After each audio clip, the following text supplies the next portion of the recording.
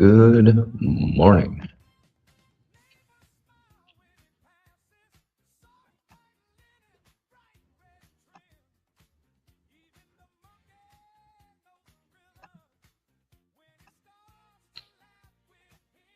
About to look up the news here.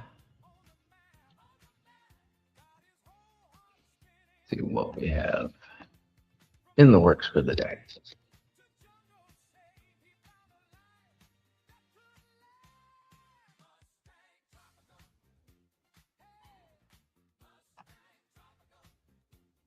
University of Michigan sentiment at 10 o'clock Eastern Standard Time.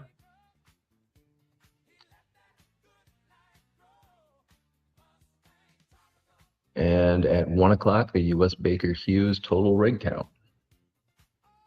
U.S. leading index change month over month. That's it. So University of Michigan is going to be at 10 o'clock. Index change month over month is at 10. Hugh Baker's total rig count, oil rig count, is going to be at 1.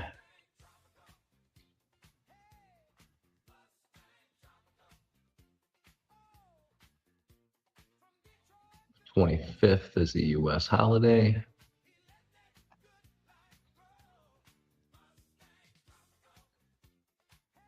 Good evening. Good morning. You're obviously in a different time zone, but good evening to you. Yeah, it's a little choppy. Right now, I'm just looking doing level to level here. I'm down $4 in a 2 micro trade at the moment, so.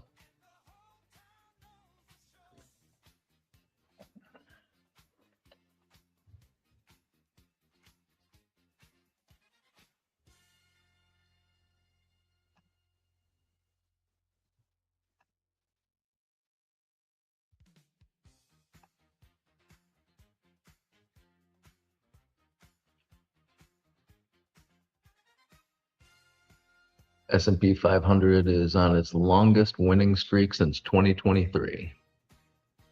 It has prospects of a peace deal between the U.S. and Iran and unwavering enthusiasm for artificial intelligence continue to propel global stock markets.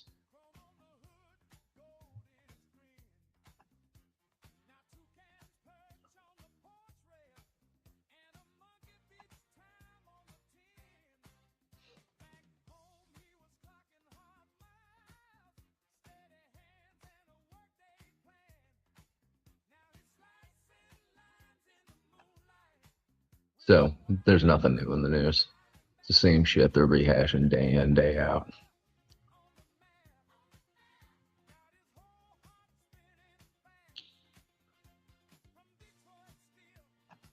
Looks like we got a bit of a mixed bag. ES and NQ are both choppy as heck. Let's take a quick look at YM.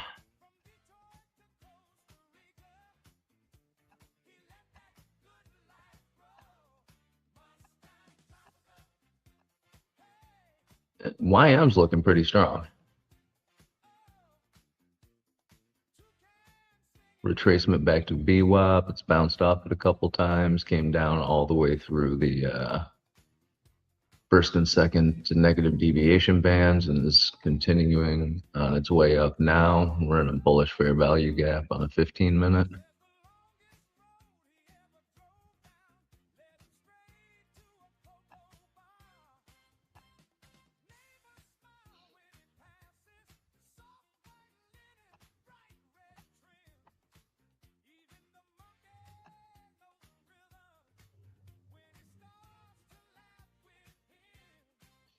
ES has not been moving that much.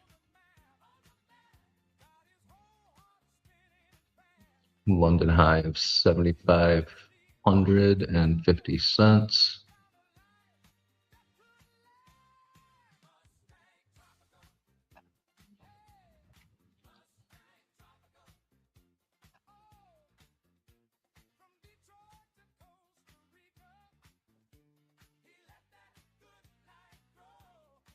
NQ's got 29,665.50 for a London high. Previous day's value area high is at 29,335. Might be a target for NQ.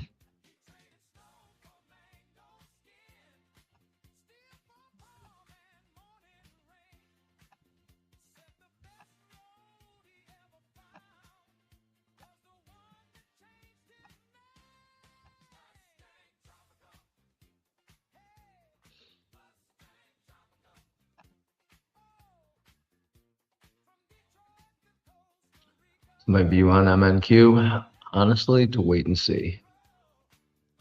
After market open is when I'm gonna really make a decision. It's been doing a whole lot of nothing in the overnight. We don't have a whole heck of a lot of news today.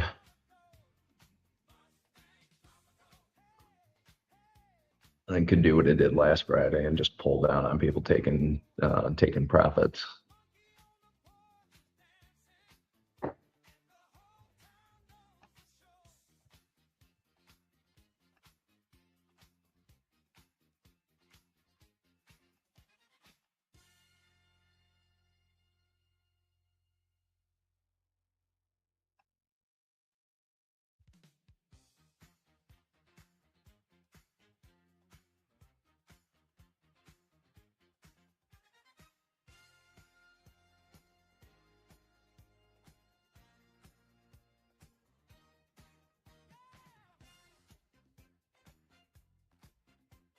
Yeah, last Friday NQ ended almost flat. Been a pretty big jump up and then trailed off.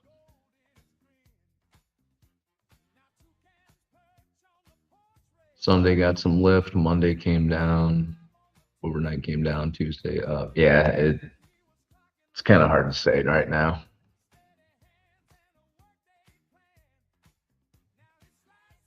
Kind of skeptical about it hitting the all-time high again today at 29,783. But in the current market, who knows?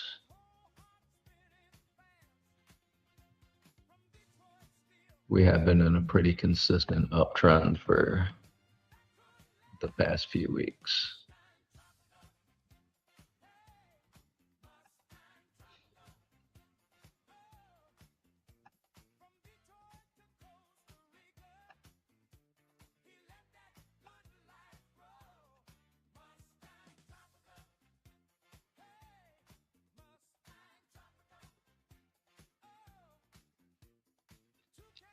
Hey, Lucky.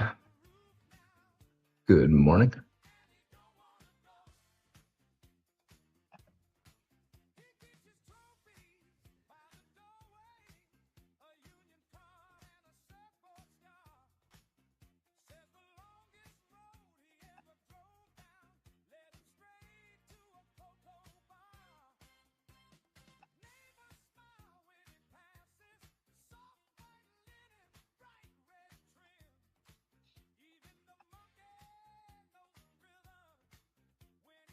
Today, I think I'm going to be trading my IBKR account.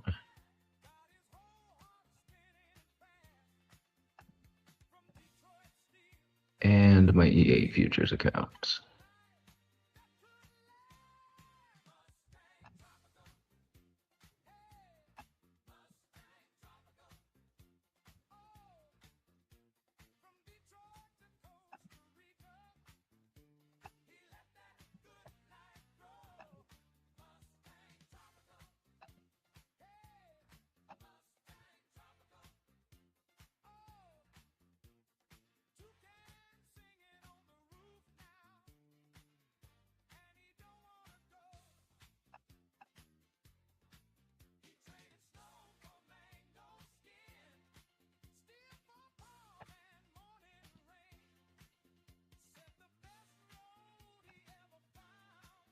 I was going to come on the stream with Dave last night, but the headache that I had yesterday was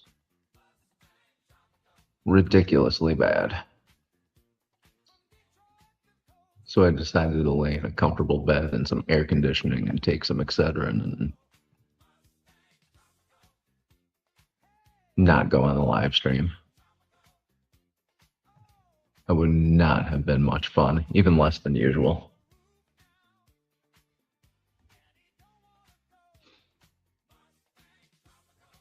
Yeah, no libs. I'm hoping.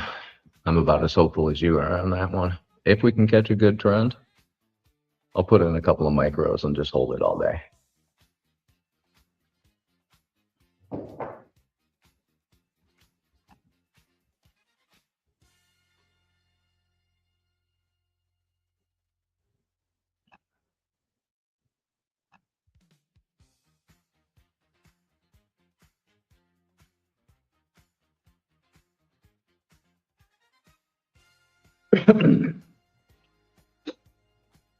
I'd like to see NQ or ES just ramp up and keep going.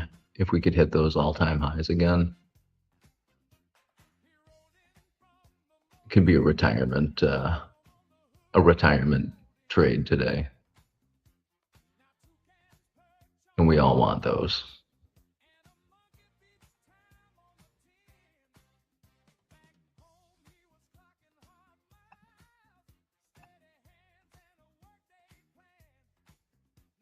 Oil is down to 97.39.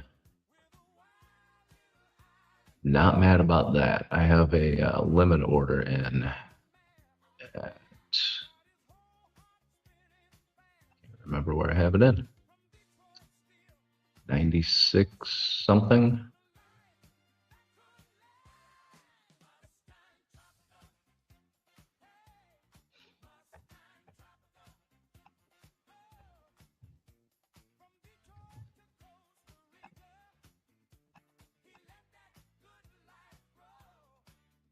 Oh, it's not on this account.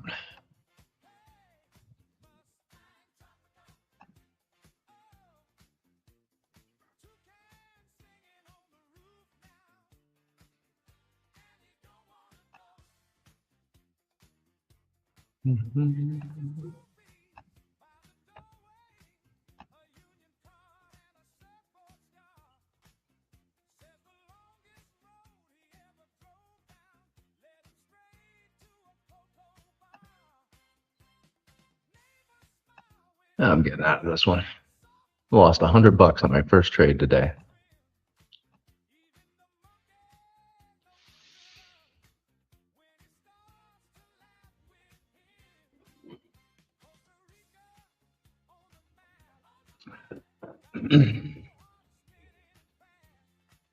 Hey, Randall Paul. Don't think my 389 buy order will hit. I think we'll ramp up. Judging by this 5-minute candle, we may be.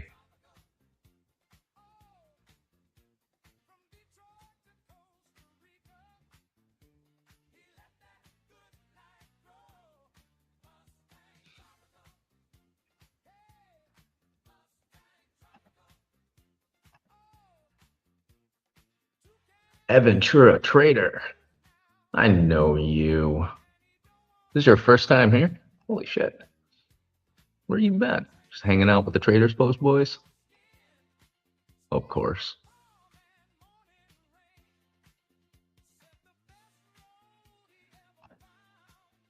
Yeah, our oil's always doing weird shit.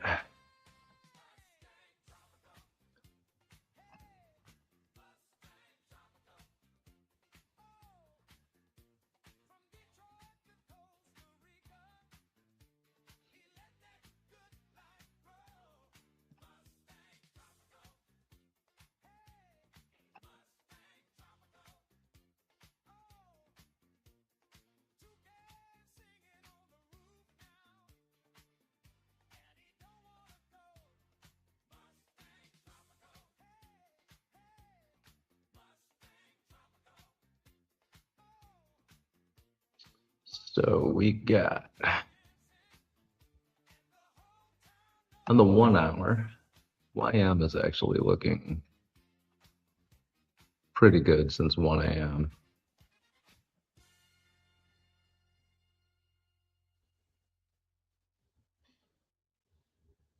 If we do hit that midnight retracement, it's going to come down to 50,068.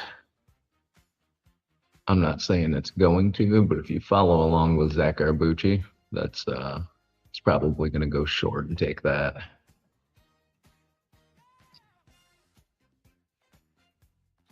So Aventura, did you load up your command pad yet?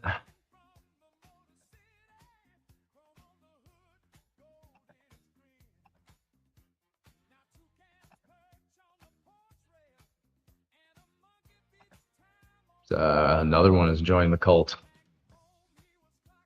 I like it.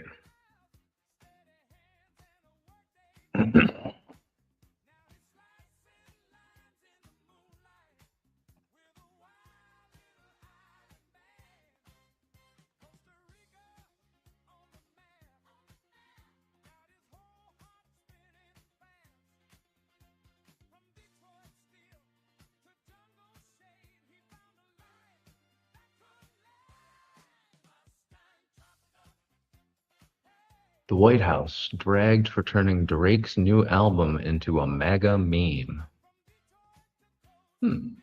Interesting.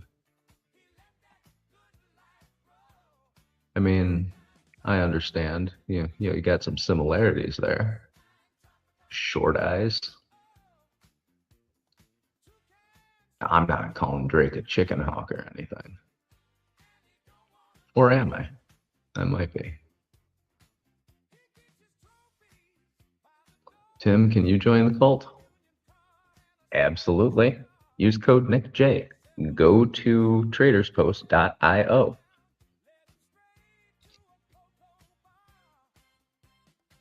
Sign up for an account, load up your accounts, and copy trade like a pro.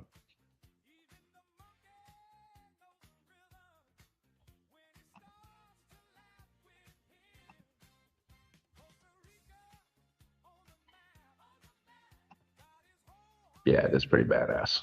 I do like the speed that it moves with.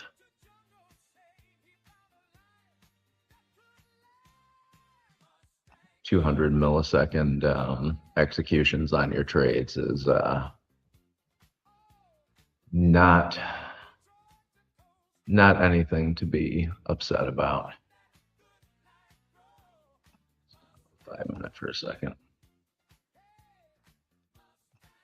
So if anybody other than Aventura is new here, it being 8 in the morning, I kind of doubt it, but the command pad can be found on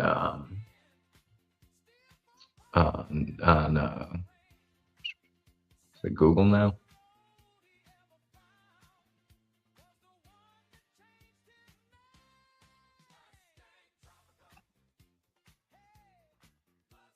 And it is, hold on, I'm just looking at my email to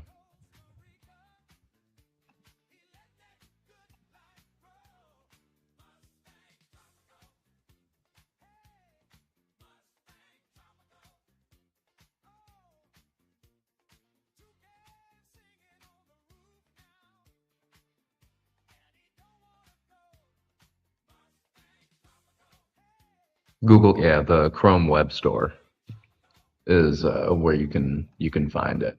It is hands down the best trade copier I have ever used, and I have used all of them. I've tried Trade Sinker and Replicanto. I've used Tradeovate's Copy Trader, and Tradeovate's Copy Trader is great if you're only trading one prop firm at a time. But as soon as you start trading 3, 5, 10 different prop firms, it turns into an issue because you can't keep track of that much stuff.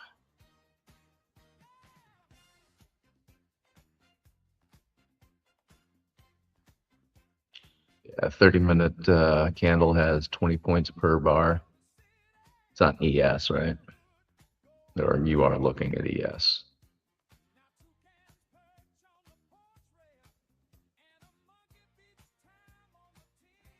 You're looking at NQ, I think. Hold on.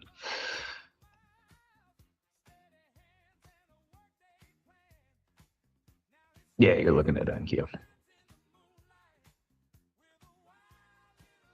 So what's NQ going to do here?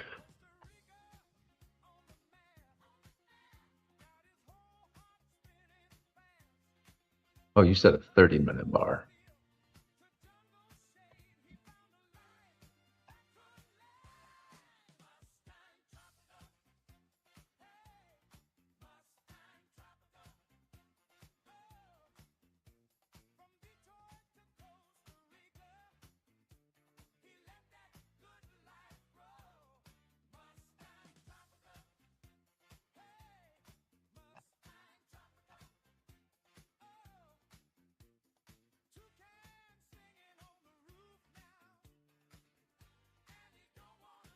Hmm.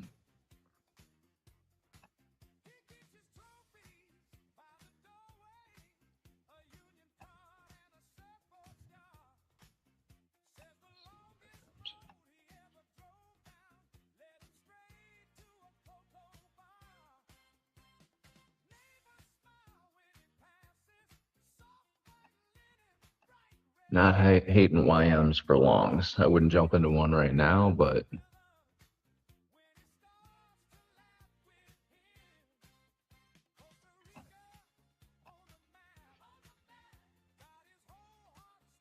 oh, MNQ. There we go. So Randall Paul is saying that 30-minute chart, MNQ, 20 to 30 points.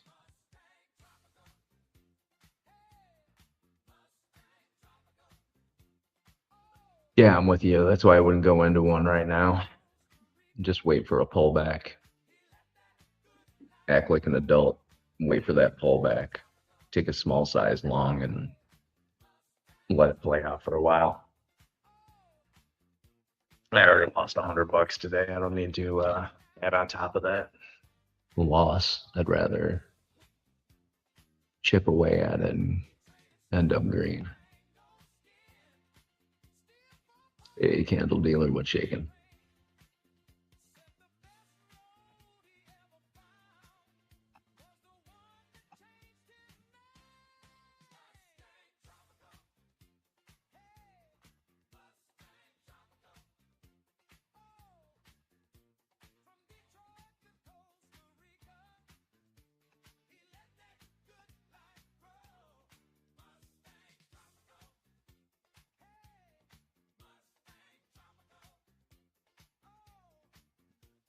YM is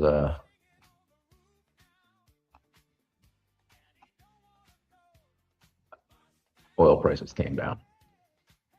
Of course, that's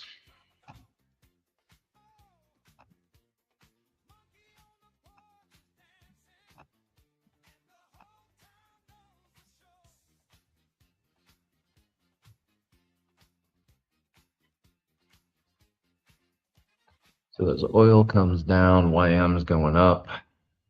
Actually, as oil comes down, almost everything goes up. 97.60 on my Trade-A-Bait cash account. I actually have my limit order set at 96.53.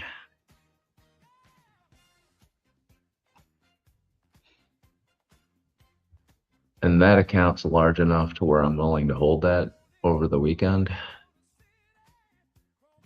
Because you know something stupid's going to happen over the weekend. Somebody's going to bomb something. Somebody's going to make a tweet or do something fucking stupid. And the price of oil is going to jump again.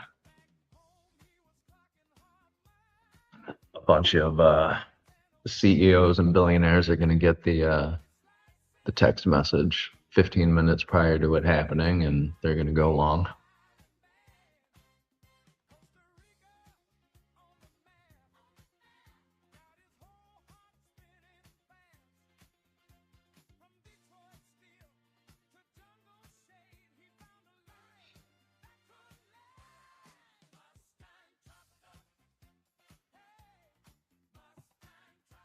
Yeah, we've all seen that.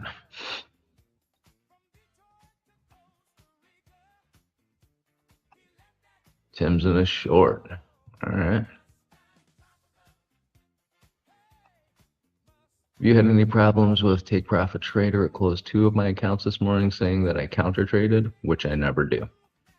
So I have had that happen once before, and Tradeovate actually effed up. And when I exited all of my accounts, or did the exit and cancel all button, it did not exit and cancel all. It left one of my contracts sitting in the Tradeovate account in a short, and then like 20 minutes later, I took a long, and I lost 2 accounts because of that.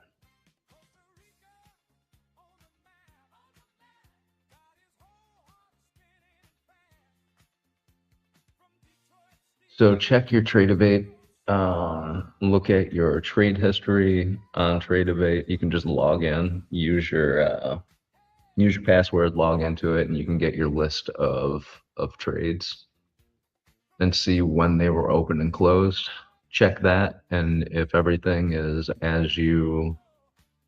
obviously as you think it is, send Take Profit a message, and they will most likely give you your accounts back. Yeah, I hope it was a glitch. Hey, not all hope hope is not all lost, or not all hope is lost.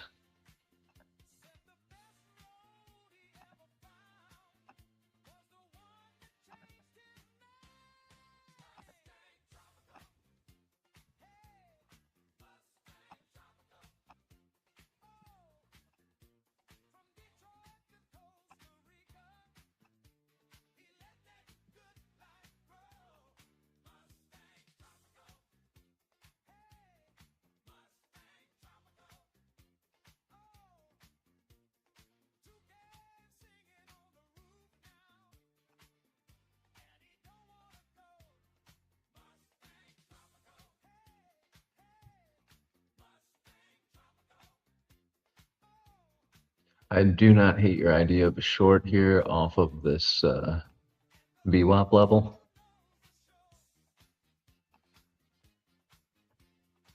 On the 5-minute, came up to it, was rejected at a lower low. I want to see how this one rejects off this too, though. Or if it rejects off it. Cut this down to a 1 minute for a second.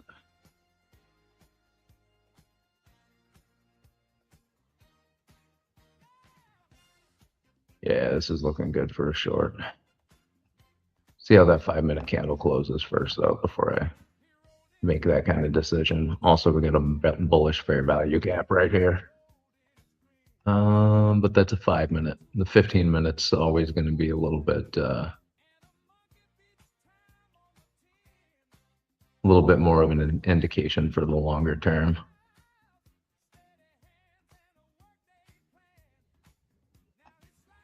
Normally, Darren joins us on Friday mornings. Gives us his crypto analysis for the week, the month, and sometimes the year. But he is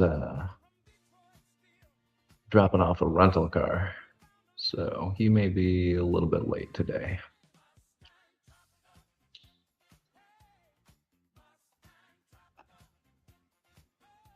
Good morning, Angia. How's my firstborn? Naps are good. I love them.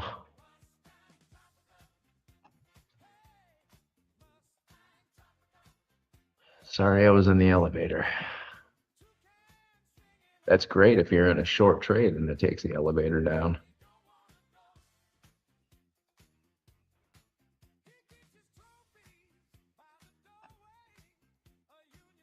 On the ES, okay.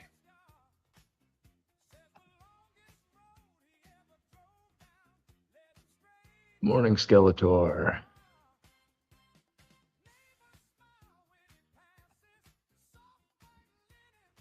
Yeah, I was looking at the rejection off the VWAP on ES. Not quite sure what MQ is doing right now.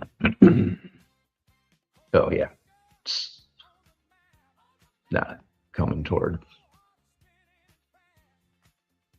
Well, it's coming toward the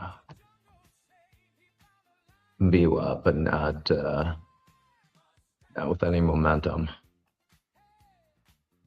Got the high day VWAP right here, 29,519.50. So today's going to be like every other day, and just be patient. It's only 8 a.m. in New York.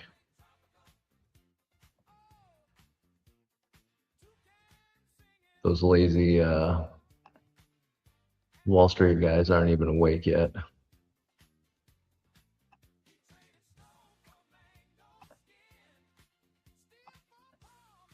That's a total lie. They're all up right now, doing their thing.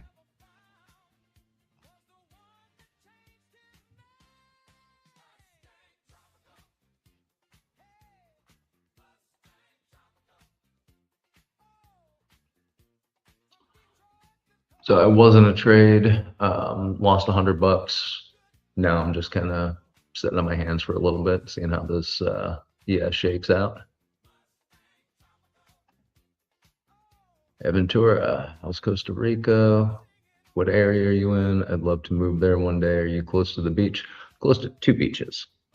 I'm in Montezuma right now.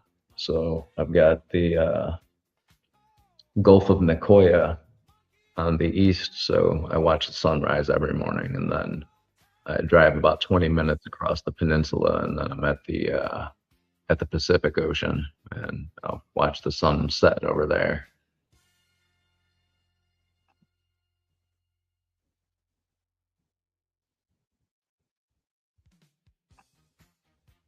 Everybody sucks the first time they try surfing.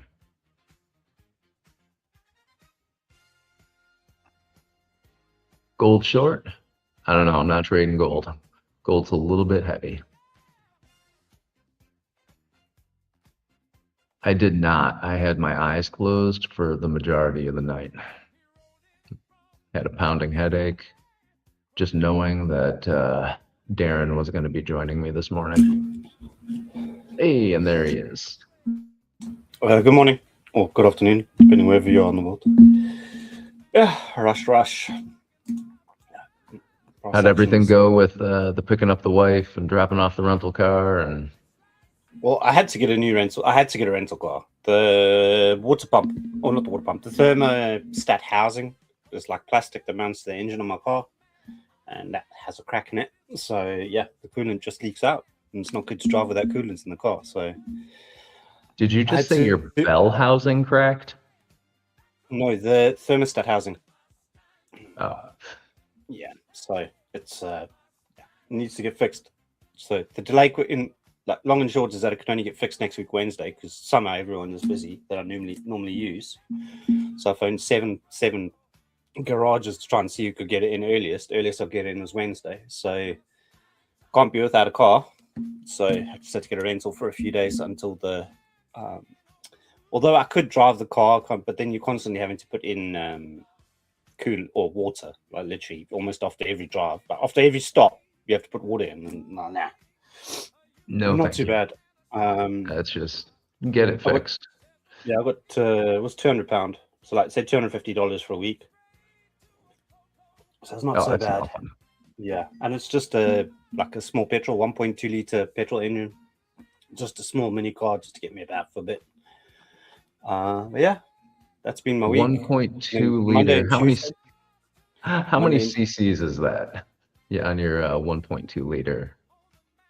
What kilowatts? It's like 80 odd. I don't know what that's in brake horsepower, but it's about 80 kilowatts. Maybe 100 brake horsepower, 102 brake horsepower, or something like that. 90. I had rented a Fiat 500. No, Fiat 500 is even worse, because those are 900 cc, and like not even 1 liter. It was absolutely hilarious, because I get in this tiny little thing. I'm driving around, surprisingly zippy for a 500 cc motor, and as I'm driving it, I realized that my motorcycle has triple the cubic horsepower. centimeters of that car and just kind of chuckled. I was like, no, okay.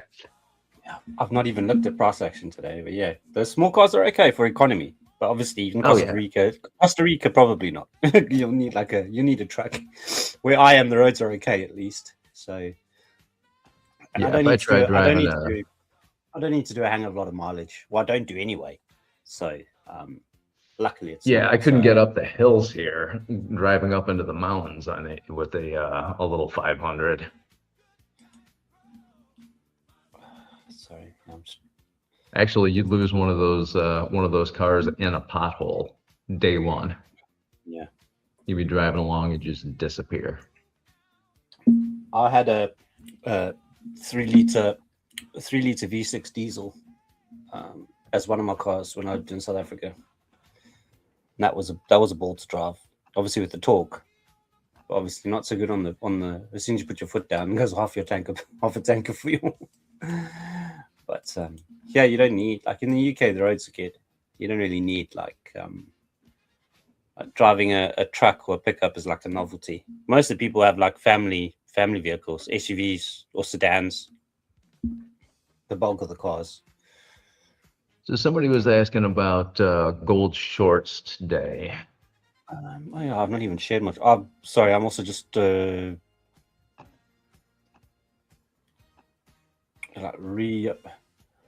reacclimatizing myself to. I've been looking at charts, but just Monday, Tuesday was sick, so my brain was like fried. Trump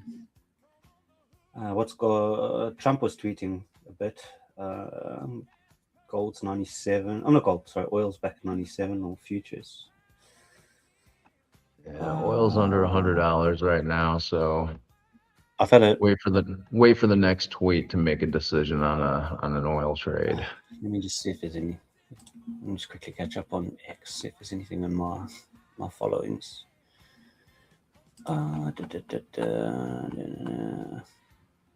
Actually, the gold shorts aren't really looking bad.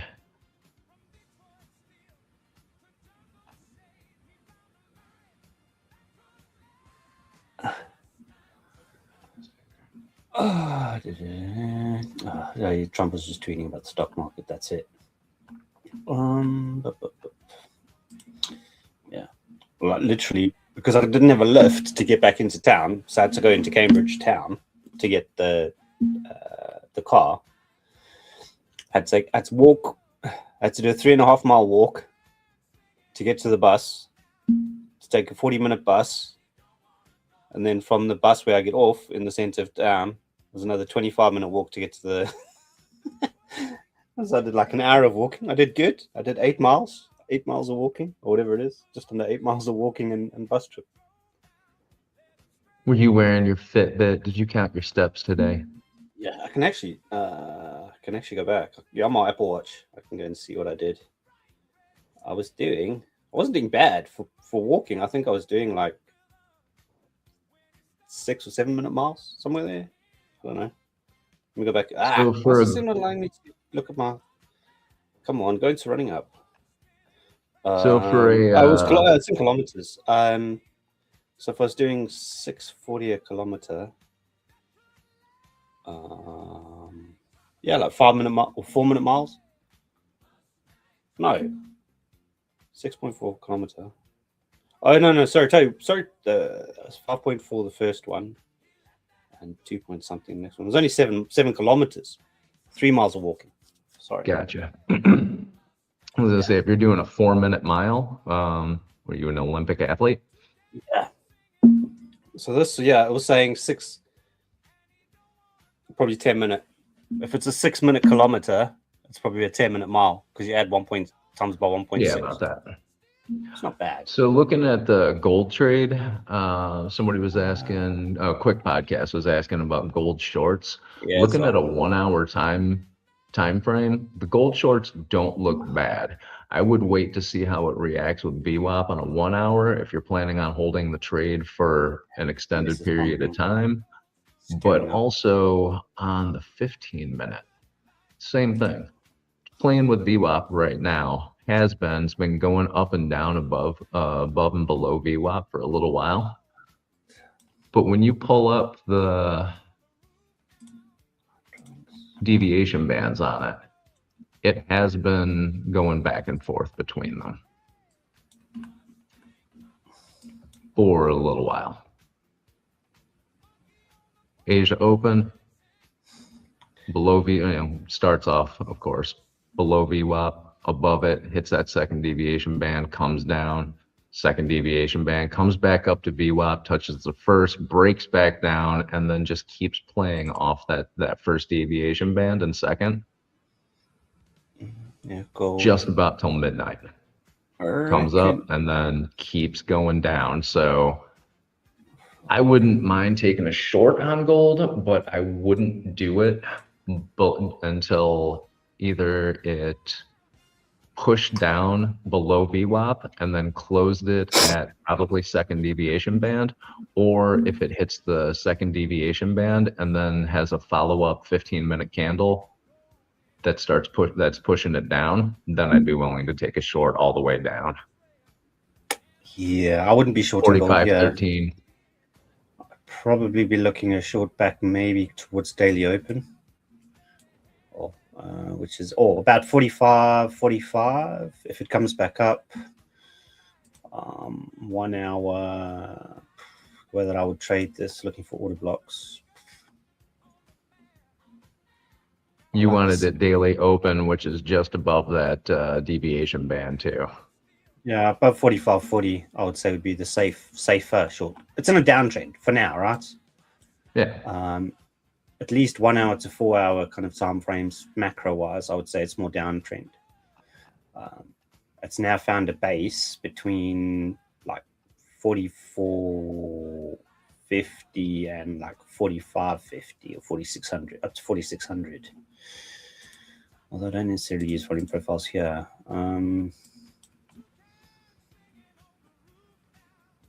Yeah, you're looking, should be some resistance around 45.40. And you're just looking at the standard volume profiles. And that's where the resistance has been since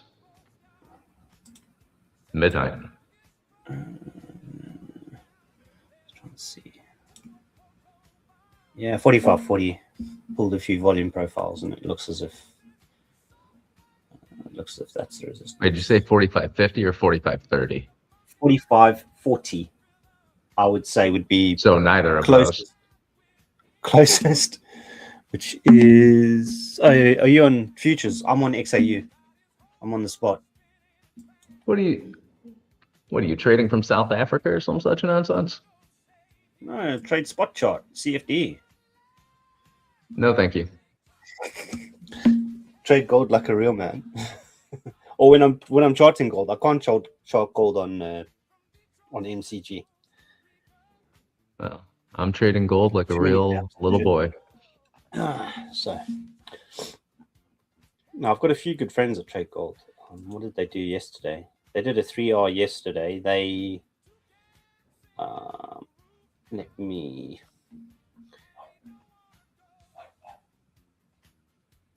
I missed my my ES short. My dog is barking. Yeah, ES I saw scammed up a bit. Don't know, something tweet must have been out of nowhere, just scammed up like 20 points, 16 points on kind of open to close, like last 5-minute candle. Why is my dog barking now?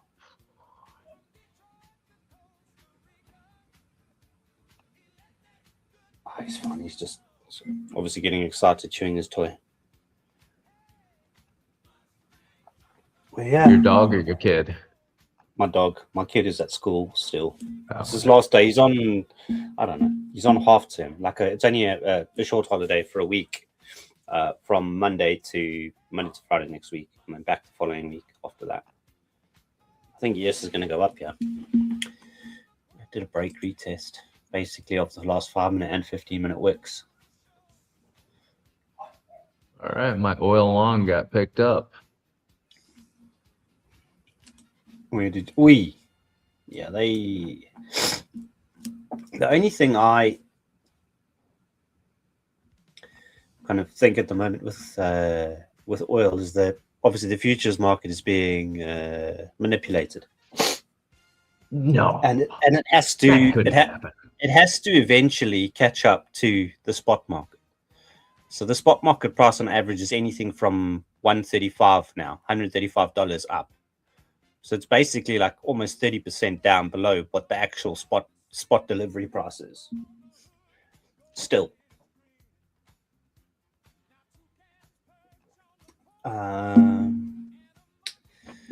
Someone was shorting, Tim.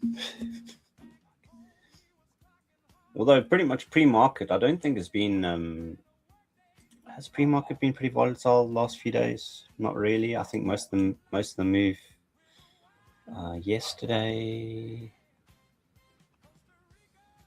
Or Tuesday's pre-market wasn't that busy. Wednesday's pre-market came down. Yesterday's pre-market was literally flat. So it's not really done a hell of a lot. Like pre-market this week. Oh, not pre-market. London session. All kind of London session yesterday was nothing. We call it a doozy. Does nothing.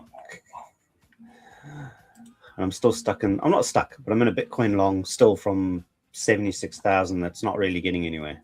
I've taken 2 take profits on it though, as well. It got up to like 78,200, which I took a profit at. And I was hoping for 79 because there's a CME gap on Bitcoin at 79,200. So that's kind of where I wanted to close out the weekly trade. And now it's just chilling, but stop to entry. Taken 2 profits, only like 25% of the position left anyway. So it's a runner.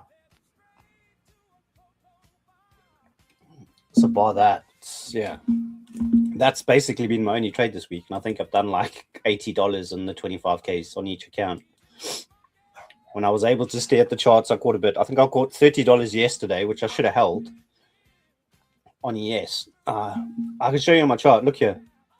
I literally almost snapped the peak at bottom. I got the marks on my chart. So I was in at 21, and I thought, oh, no, this thing's just going to wick back down and come back down to the orb, which was here. That wick came back down to the orb and hit the weekly VWAP. I remember saying that clearly. Oh, we just tapped the weekly VWAP on which is this gold VWAP, and I was like, nah, let's just kill it. So I took like 10 points there, and then there was another one up here somewhere that I took another one on. So I took 2 trades to get $30 out of it, and then literally just up. And a weekly VWAP or a monthly VWAP is a trade for me. Degenerate because I'll just set a 10-point stop literally on the VWAP, just front run a little bit, set an entry and 10-point stop below, kind of as a snipe. All right. But by that, yeah, it was up. Anyone caught that retest of all blow yesterday on ES, or even NQ as well yesterday, the ES on NQ. I'm not the ES, that all blow on the NQ when it came back and retested. Kind of a few times it was building absorption or kind of getting bought up. Buyers were holding it basically. And then, yeah, it just went up. But yeah, yesterday was weird. I wouldn't have expected it to be so choppy on open with the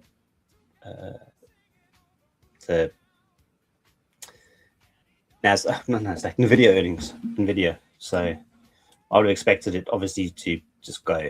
But they had alternate plans yesterday. And for now, everything is bullish posture on the ES. I didn't move my midnight open. Where are we below midnight open now? I think we're below midnight open, aren't we? Yeah. Are we on midnight open? Midnight open or 6 p.m. open are decent reversion trades as well that I looked to. I think it was yesterday or maybe on Wednesday. There was a midnight open trade, literally hit midnight open and then just fell. I think it was here. It's up here. It hit these candles up here yesterday. Hit the midnight open from like Wednesday or something. So I try for the most part to look at static levels, but obviously VWAPs and actual volume-based prices obviously better. And I have divergence on you anyway. This is I probably don't show this often anyway. It's CVD, but obviously it's in trading views. It's not as good as like Bookmap or kind of order flow software. So usually I would use it on the 5 minute. And then when you're coming into a level, like you can see here, it's not shown, but there's a CVD divergence, which is good, specifically on the 5 minute into a key level, which is all below. And obviously, if you really wanted to, and then what I do is use what I would do is I'd use the vector candles, the colors. You time when you pump out, you'd usually come back in to fill it. Where's mine? You'd usually come back to fill, which you did, and you held the orb mid, which is obviously right structure, building high lows in the price action. And also as well, one thing to mention, I've got off the 1 minute chart. I'm finding that's helping a lot. So I know Austin and they chill on the 1 minute chart. I just can't do it. It's too busy now. 5 minute is so much cleaner. So I don't know if that's something that you guys do. I'll manage something on a 1 minute chart, but I really do like the 5.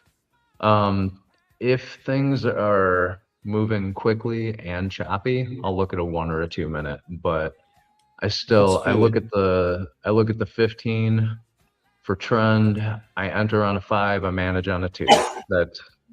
That's how I've been doing it, and it seems to work pretty well for me.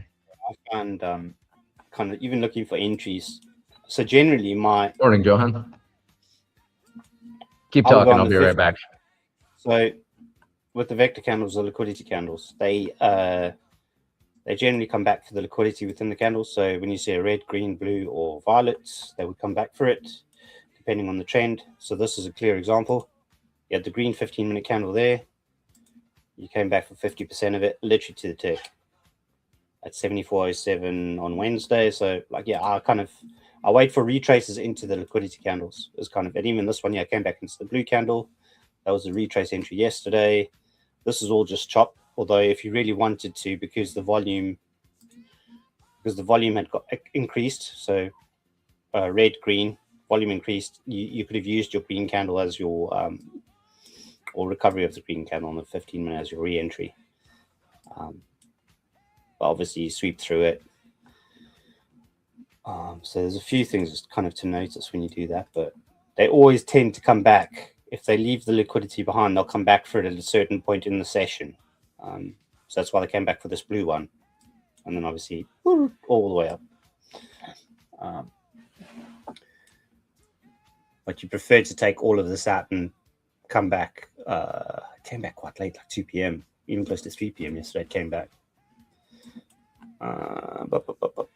Second shower. Yeah, I didn't think so too. I got scared with that long. My few longs. I think I caught like 3 different ones of like maybe $10 each time, like 2.2, and I was like, I'm done.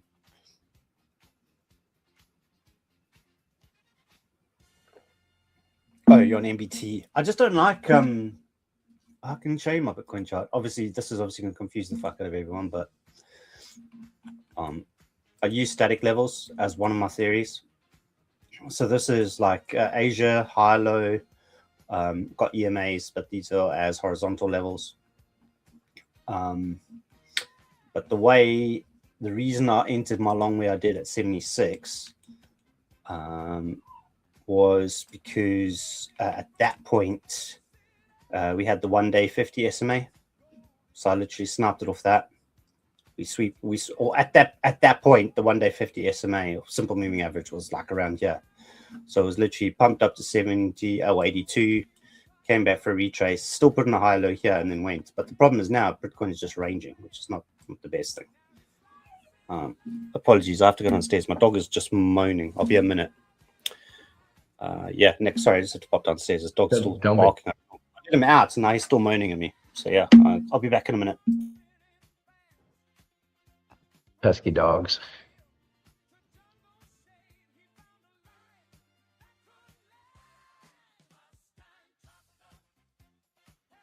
Johan's in the house. Good morning.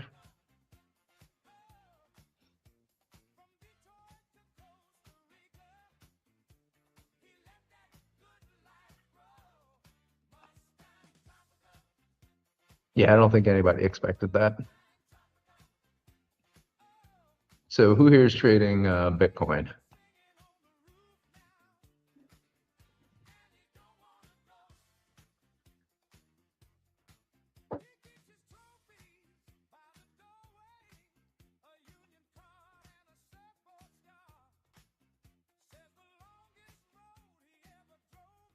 I'm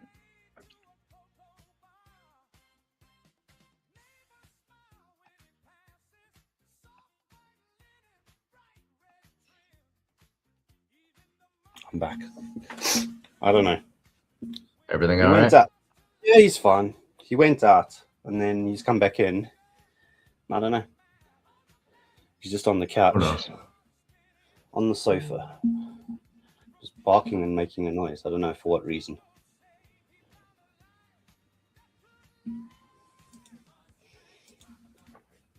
Oh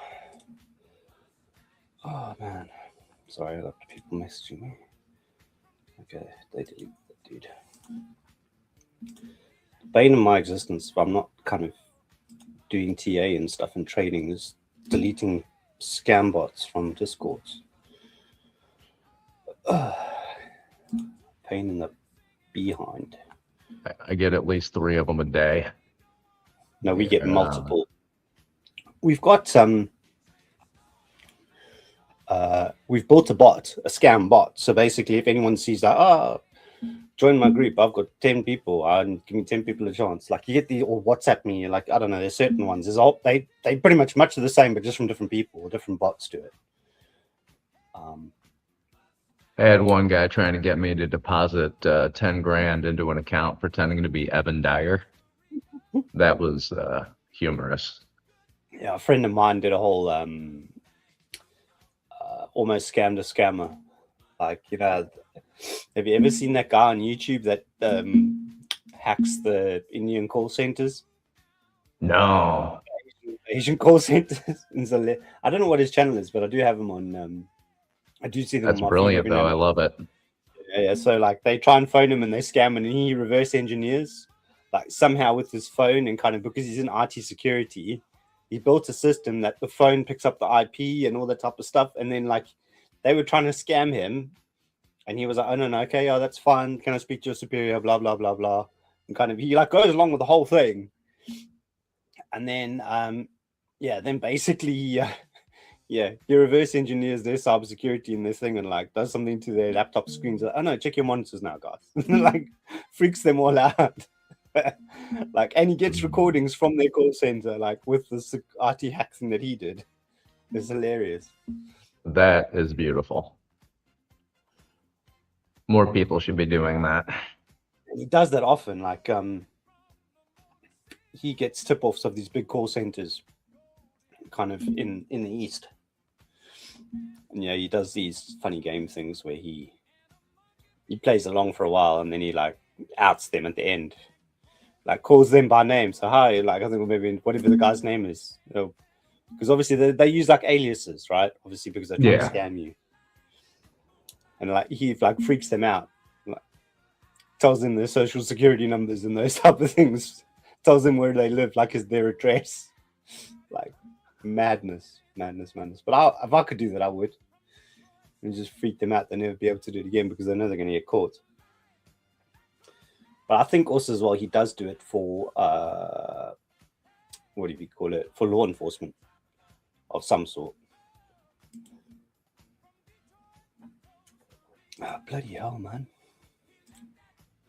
Sorry, I'm just checking. Yeah, we've got about 106 different channels in our Discord. And these 106 channels on Discord. Different, I don't know, what do you call it? Like different topic channels.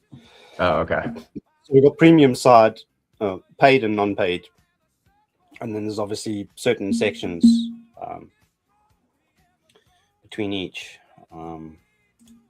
But it's normally on the free side that you get all these bloody scam bots, and then you just get alerts. Track of that. There's absolutely no way. We've gotten better at it because they have to verify, number one, and also as well they can't post in the Discord, they can't.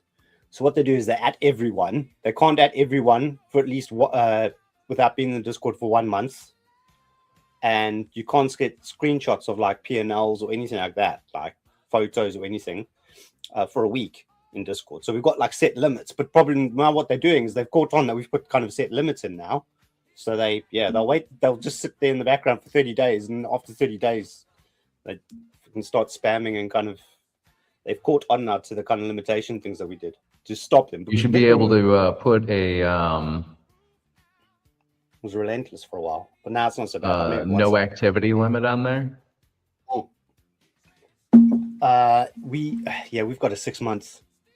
I think it's a 3 month or 6 months. No activity, you'll get an alert. So Skeletor is asking if I ever trade Bitcoin. No, I do not. Wants Bitcoin,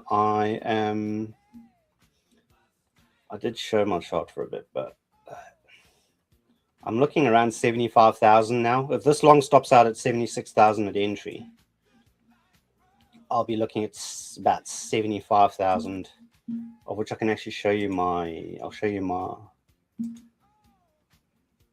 other chart here, and this is probably going to be 75,700.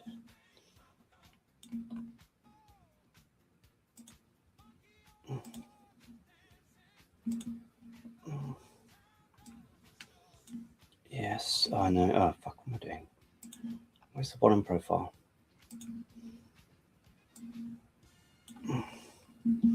Let's just extend this.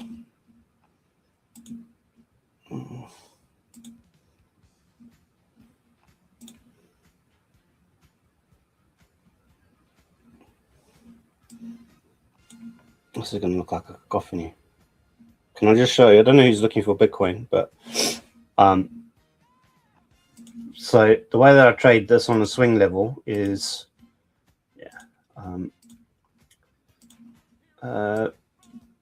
fixed range volume profile, which is this tool here.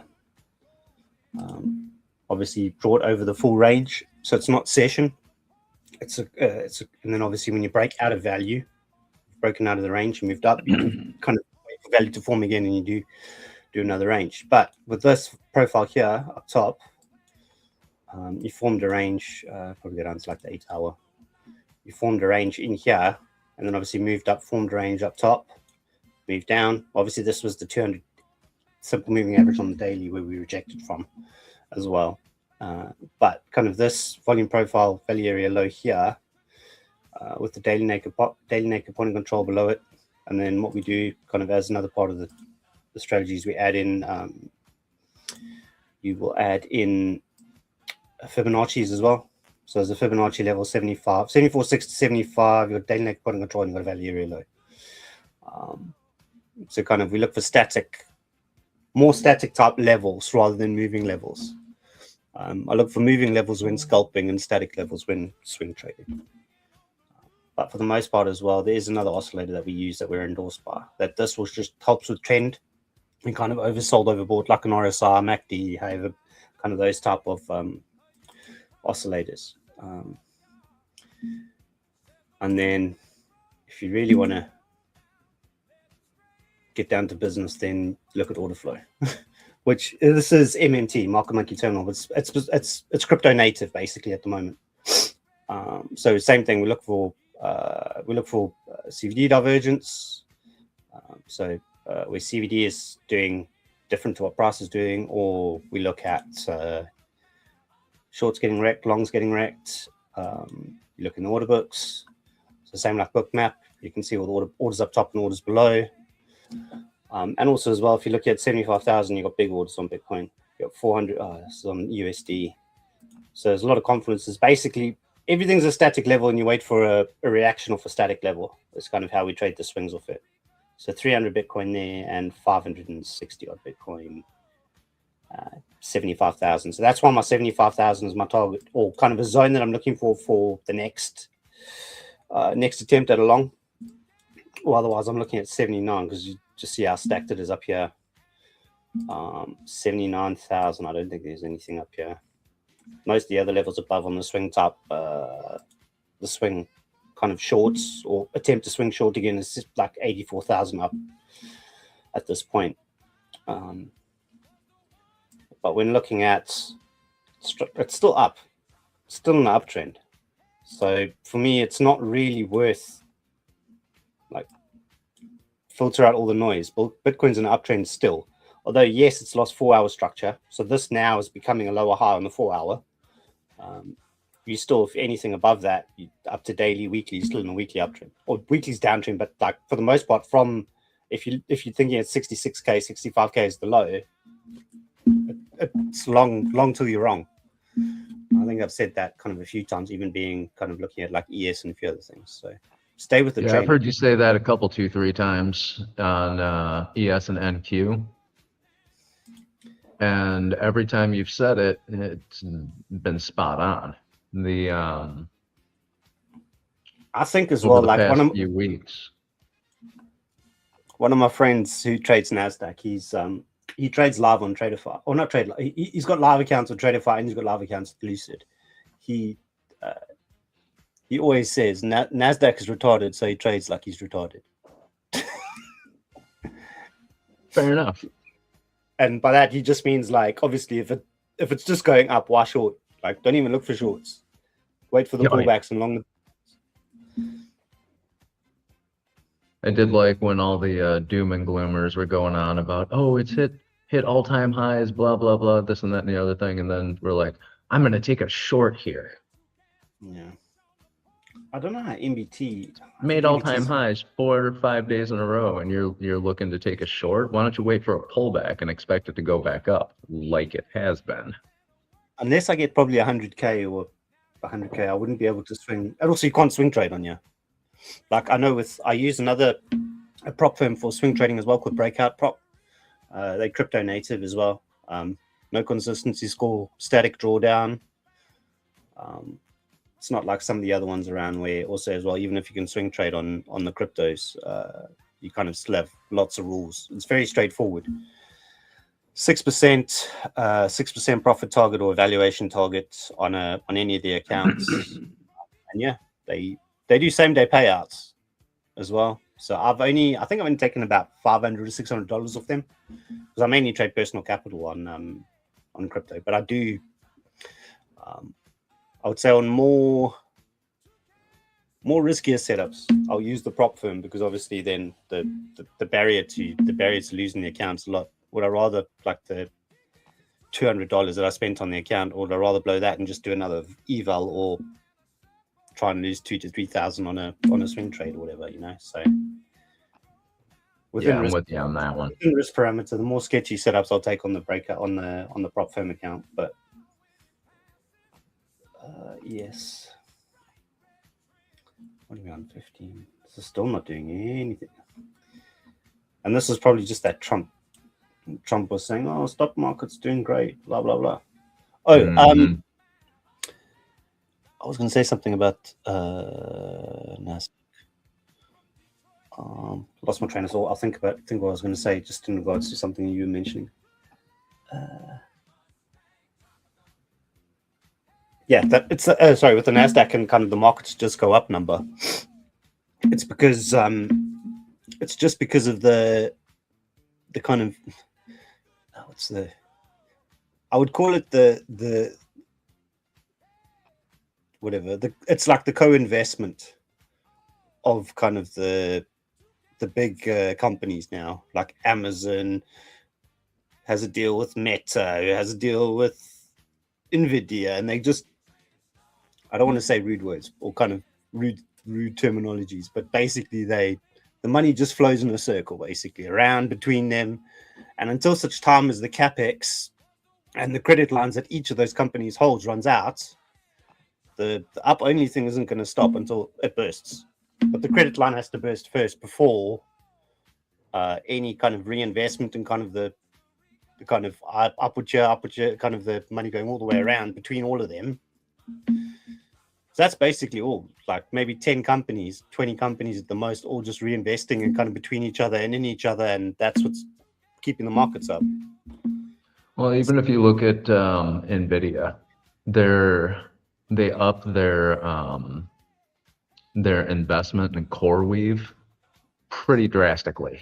Yeah, CoreWeave. And I've been holding CoreWeave for a while, since their IPO hit. a friend of mine What was earlier that? in the year on the drop into April, like late March, he bought Dell, he bought Intel, he bought AMD, CoreWeave, Palantir. He bought kind of the ones that kind of all the in inverted commas commingling, kind of they're all just giving each other money and investment, right? And kind of helping each other out, essentially. I think he did about 8 big stock investments, and yeah, he's, I don't know, 60% up on most of them. Some of them, obviously, Dell went up a hell of a lot. Intel went up a hell of a lot. Like, but I think in general, he's almost 2x'd. 2x what he put in like, what's it now, a month and a half, 2 months. And normally you'll only do 8%, whatever, 8% if you just do this ETF steady eddy. Was it 8% a year, 10% a year? Kind of if you're just doing kind of It's something like that. moderate investing. I don't think he put a big amount, maybe like, I don't know what's a big amount to people, but I think he put about $50,000. Yeah, well, He put about $50,000 between all of them, give or take. But then also as well, he uses Roth. He uses like sub investments on Roth IRAs for all the ETFs and all that type of things. Kind of the steady eddies he does with the pension money allocations, or whatever you call it. But yeah, he's made a fair bit now. But also as well, the SpaceX, OpenAI, and Anthropic, I think, are all IPOing soon. And that's also gonna, yeah, that's just more. Let me just say, it's more circle jerk to add to the mix. Because this is the same thing. Like, these 3 are getting involved in all the other fucking 10 or 20 that are also like involved with each other, right? And it's just going to be fucking going around and around. Someone's got to snip the loop there. Like, they're all just kissing cousins. This is what they're doing. yeah, essentially. And also, all right, I am currently in an NQ long with 3 minis on my E8 account. what E8 accounts did you buy? Because I know, I can't remember. Was it James? I think James had an E8 account ages ago. He was shelling them a while. I just got the 100K futures accounts. I'm not trading crypto or anything, just the 100K futures accounts. And there's only one type of account for futures with them, so that's what I got. And I'm out. All right. How fast I did you think go? Jeez. I think that's the fastest $500 I've made in a while. Well, the quickest money I made ever was, for any of those that know crypto, we had, obviously coming down into the 2023 bear market, we had a few bad actors lose a hell of a lot of money and kind of capitulate. So Celsius, Luna, FTX, and then a few big hedge funds also blew up. And that I made,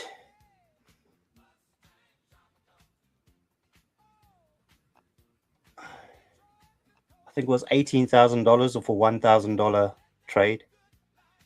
When he went from 48,000, I only closed. I didn't close. I just like, obviously I had the trade set, and obviously all this shit just happens after, right? So I did get lucky, but I think, yeah, like an 18x, 1,000, or was it 18,000% or whatever? I don't know what the percentages are. It was like my biggest ever. Not biggest dollar amount, or could have been biggest dollar amount as well, but for the most part, it's it was the quickest I made money too. I think it was like 2 days or 3 days. Like normally, normally like, I can go back. I'll show you. Yeah, let's just do that's that it's a hell of a thing for a swing trade. Daily. It was this like, yeah. I mean, why is it always doing it? Don't do it to me. I think it was 48K to 36K. It was quick. Where was it? Oh, what the fuck is Bitcoin dominance? Well, I'm on the wrong fucking chart. Sorry. Good. It would be good if I was on the right chart.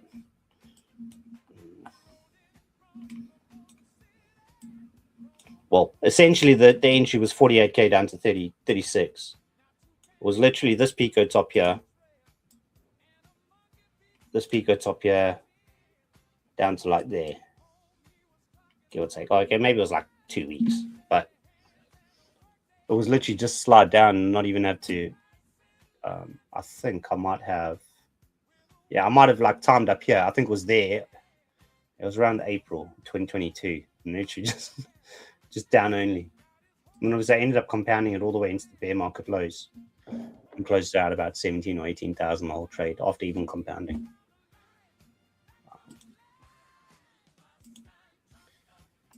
Yeah.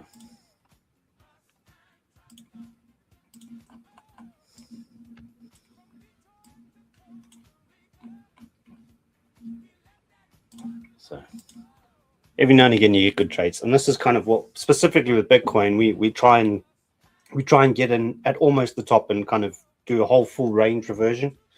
So yeah, you can get 6-10%. You add a bit of leverage, and also as well it's preset leverage, so you can go 10x, 20x depending what kind of amount you want to risk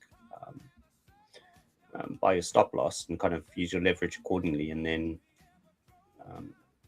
whereas like ES and Nasdaq's pre-levered.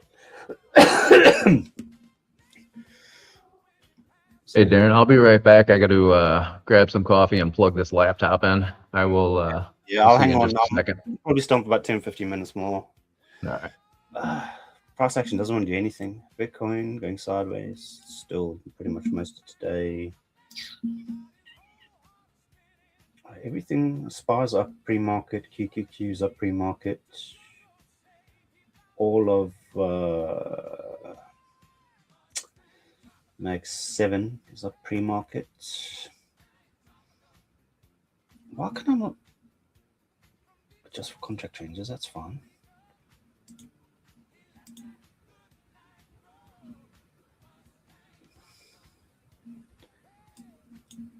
So the regular trade, no, let's double check here.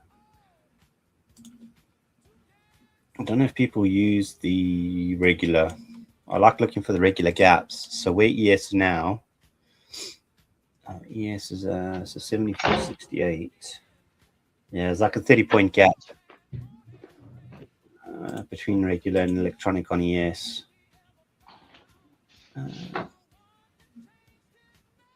68, and it's now at about 30 points. Is that your that's your daily open? That's why. So basically, where your daily open is your regular hours gap.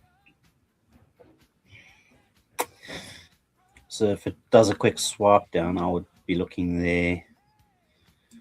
It's pumping into New York Open or trying to move up into New York Open.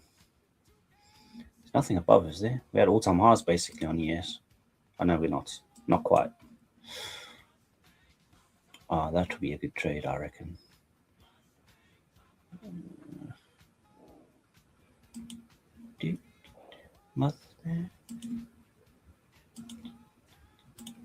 Yeah, about 20.75, 22.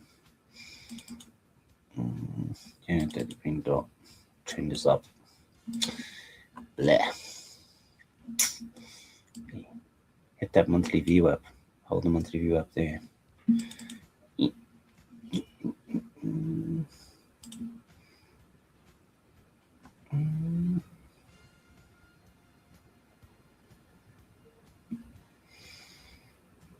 It's a 4-hour water block up here, which I like, but water blocks tend not to give you any reaction. Oh, actually, I do have monitor.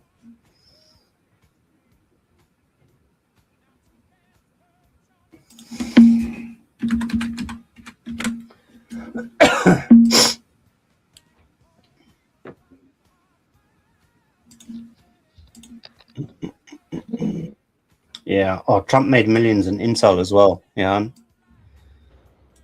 Intel. Oh no, it bounced off that order block. That hidden. That was in April when it inverted this.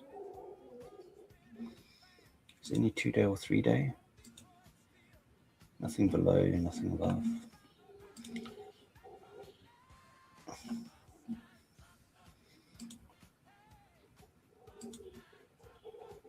It's like no no liquidity blocks below at all. Only one's at 6,800. Let's actually look at MNQ. Oh, yeah, MNQ also had the inversion, same as ES when it bounced in April.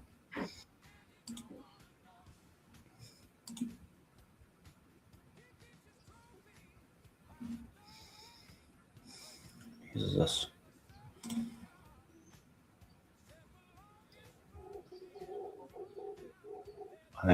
Oh, he's contract switching next week. Oh, I just remembered that.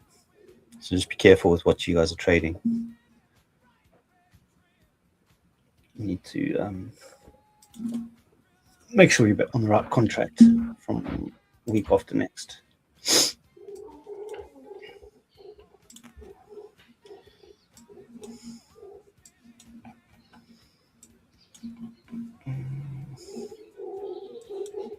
Yeah, Howler Monkey's in the back there.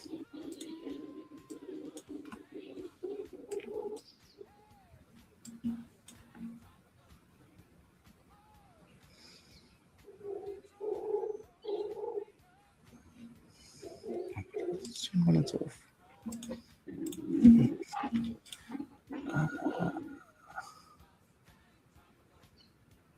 It's hidden bull divs on Bitcoin.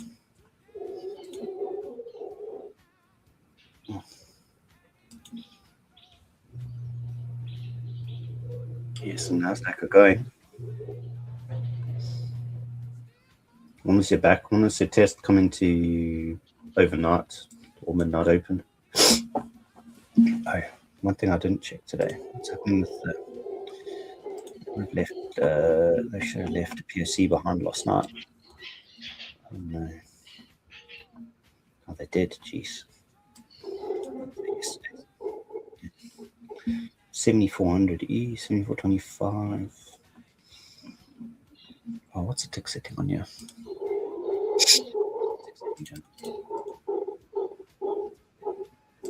5 tick on Nasdaq.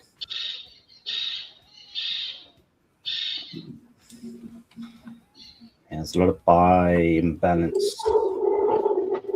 Yeah, you're sick to me in the bag.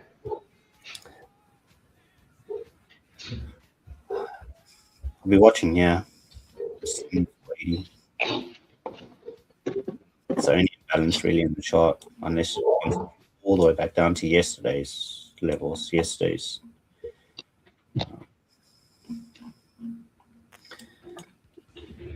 Bye.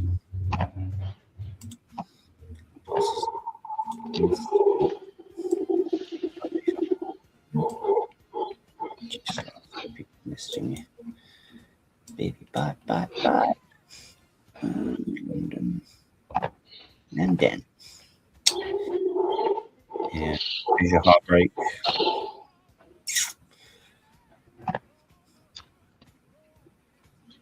John says Trump has made a few billion with NVIDIA. Yeah, it's so near. That doesn't surprise me. If this thing just decides to drop down ridiculously today, I like the 74.50. The previous week, 50%. Previous day, 50%. You've got you've got all of this imbalance below you here. Oh, that's at 80. So 50. Well, 50 is a previous day's value area high. So yeah, it's a 30 point. It's clutching its straws to try and get a 50. What do you call it? 50 points is too much. 74.30 to 74.50. Way too much to be looking at. Yeah, also as well, about 50, you've got your previous day New York, previous day overnight.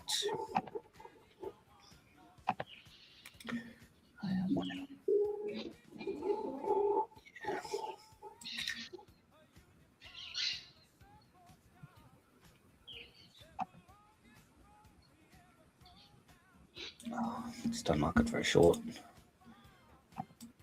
Just sit on hands and wait. Jeez.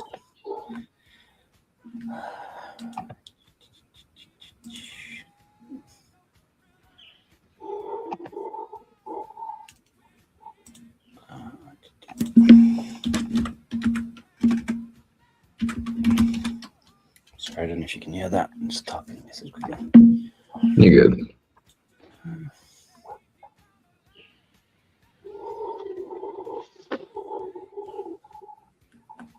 It's all time high, did I not? It's on the market out again. Make sure I have it on the chart.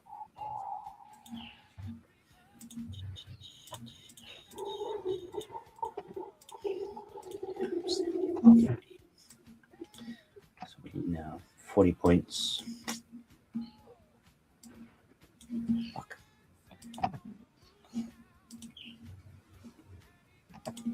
Who was the person who looked at ATR? Was it Angia?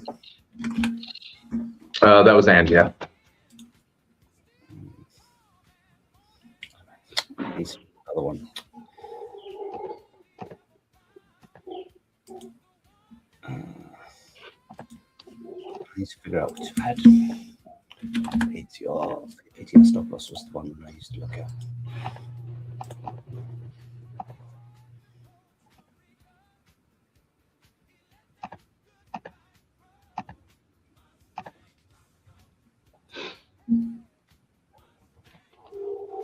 Yeah, 200-point range. That's on daily. Don't know if this wakes it up properly. Yeah, about 120. Wait, 120 point ATR. About 25 point ATR currently on the 15 minute. That makes sense. 18 point ATR on the 5 minute.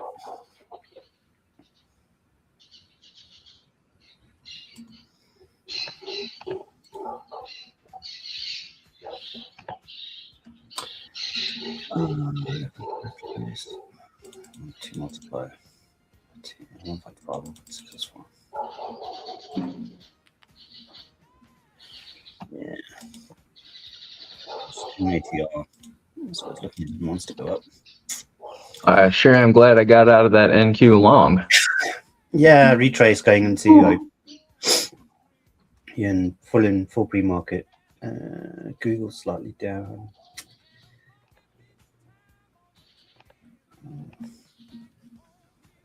What did NASDAQ just do? It is 9:03 right now, so it's not the best time for anyone to be throwing any big trades on.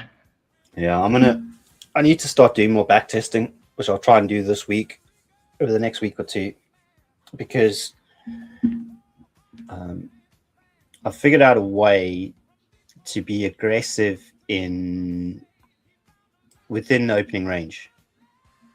Really? Yeah. But I just want to go and back test it. Maybe do 200 days and just check if I'm correct. 5 minute or directional bias. So specifically looking at the orb, it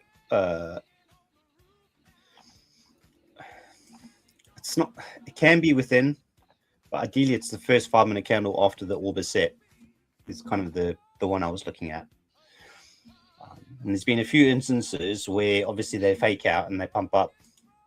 So the whole orb initially is just the range setting, and then you would see the fake out by the retest, it's basically that. So if it goes up or down, and also as well, generally with the 5 minute candles, if you look at the volume, you can see the volume drops red, then flips green. So already here, it's kind of the alert is to look for longs. Just if I'm looking at volume, not even looking at the candlesticks, the way the volume shifted. So it's looking candlestick, volume, and then looking at my vector candles and colors to figure it out. And one of my mentors, he doesn't even use half the stuff that I use. He only uses the 50 EM, he uses the EMAs, and he uses uses volume. That's it. EMAs price action structure volume. That's exactly how I used to trade stocks. Yeah, and that's keeps it simple and less busy like this, like less.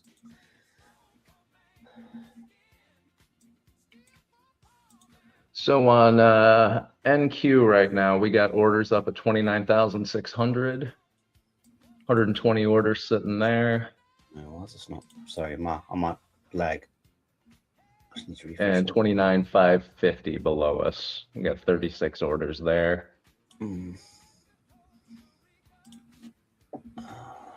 Yeah, I'm thinking this comes. Oh, what am I on the wrong thing? Wants to come down, but doesn't.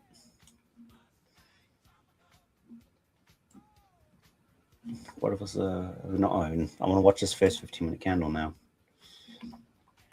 The candle structure up top here is not telling me this is done yet.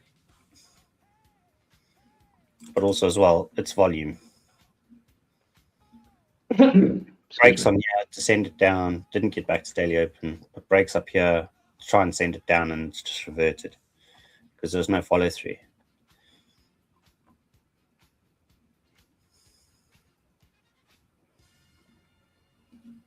You'll probably find in the 15-minute you had better candles.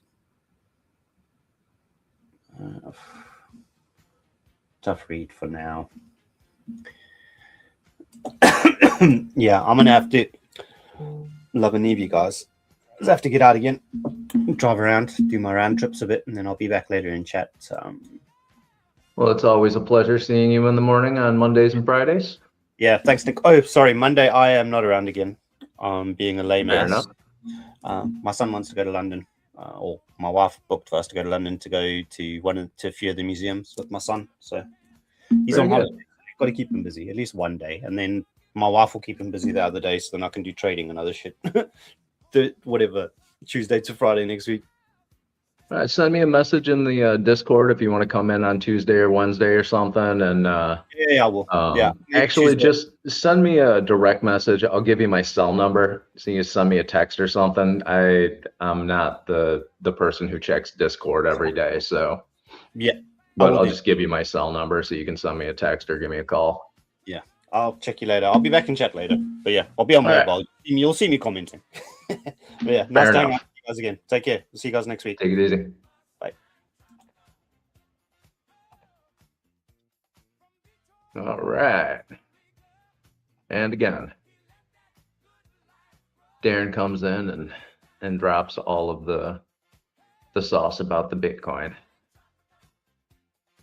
Thank you for coming on. What are the best order block indicators on TradingView? Actually, I think you should ask Dave that one. Dave has got a list of indicators that he likes.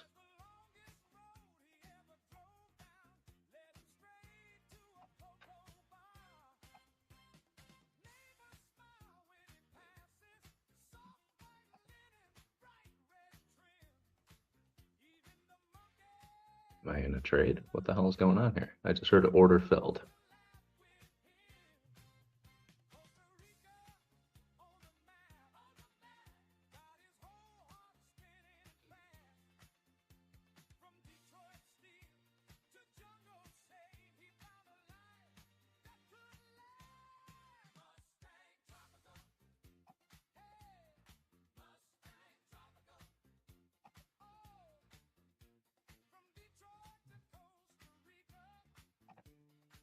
Nope, not in the trade. Okay.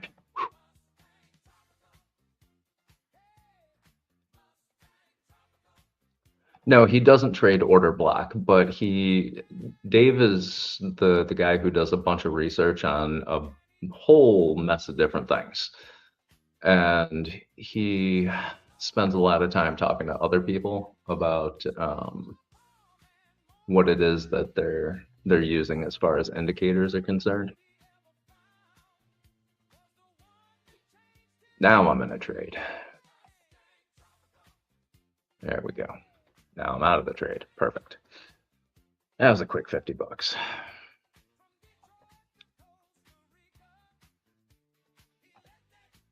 Lux Algo does have some good indicators.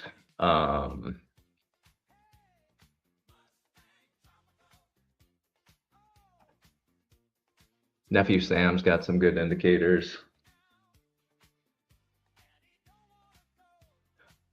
And I believe QuantView as well.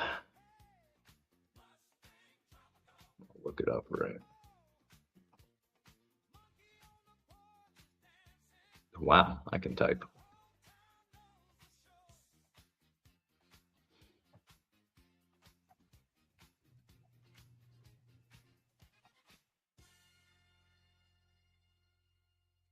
Throw this on here real quick.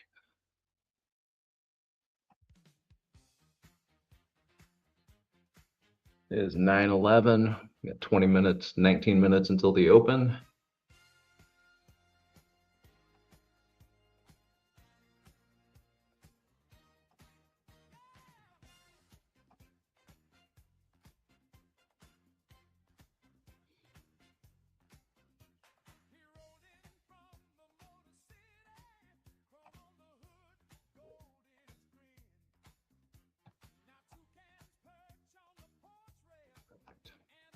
All right, I just threw the QuantView order block indicator up here. So we'll see how that one works for us. If anybody has any suggestions on indicators they want me to throw up, just let me know.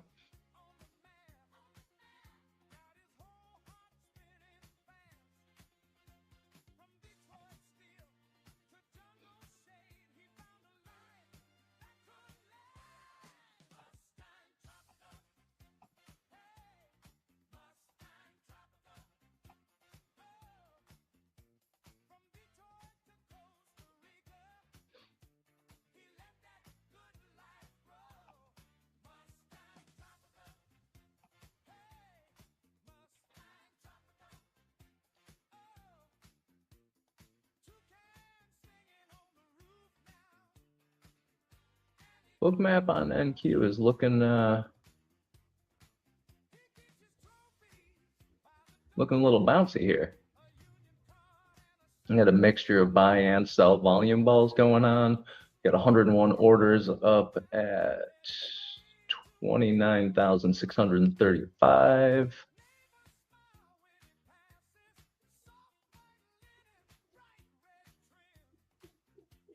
Yeah, there's 102 orders sitting there. Looks like it's 90% algos though, so keep that in mind.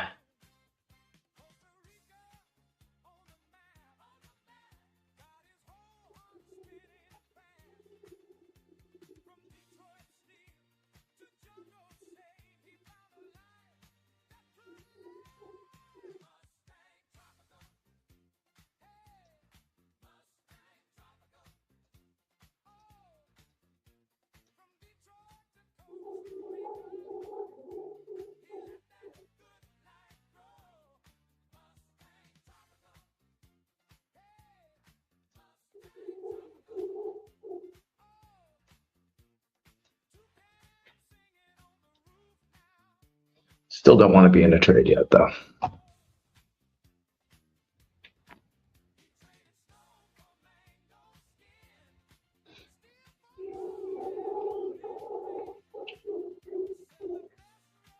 Your risk and stop loss on those scalps, I always have on NQ pre-market 20 points, and I'll take a trade going in the direction and close it out within seconds.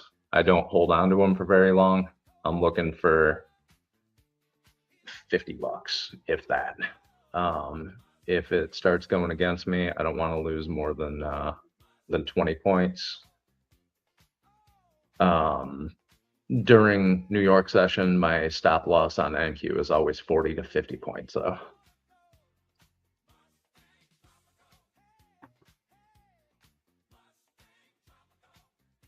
No, points, not ticks.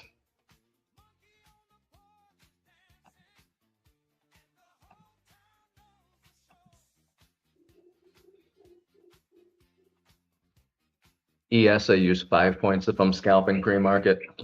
NQ, I use 20 points. And it's just a safety net.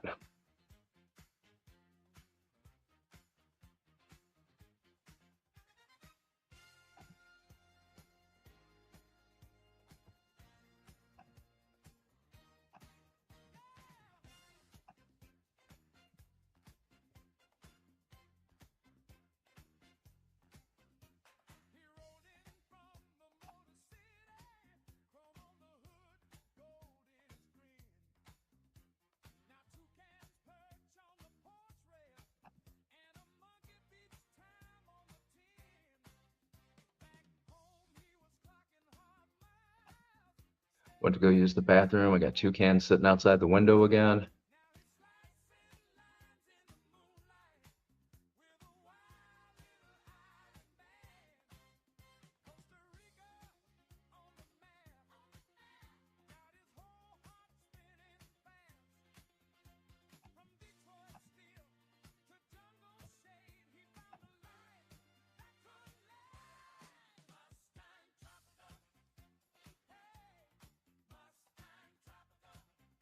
Kind of disconcerting when you go to hit the head and you got just 2 birds standing on a branch staring at you. They're kind of creepy.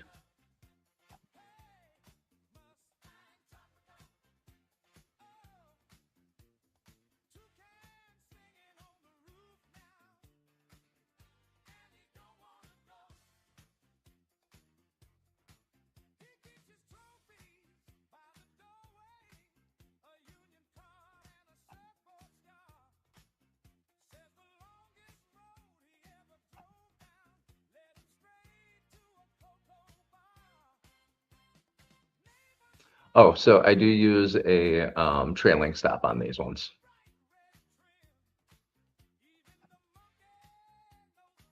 I don't know if I got out of that oil trade or not. Let me go and take a look.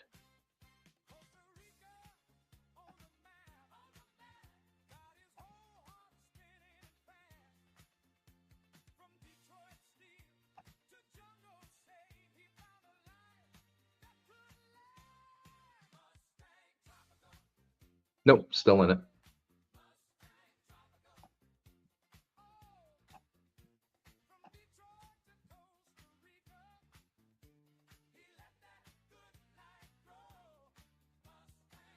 That is a trade that I'm willing to hold on to over the weekend.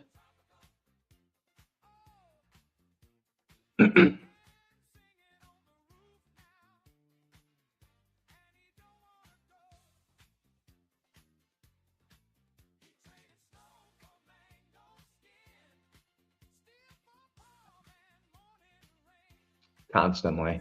In the morning, they're the loudest thing in the sky. I trail as it's going up the 20 points.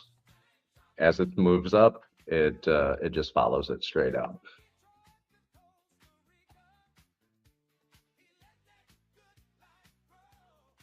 So if it moves up 20 points, I'm at break even. But pre-market trades, I never let them go that far. I generally will close that out long before it gets to that point. Like I said, if I'm taking a trade pre-market, I'm looking for $50.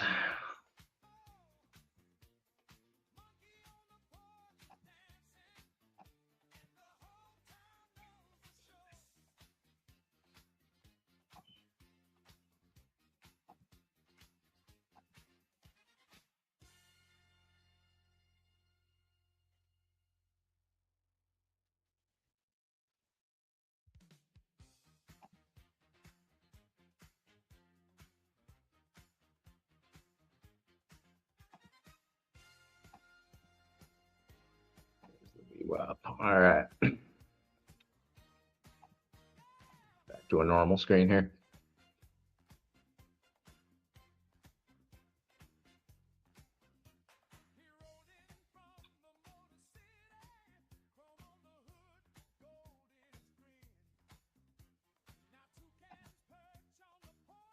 Do you use an offset on the 40 points? It's I think it's standard a 2-point offset or 1-point offset. But again, just because I have a 40-point stop loss doesn't mean I'm going to let it go there. Generally, if it starts coming down heavy, I'm going to exit out of that trade before it gets to my stop loss.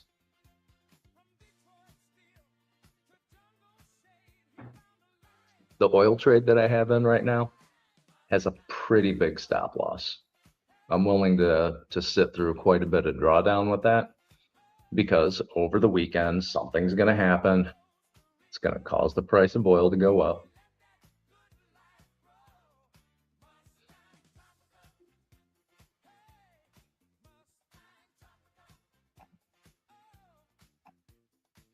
I like the price that I got it at.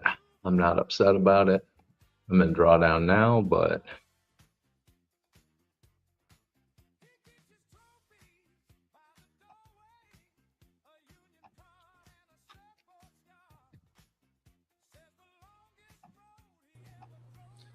Hey, good morning. good morning.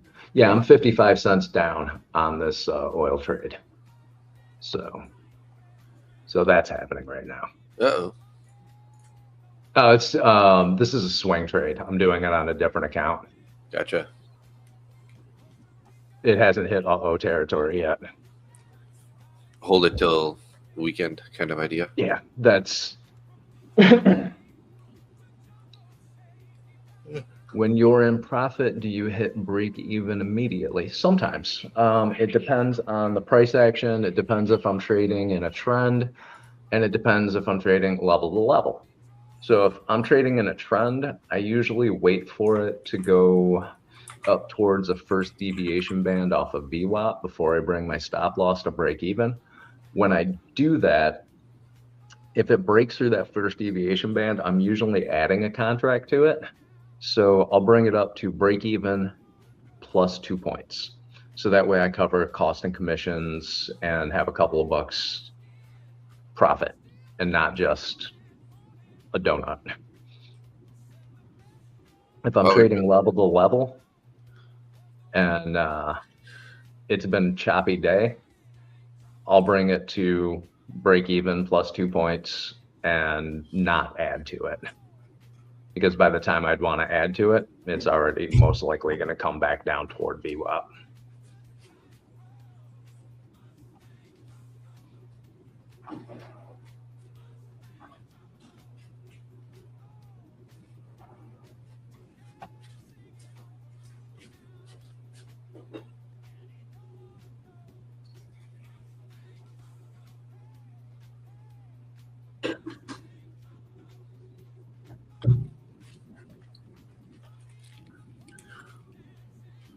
Really pulled back in London, hey?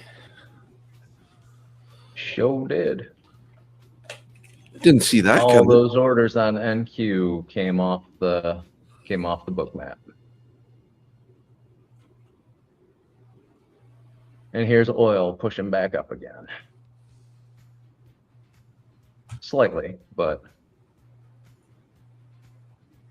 Showing some life. The Dow's looking pretty strong. yeah, the Dow's the only one that's been well, the last I checked was the only one that was really just going up all night. Yeah, If I recall correctly, it had a relatively large pullback, and then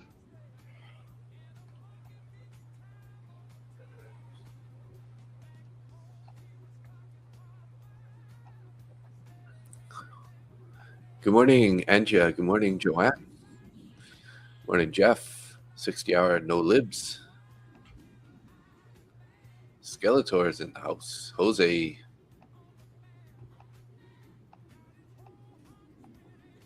yeah, Dave, sorry I didn't come on with you last night. My headache was to the point where I would have been zero fun. No problem. Yeah, Not that I'm a whole hell of a lot of fun most of the time anyway, but you know. You're a fun guy. Yeah, that's what they say.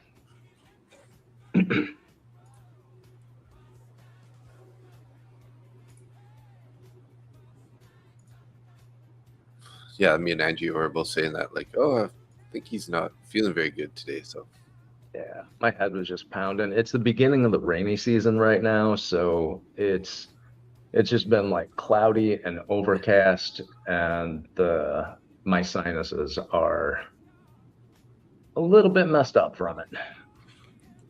I feel, that pressure behind your eyes feels like it's gonna pop them out, shoot them across the room.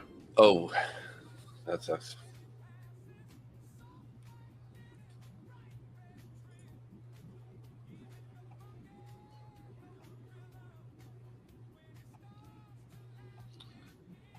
So you watching NQ right now? I'm sorry? Are you watching NQ right now? Yeah, NQ, YM, oil. YM scares me a little bit. It looks like, it's trying to look like it's really strong and bullish right now, and then it's probably just gonna go red candle all the way back down to the lows. Not financial advice. In this account, I have to trade micros, So I don't know who was there at the end of the stream, but I ended up we were talking about taking a long at the VWAP, the pullback to the VWAP. We ended up getting it, and I made about 260 or 270 in one of my evals on that trade. So YM just made an all-time high at 50,865. Damn. Damn. It's wild. All right. Well, that's something special.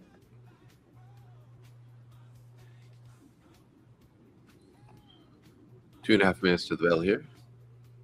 Baldwin's in the house. Hey, Baldwin.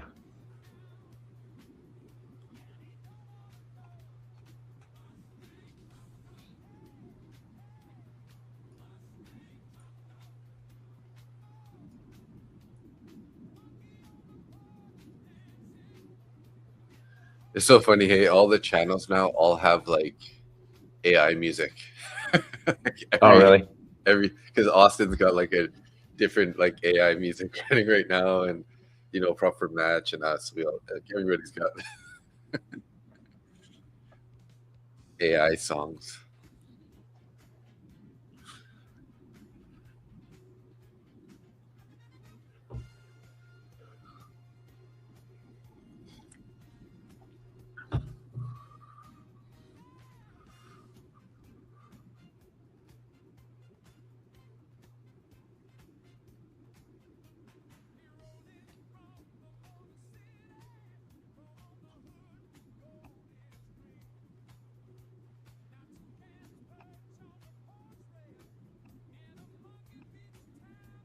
Austin's laughing right now. I think it's the first time he's heard this AI song because he's like, what? He's watching it and just like looks like he's in shock hearing the actual lyrics, right? Because it's like talking about pulling back to the view up and something about Randy and his boner candle. The song's called View Up. View Up.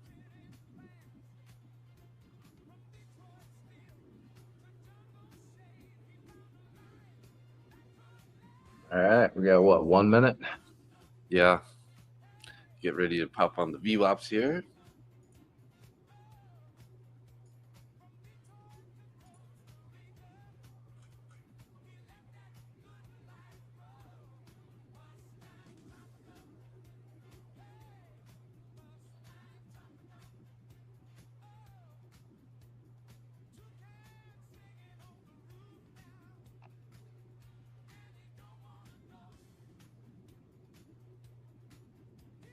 Ten seconds.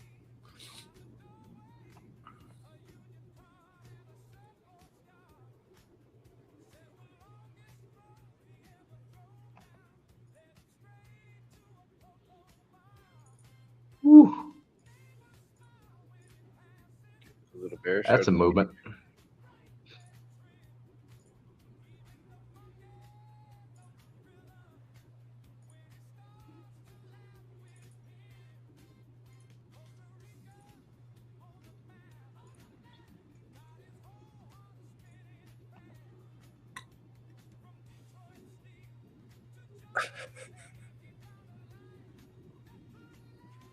Black Shirt Club.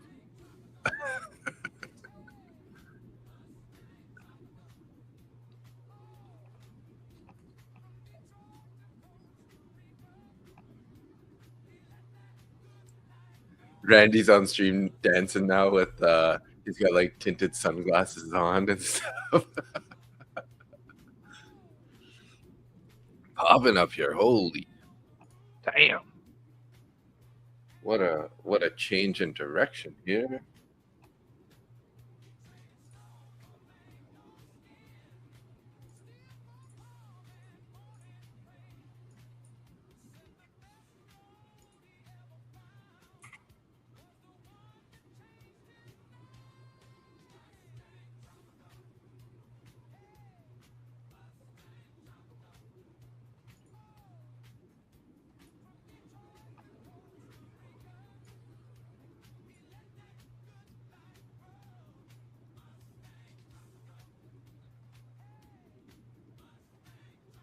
Wowzers.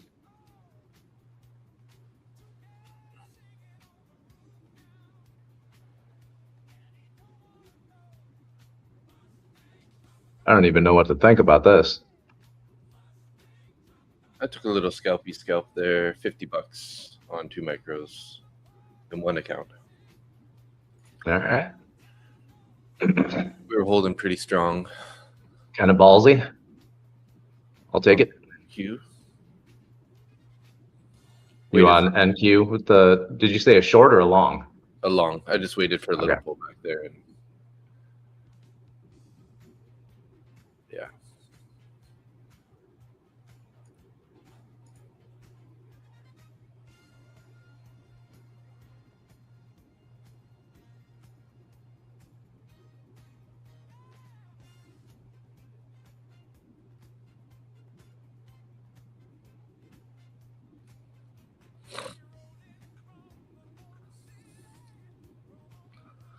Just bullish so far.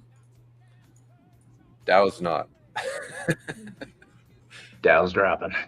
Well, it's not. I mean, it's trying to anyways. It hasn't really made too much progress compared to what we're used to seeing with Dow, typically where it's just like blah, blah, blah.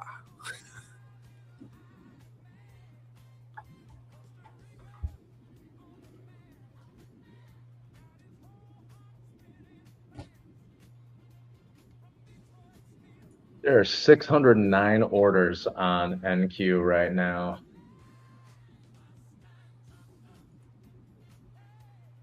Oh yeah, up at 70, 670. Yep, 29,670.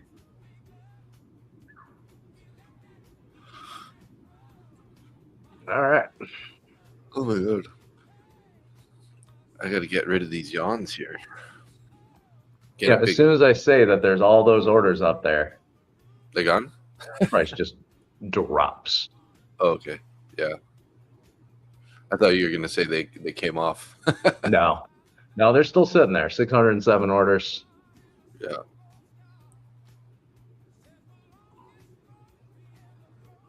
We have 165 contracts on the MNQ at 700.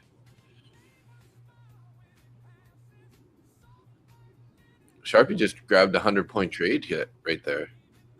Nice. Very good. Do you go long at 20 and sell it at 80 or what? Or at 120? Or sorry, 520 and then 620, basically, probably.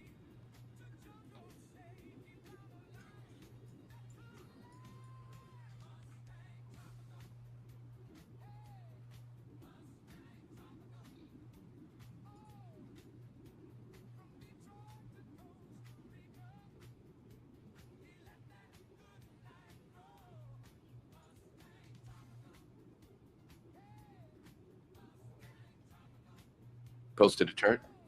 Nice.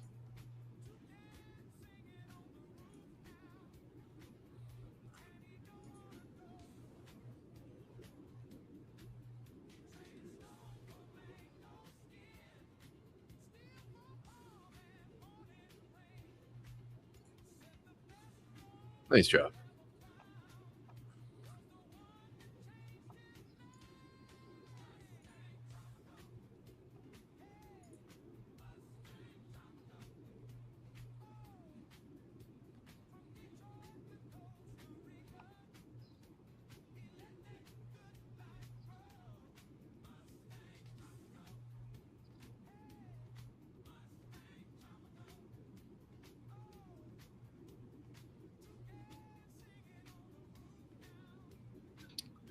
550 to 650. Very nice.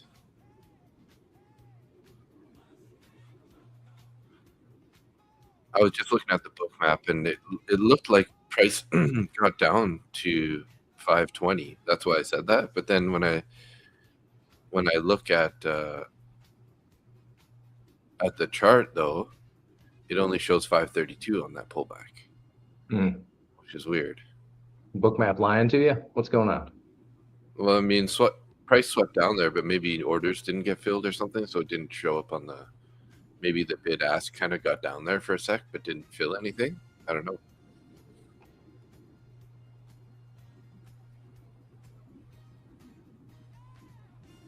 Look at this thing just going here. Making another new little high. Pre-market high is right like 2 points higher here. Just hit it. Those 607 orders.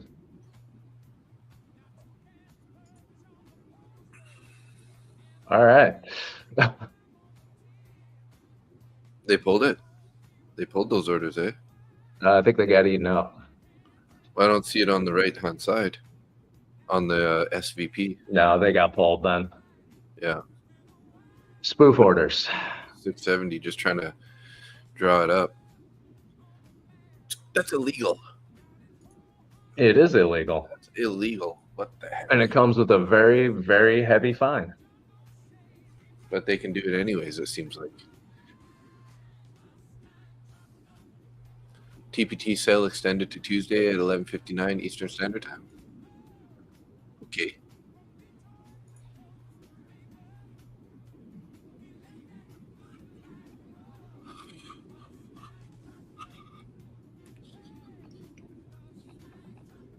So I saw that Urcon's doing the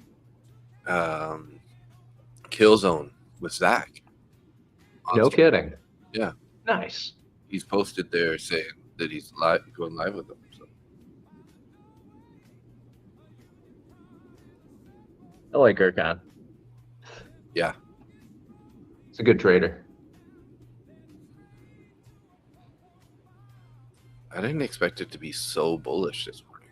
But makes sense. I had no idea. And I really should have listened to myself. I was thinking about buying it at the overnight view up there, where basically same trade that Sharpie took would have been an entry around the 550s.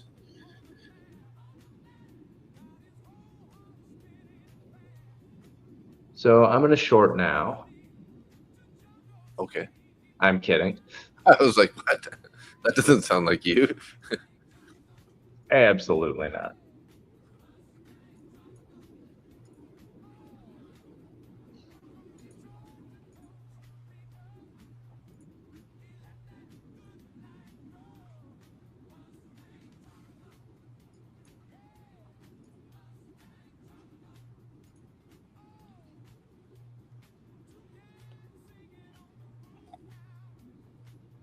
We're not very far from all-time high on NQ now either. It's like 782. We're at 682 right now.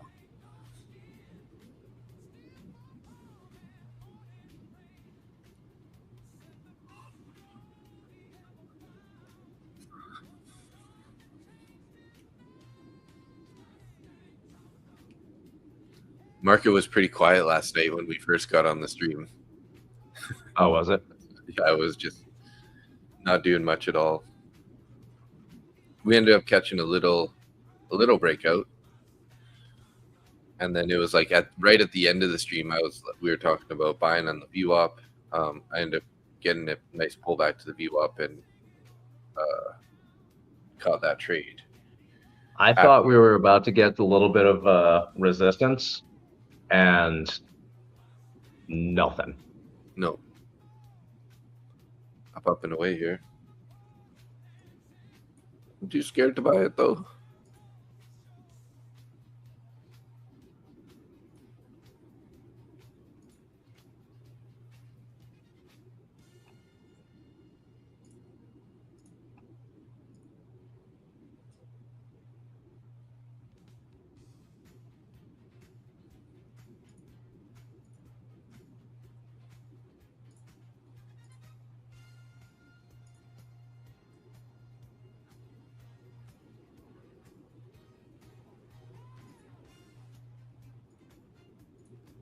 So I think NQ, this next candle may end up going into low Earth orbit.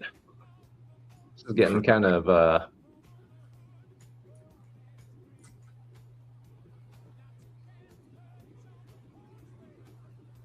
next green candle just may break through the atmosphere.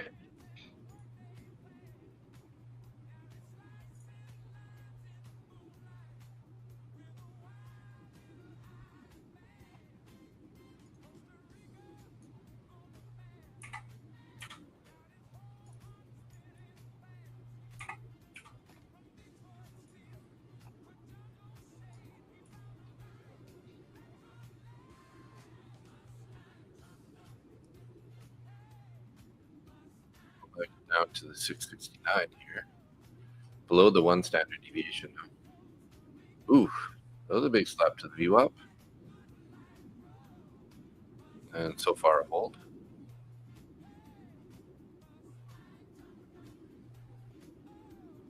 Ooh, trying again at the VWAP.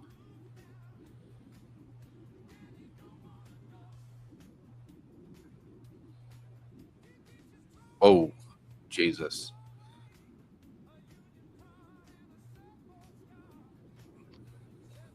Big VWAP take there.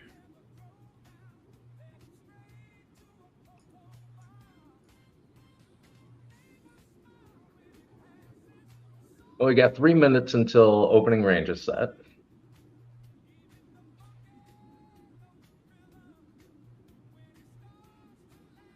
Sorry, what'd you say? Sorry, Nick? So we got, well, I said 3, but now it's 2 minutes until opening range is set. U.S. Secretary of State Rubio on a Iran deal. We're not there yet. That's what happened right there. Why we got this big red candle.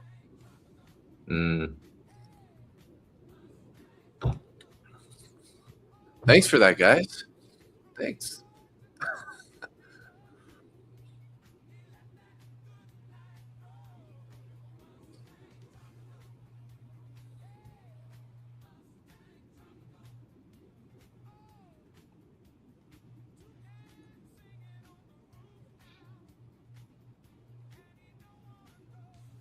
All right. 1 minute.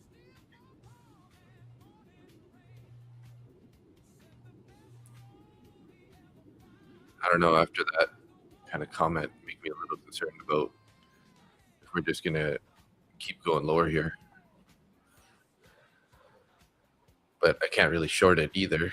So Yeah, you can't go long because of news. You can't go short because of all-time high. And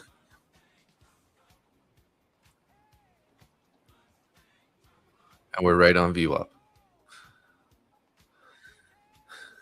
Oh, thanks for all the posts there, Angia.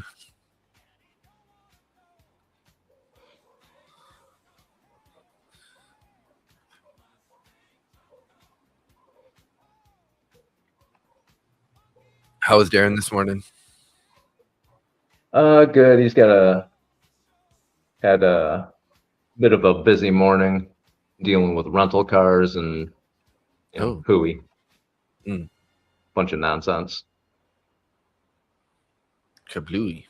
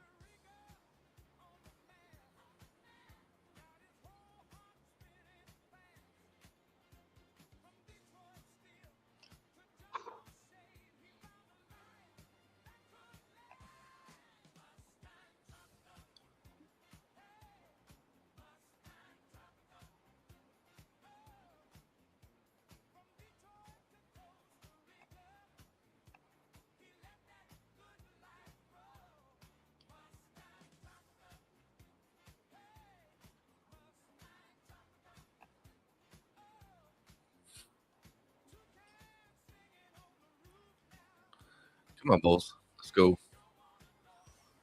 Pop it.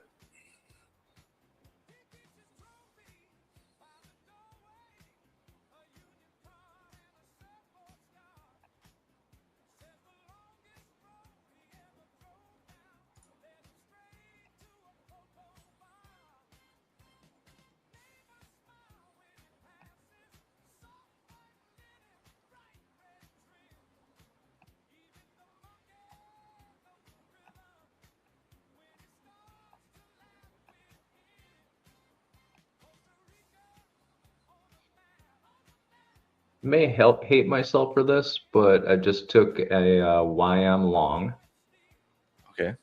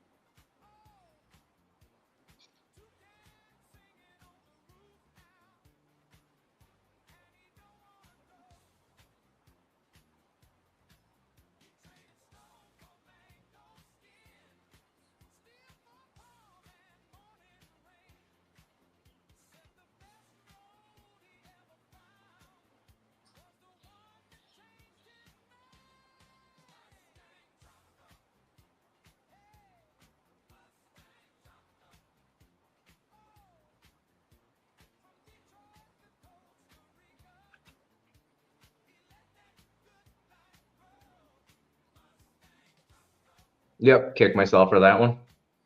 Went in at exactly the wrong time for that long. So I managed to lose 40 bucks. Scheiße. Scheiße. What are you, German now? Scheiße schlau. Das ich Nick für der Fingerpoken und Mittengraben. Gesundheit.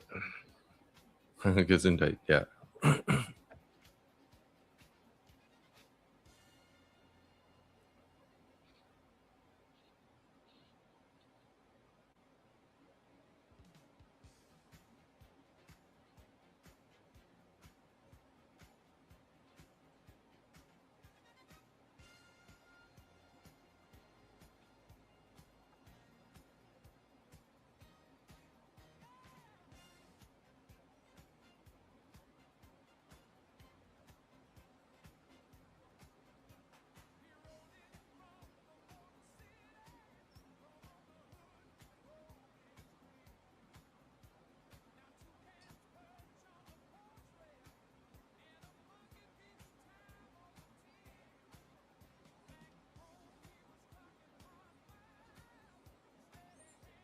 Think today's going to be a chop fest, Jeff? That's Might be what it's right, looking buddy. like. It is Friday.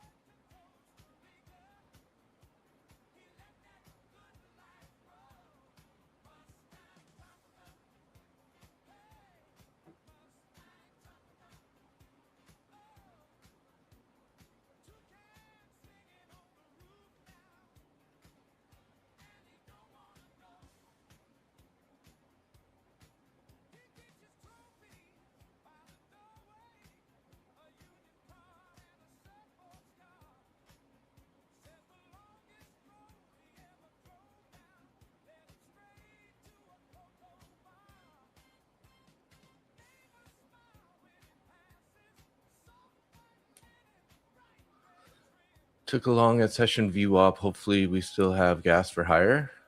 Czar? I agree, Czar. I'm dealing with a little bit of drawdown here in this VWAP trade. So Baldwin, game over. Shoot. Come on, VWAP. Retake it.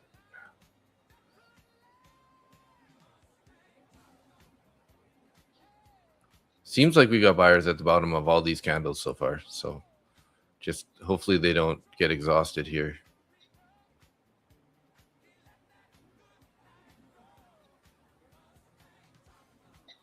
I'm not putting any hope into anything right now.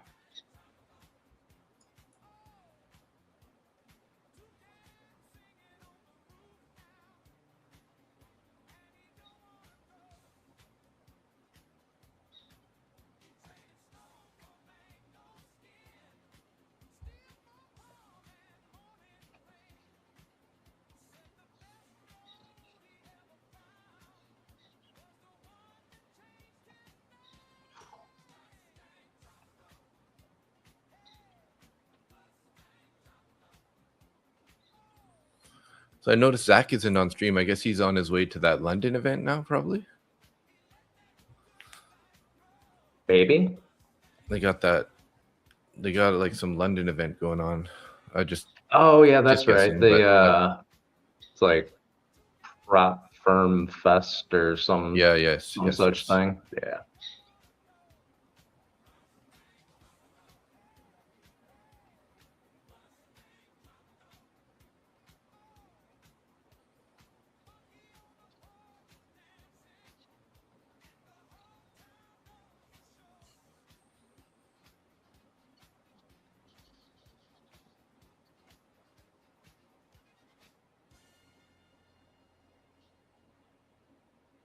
They got 60% off Top One Futures accounts today.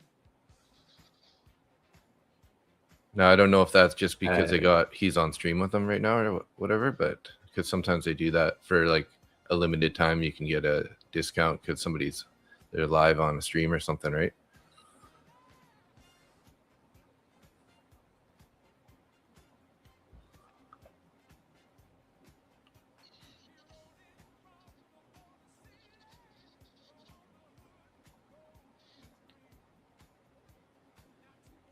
Come on, MNQ. Just a little pop here.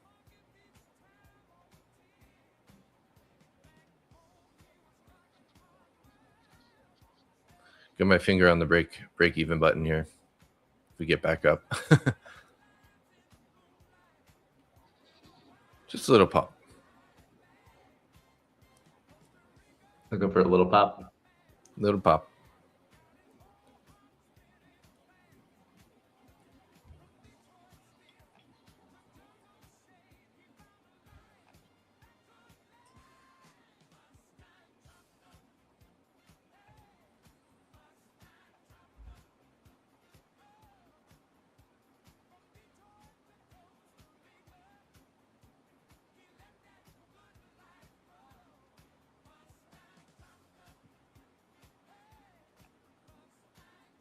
Say like 9 points, something.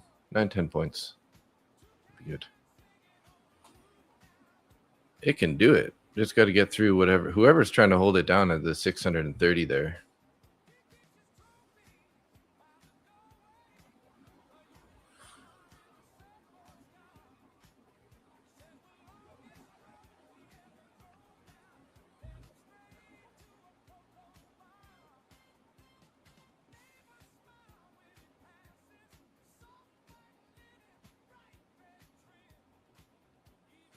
Do you guys know that you have music in the background just playing the same verse over and over?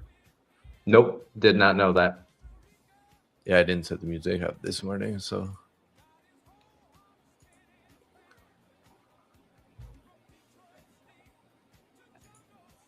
Oops, sorry about that. Oh, sorry. What are you doing? I was just going to change music, though. Do it.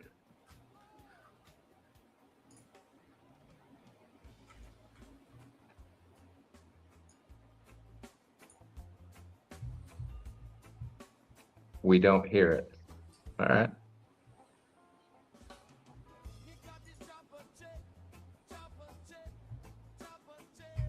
Prefer the monkeys? It was pretty quiet, but.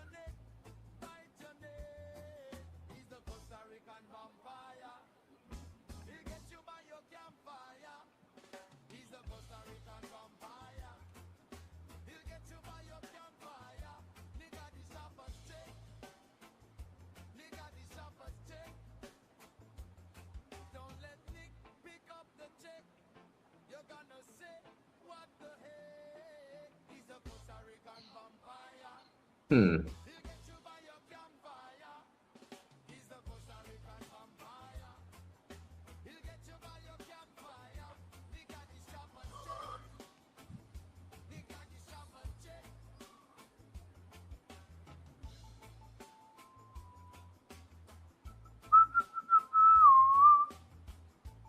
I like this reggae song. It's pretty awesome.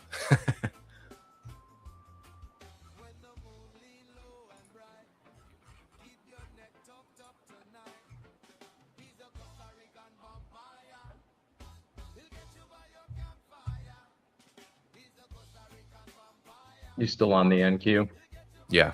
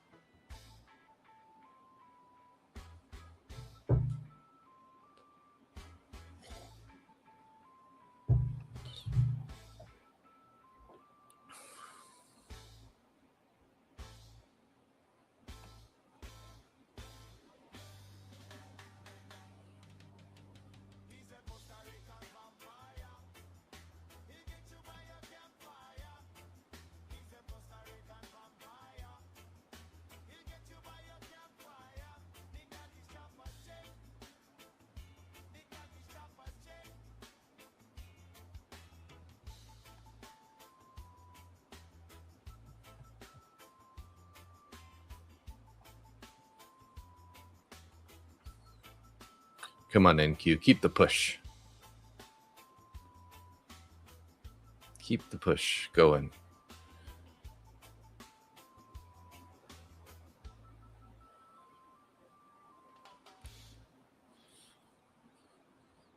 Just a quick 20-point pop here. Looks like you're gonna get it. Just got to get through that view up here. Come on.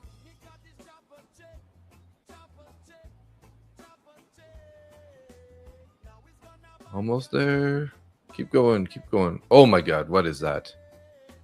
Jesus. It got right to the view up, and then it opened a new candle, and it just like slapped all the way back down to the bottom of that candle. Fuck. Oh, we got some University of Michigan news.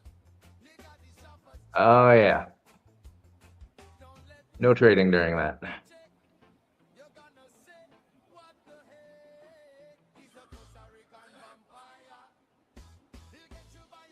Friggin' bastard, man.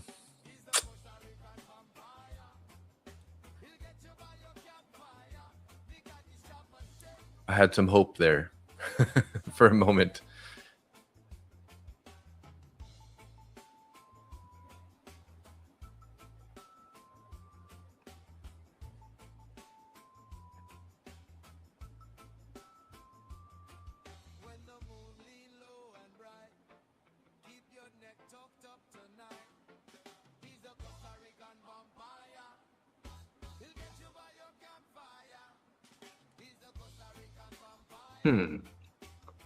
This is Yeah, that was a pretty nasty candle right there.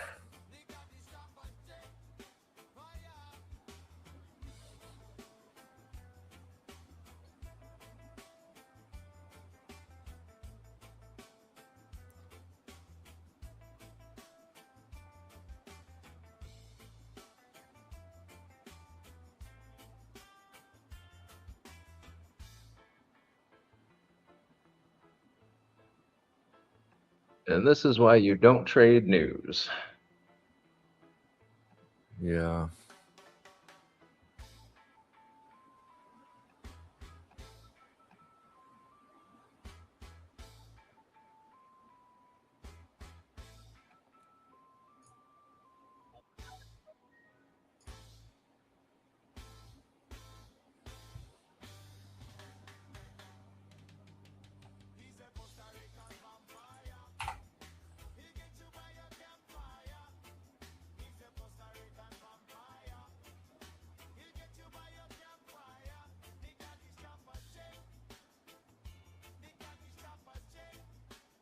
This is just another one of those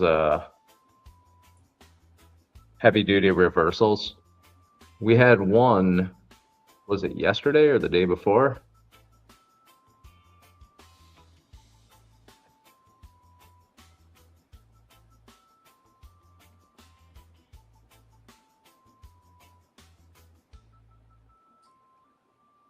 I don't think Fed should consider Yeah, it was hikes right in the here. near future. What was that? It said Fed's Waller said I don't think we should consider hikes in the near future.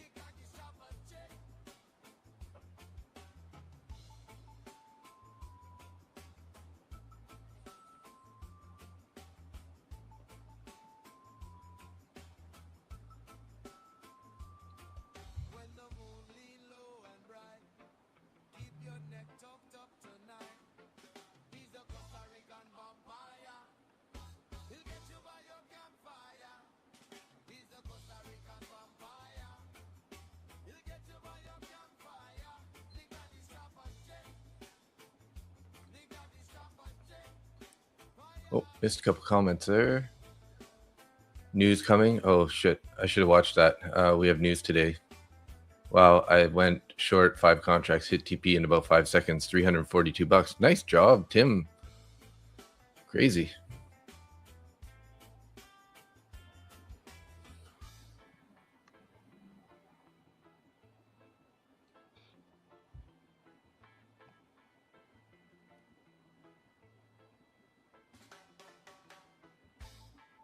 Tim has just been killing it all week. Mm-hmm. Really honed it in.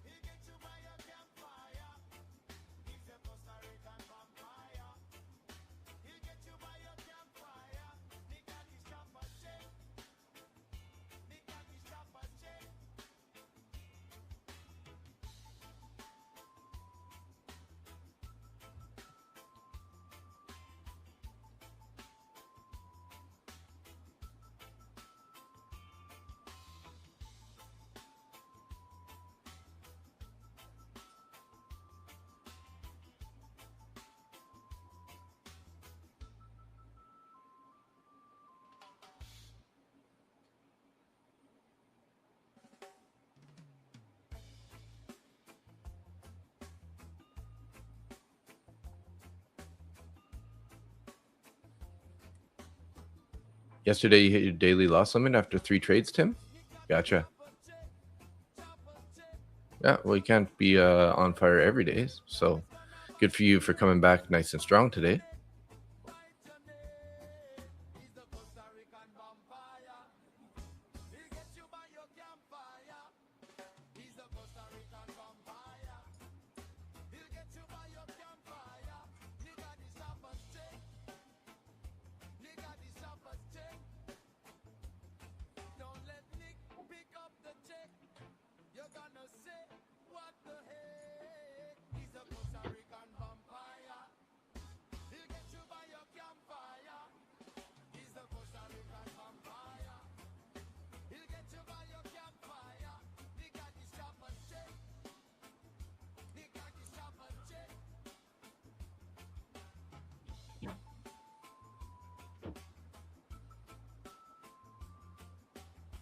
taken half off, break even the rest. Nice job, Baldwin.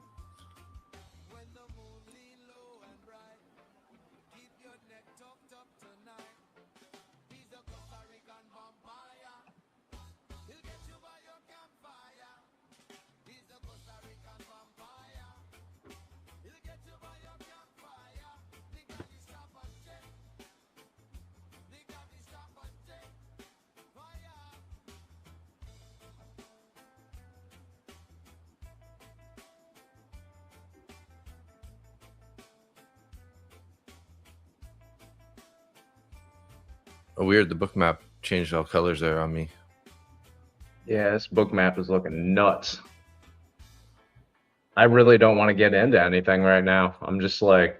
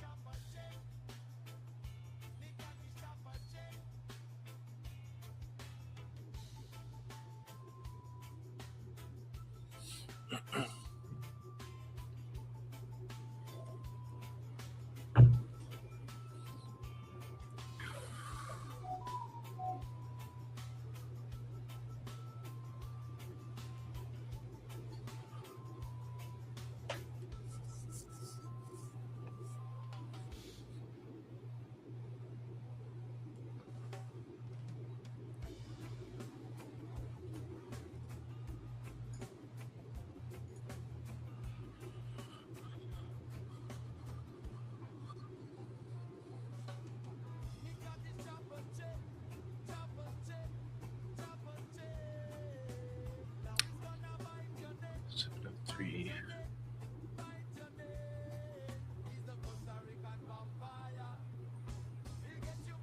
Do you have orders above 75, 90, and 600?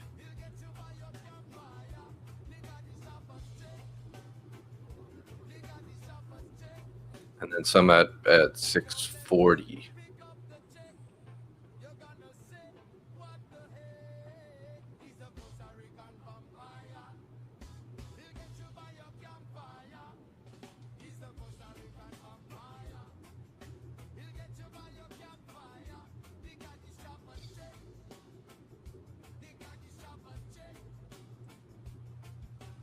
ooh, They can have just bouncing. Yeah. Just bouncing around. Like, I am so tempted to get into a trade, but at the same time, I don't feel like losing my ass today. Yeah.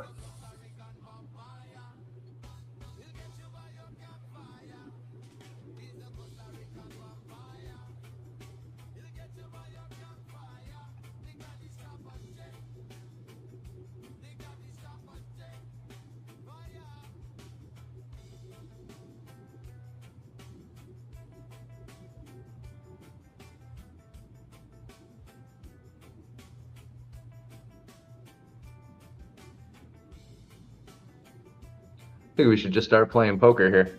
What do you think?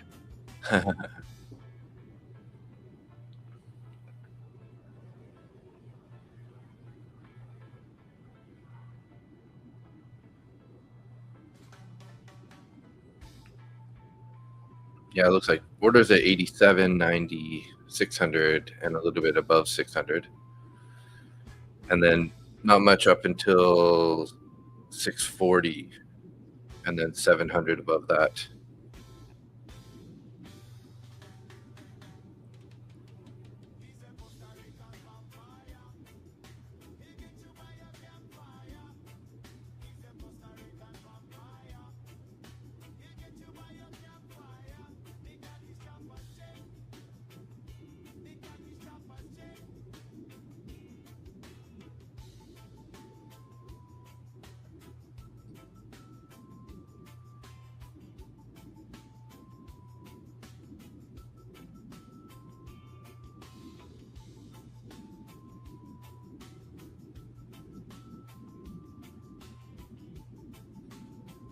Starting to gobble some of those orders. I have a question. I know y'all who Tori trades is. How is she able to swing trade futures using prop firms and not get hit with drawdowns? I don't think she uses prop firms. I think she uses personal capital. Who is this? Tori trades. Yeah, she's not trading with prop firms. Not for swing trades anyway. There are a couple of prop firms out there that you can do swing trades with on, I think, only on stocks, but I've never traded with them. So What are those props that Bruce trades? his CFD accounts like FTMO. Yeah. Can those guys trade props or swing? I don't know. Maybe.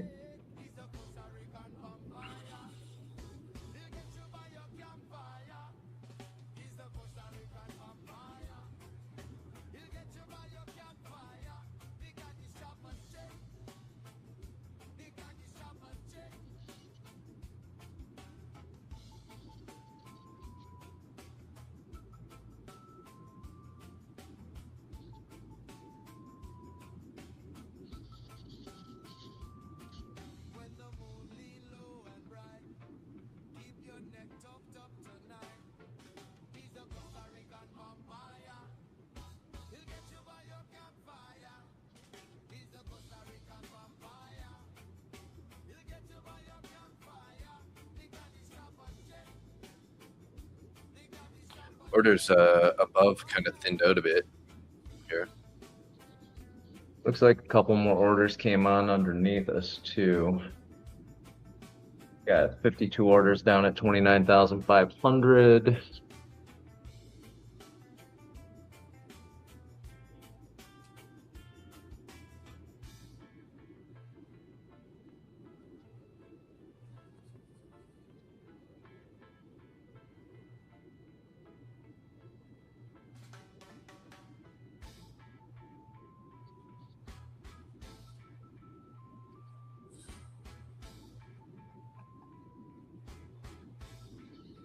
All right.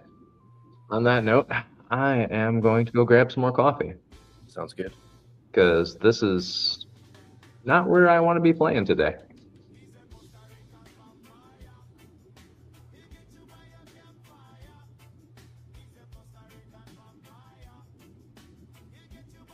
Oh, I was curious because she says stuff about prop firms regularly. That's because she has affiliate codes with prop firms. And when you have a large number of followers, you can make quite a bit of money from your affiliate codes. But they can't trade her style necessarily.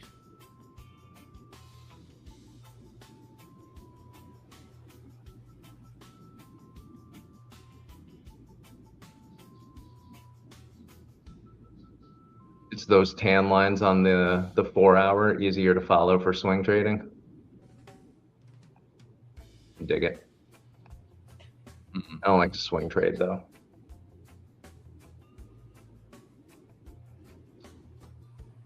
All right, I'll be right. Okay, Nick.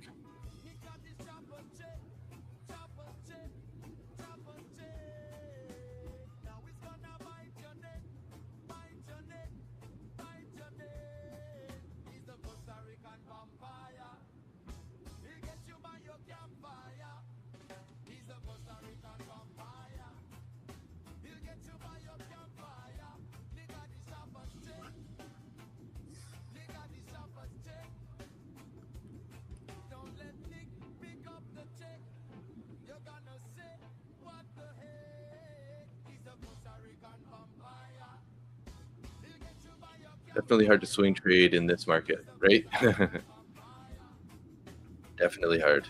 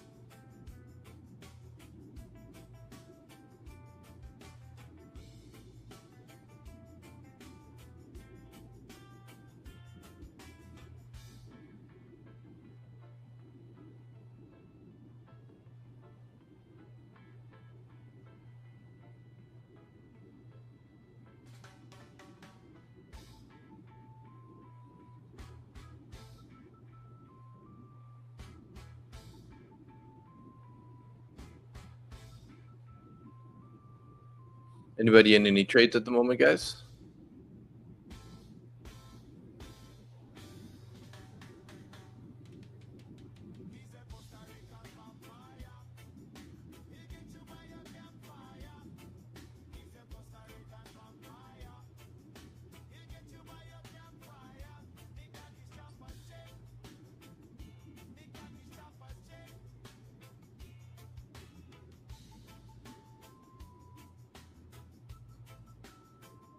You're in on silver, Joanne?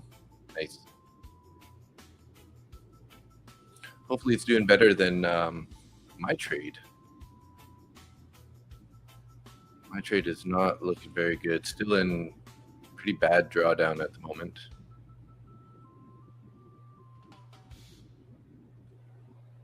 You're long from overnight VWAP on ES, currently down a bit.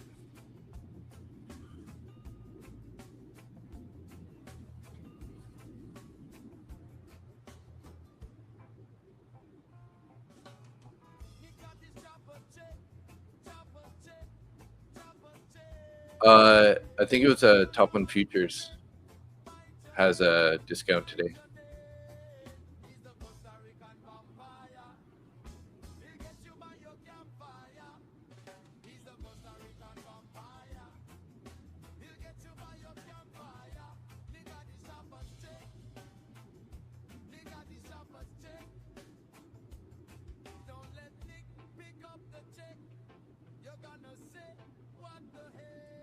Still holding NQ sell-off, Baldwin.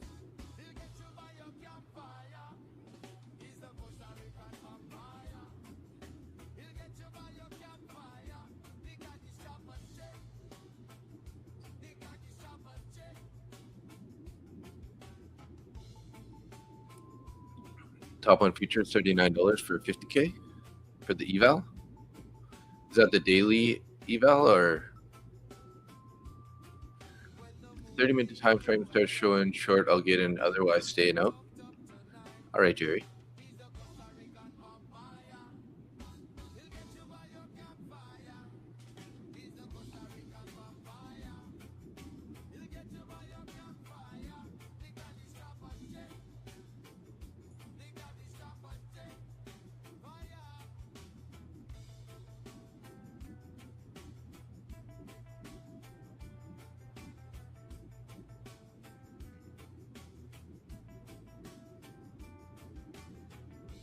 It's got a little NQ short here at 29,545.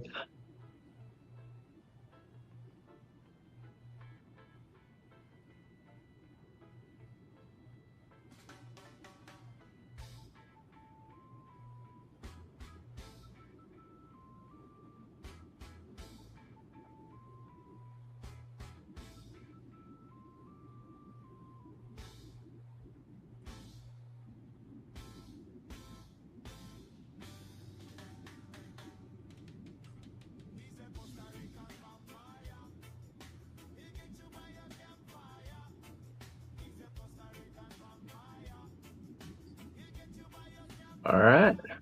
This is working out well for me so far. Darren's out negative 55.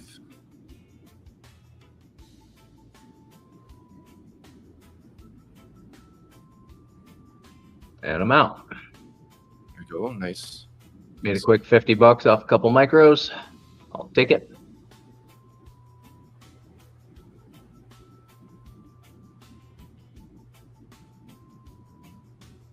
And of course, I should have stayed in it, but you know.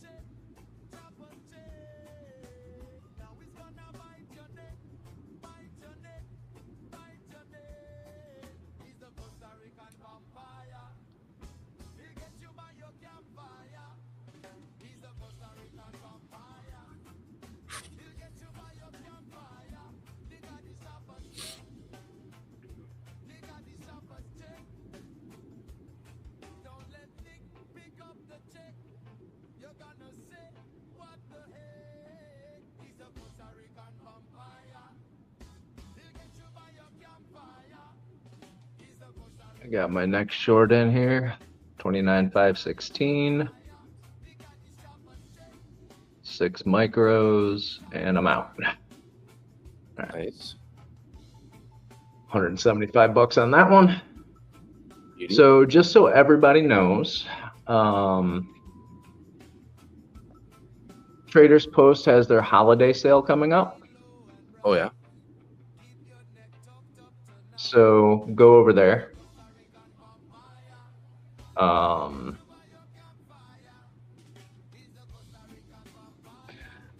Use code NickJ, get yourself an account, start using the man pad, and trade like an adult.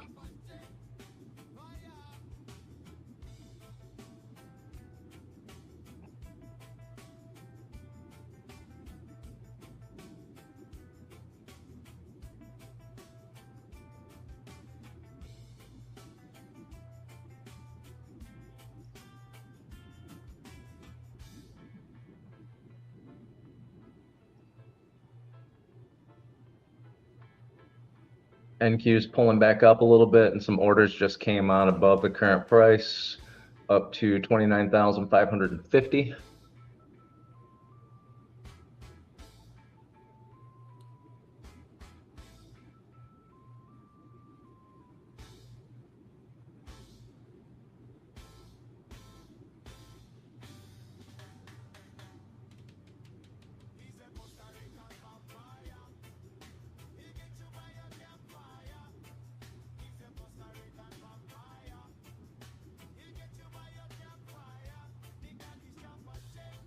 So who's thinking the support level just got hit? Possibly. 29,492.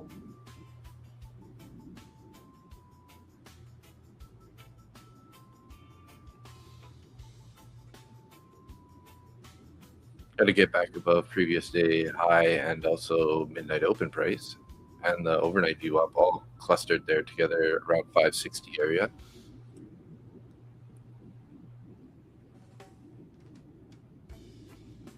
Hit the 80 zone on ES, Darren.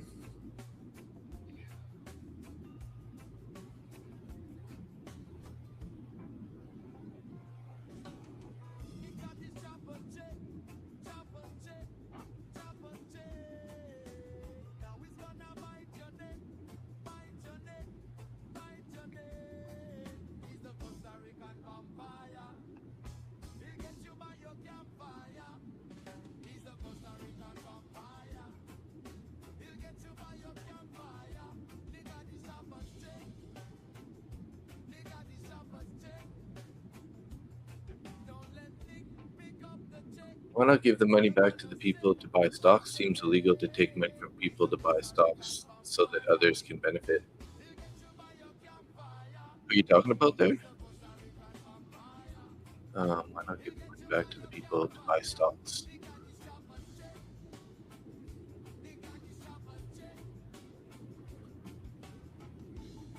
Quantum computer stocks still in a buying frenzy. The U.S. government using taxpayers' money to buy stocks is nuts. Oh, okay, gotcha.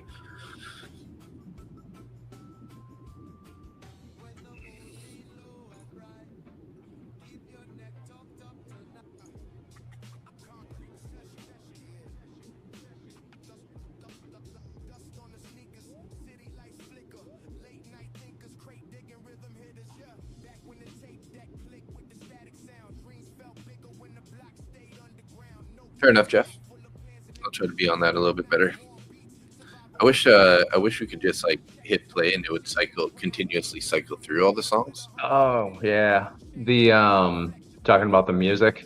Yeah. Yeah, I can't hear any of it, so.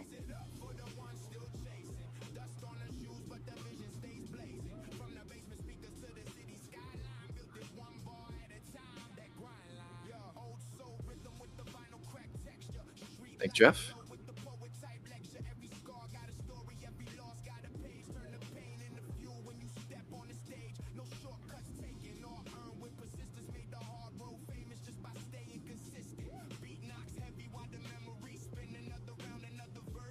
Love your channel and miss Costa Rica.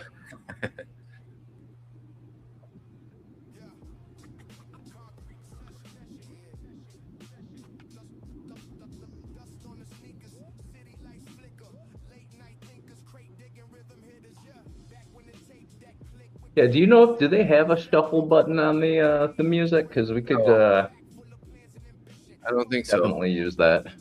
I know it'd be nice if it would just keep scrolling through all the songs over and over. Yeah, I'm too busy looking at a damn chart to sit here and play DJ. Just turn the damn music off. Or Yeah. make a 4-hour track compilation of all the songs put together. Yeah, that'd be a good idea too.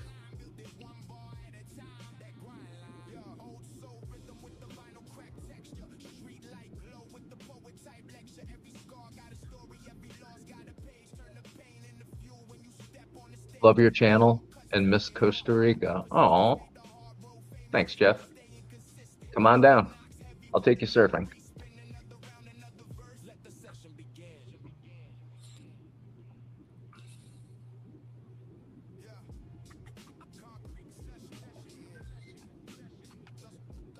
I'd be set.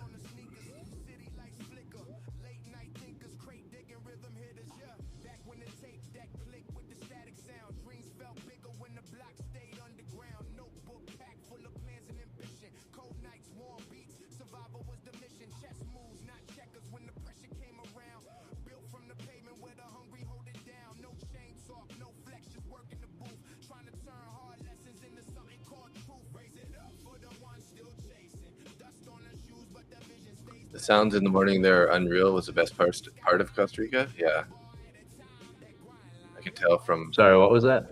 I was just saying the sounds. Oh, the sounds in the morning. At Costa Rica.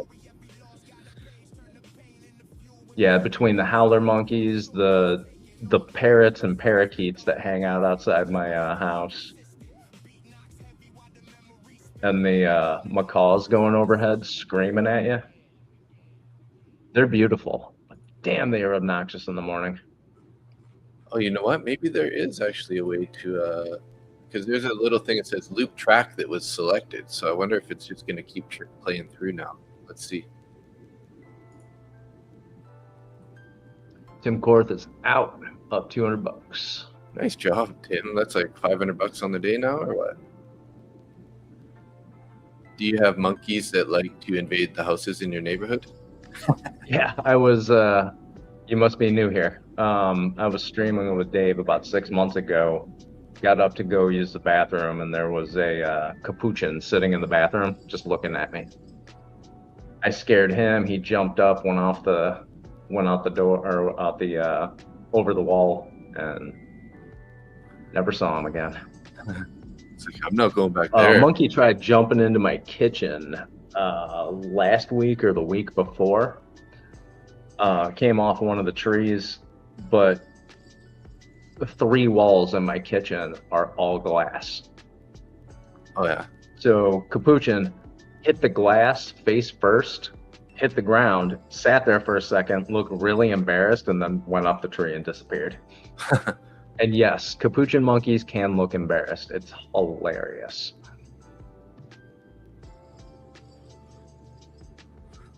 Yes, there are cicadas here. They do the same 7-year cycle as the ones in the Midwest in the States. So they come out every year, but it's still a 7-year cycle that they're inside the trees. The ones here are a different genus, and the noise that they make is a little bit of a different pitch that feels like your ears will start bleeding if you're outside when they're really going, if you're close to them. It's exceptionally loud. All right, we got orders coming on again up above on NQ.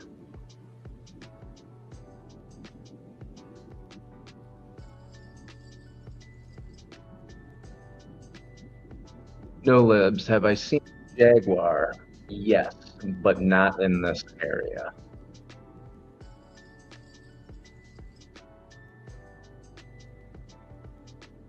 And from a very long distance. Mm.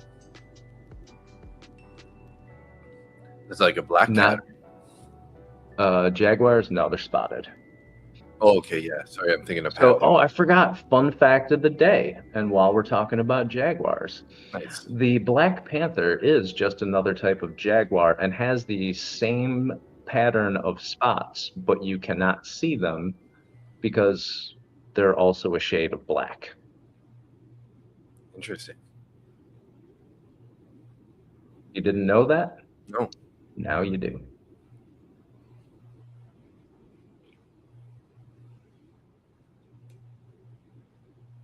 Yeah, they are excessively elusive. Another weird one that I saw was a tapir in the a forest preserve. The tapirs are a lot bigger than what I thought they were. This thing was the size of a farm pig, and it was out in the middle of the day. Most of the time, they're out as the sun goes down. This thing was just out in the middle of the day, walking around, eating plants at the edge of the beach. All right, I'm gonna start looking for an NQ long here.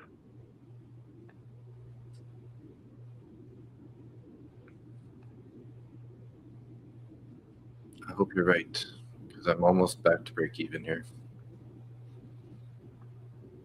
You say you're almost back to break even? Yeah. 618.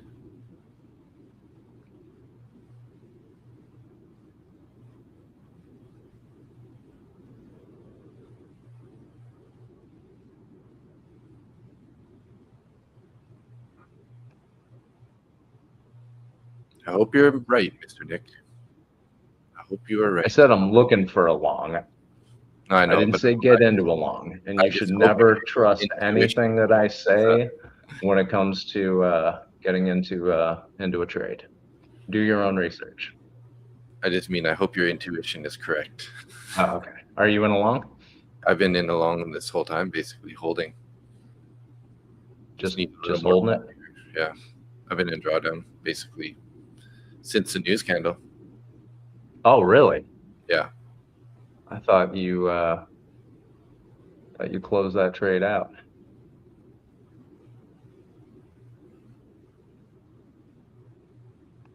All right, so I'm in a long with you right now. Come on, baby. Let's go. Let's go. Please, pop it. I just want to get break even here. If I can. I'll be happy with that. Come on, you're almost there. $82. Now, this is looking, as far as I'm concerned, I'm looking to stay in this long for a minute. Got my stop loss and profit by 45. Oh, just made $45. Come on, That stopped me out. do it.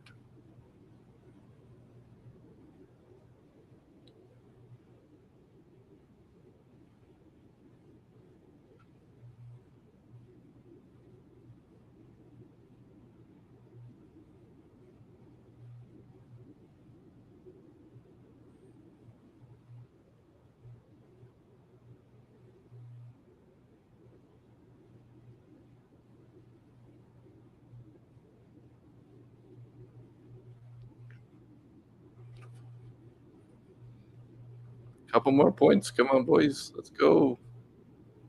Think it's going to get above VWAP and stay up there? Well, it's above VWAP already, right? I just need a couple. You think more. it's going to stay up there? I hope so. I'm just looking for a little more pop here, and then I'll be going break even. So almost there. 10 points. Come on, sneeze it up there. Give us a little sneeze. Give us a little sneeze, please. Sneeze, please.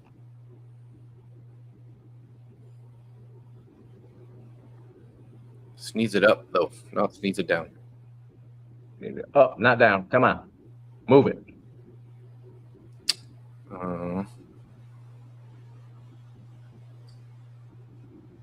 What size are you in there with? Just a couple of micros or?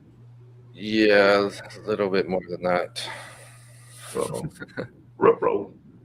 I'm down about 200 right now at this point, so I should probably just cut this thing anyways, but I don't know. I'm thinking this is gonna start popping up more. This is not financial advice. Yeah. I'm not qualified to give that to you, so It's so close. Come on, 7 points. 7 points.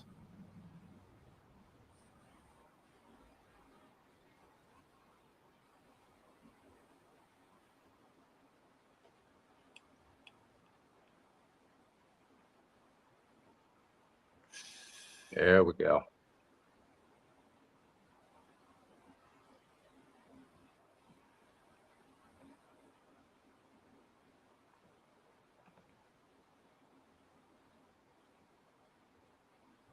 No, man. Come on, man. It was literally It's like just playing with your $10 emotions now, isn't it? $10 below my entry, and I should have just hit exit. But I had my finger on the break even button, not the exit button. Come on. Little pop here. Little pop. There you go. Come on.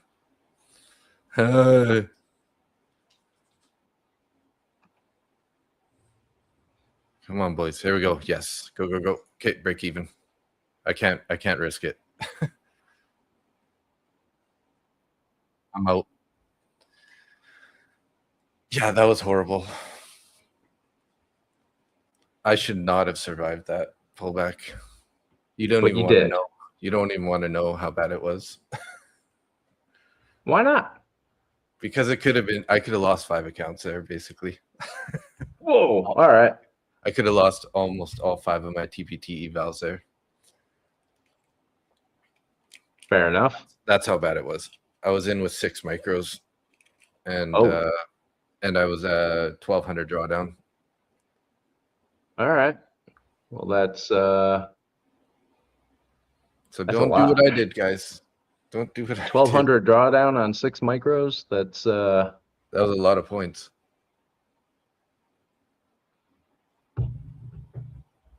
Because I was out at what, 617, and it was all the way down 131 points from there. oh, yowzers. But I think my intuition was good, and the fact that I was feeling more confident when we were actually down at the 520, 540 area. I was like, this looks like it's gonna hold here. So I was kind of like, if I got any deeper than much deeper, I probably would have cut it. But at that point, it's like I would have had not very much left drawdown in those accounts. So Yeah, that was a rough trade. I need to not take any more trades today. I think that's kind of used up all my luck and mental bandwidth there. Yeah, the mental bandwidth is generally the issue. Yes, very scary no libs.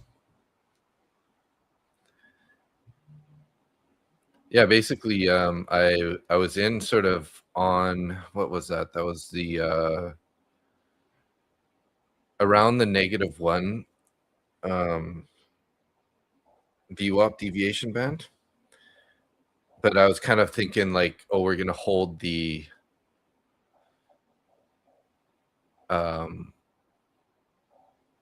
was it -1? Yeah, it was about when I entered, it was at the -1 standard, or was it? No, it's, I think it was actually the 9 EMA, because it had been looked like it was, yeah, it was the 9 EMA. It was holding support on the 9 EMA, and then it went up a bit into profit, and then that stupid news candle came, and it literally dropped all the way down to 566 in a matter of a few seconds. Yeah, we still got orders up above us on NQ.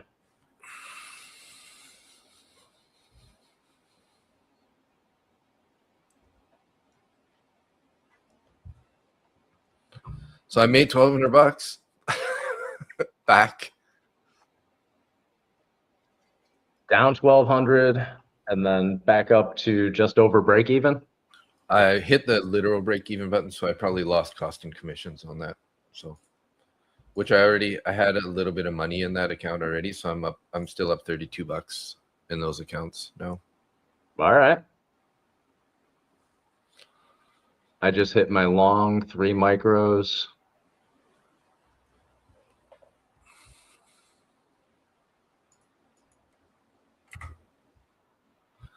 But the good thing is that my size was that reasonable amount of size. Like I didn't go too heavy, or I would have blown the accounts for sure, right? You didn't go in with 4 minis and yeah, I mean, I think even like 2 or 3 more micros than what I had there would have blown the account, right?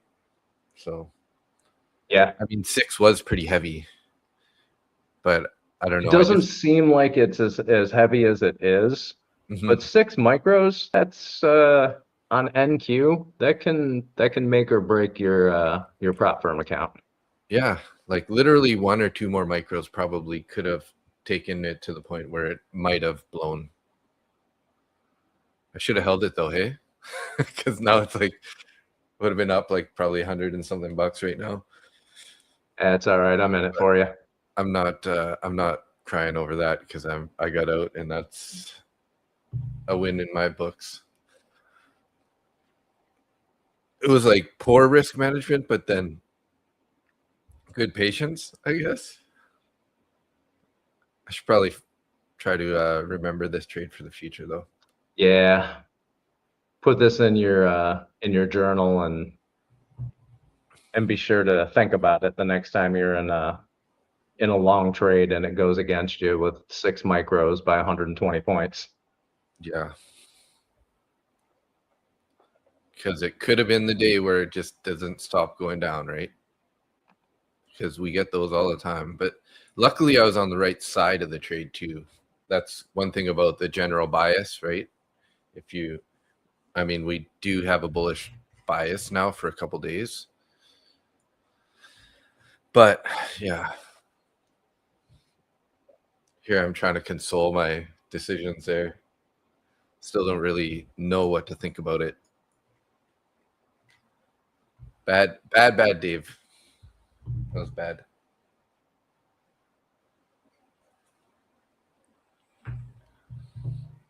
So I don't deserve to make profit on that trade. You know what I mean? Can't reward that kind of trade, to be honest. No, just don't rely on those types of trades. No. You managed to stick with it. You had a bias. It was in the long-term trend. I get what you were doing. There's a couple upsides. I mean, I personally would have wanted to cut it way earlier than you did, but. Well, I mean, it was automatically down $500 after that freaking candle, right? So. Oh, it just yeah, that's right. It just launched down on you. Yeah. So I'm like, forgot about that. That was the University of Michigan news, right? Yeah, exactly. So at that point, I'm like, well, now what do I do, right? Do I wait? Do I cut it here, take the 500 loss, or hope that we're gonna kind of like hold these key levels, that we have a bunch of key levels below that?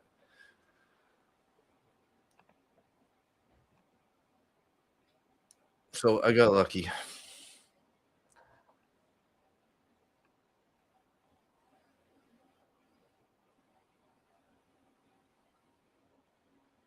Oh, that's what you do on a DCA position? Cut most at all or break even? Yeah.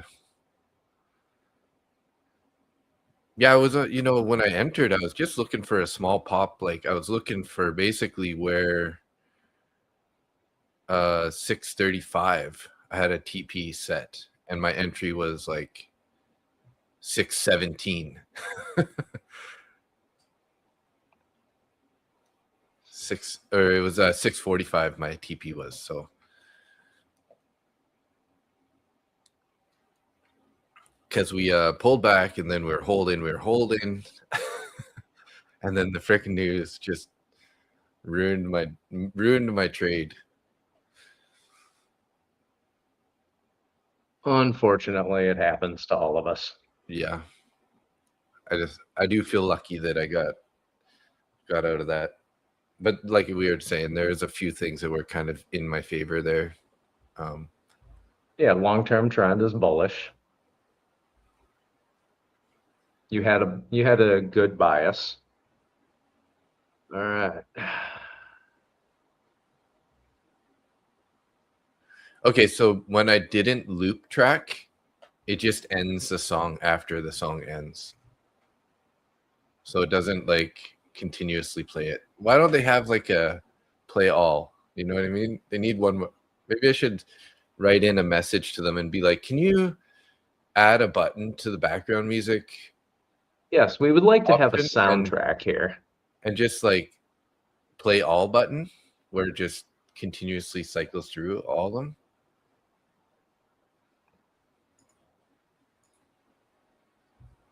I always forget about the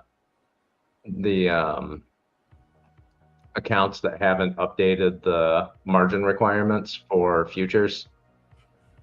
Oh yeah. $10,000 account, you can't trade more than 2 micros. Oh really? What is that? Just because you have to do some paperwork for them or something, or what's? No, it's the old requirements that were in place. Okay. All right, made $32 on that one. Nice.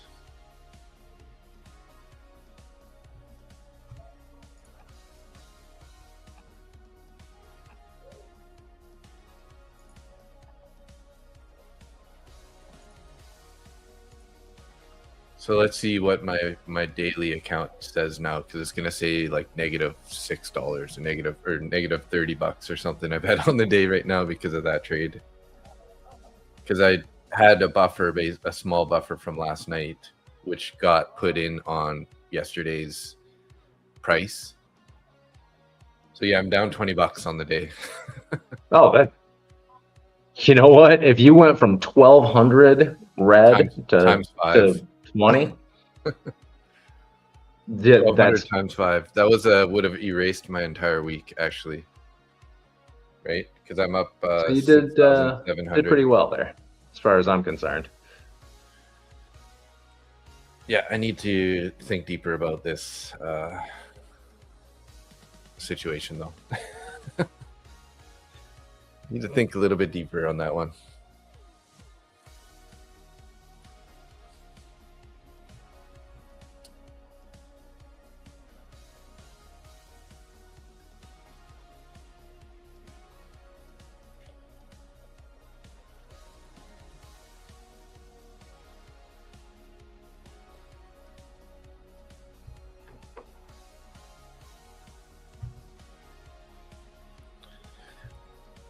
I'm gonna go through the music here because a lot of them are duplicates, and I'm gonna kind of like pick, like they made like the same song twice with like a slightly different beat or whatever. So I'm just gonna like pick whichever one I think is better and just get rid of half of them basically.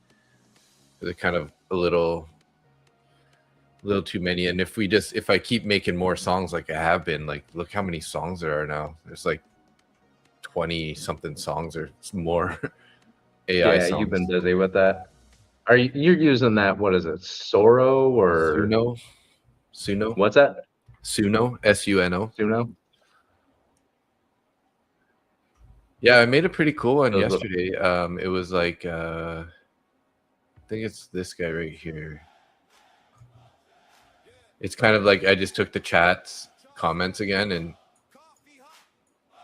uploaded it and told it to make songs and use everybody's names, so all their names are in there and their comments. Oh, nice.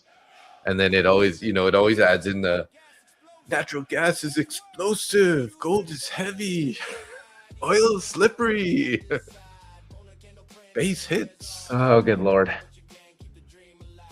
So we gotta all thank Nick for those funny parts of the songs there, because those are all his sayings. Full disclosure. All the dumb shit that I say on a regular basis ends up in an AI generated song. Yeah. Well, I actually say to put it in there. I said to put it in there, and then ever since then, it just keeps adding it in, right?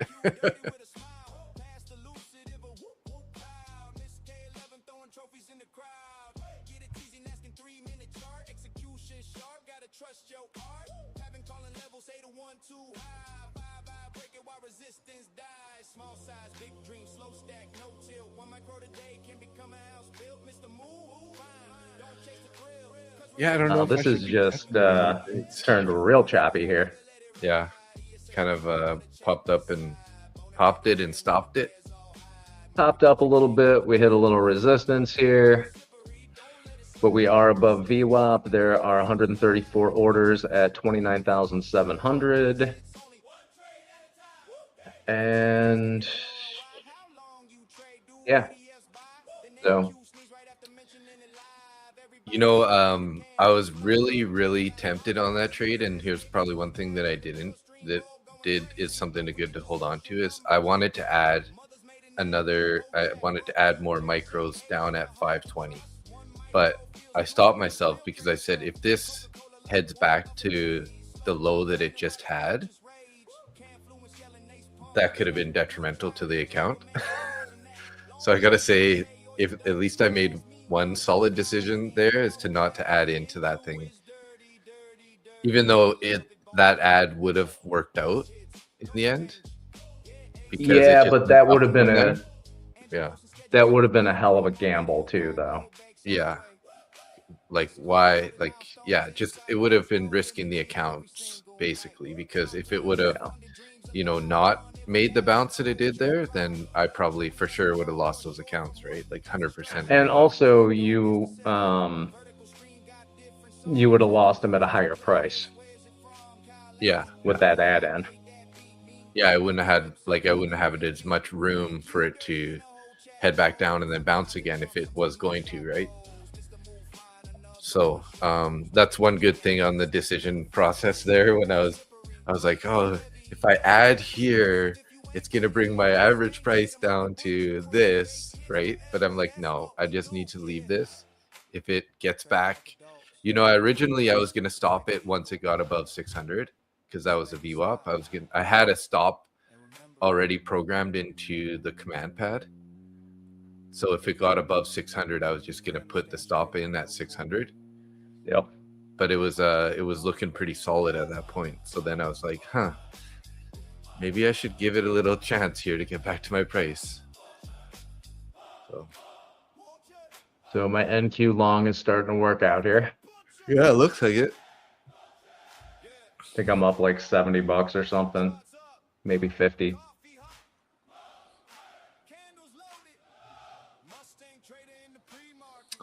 Zara said, going to be patient. You never know. Yesterday I was complaining about missing targets for the session. Then news came out during lunch and the market exploded higher. The way is higher, just needs to wait. Yeah, for sure. New Fed chair is supposed to get sworn in today at 11 Eastern Standard Time. I wonder if that's going to be bullish or bearish news. And Trump to swear in K-War soon. Oh, that's what you're saying. That's Fed chair. Yeah. So wonder if that's going to be bullish or bearish news, because depends on what the market thinks about the new Who knows? Fed chair. Who knows? Who knows?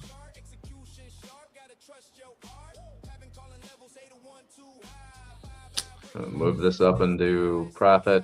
Oh, cool. I'm up $75. All right.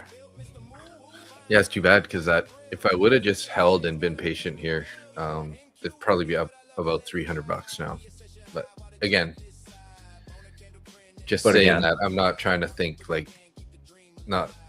can't cry over spilled milk. So I feel happy enough. And don't be disappointed in getting out of a trade that was against you by $1,200 and you essentially broke even on it. Yeah, that's not something to be disappointed in. That's that's management right there. Respecting it. Try to respect the recovery.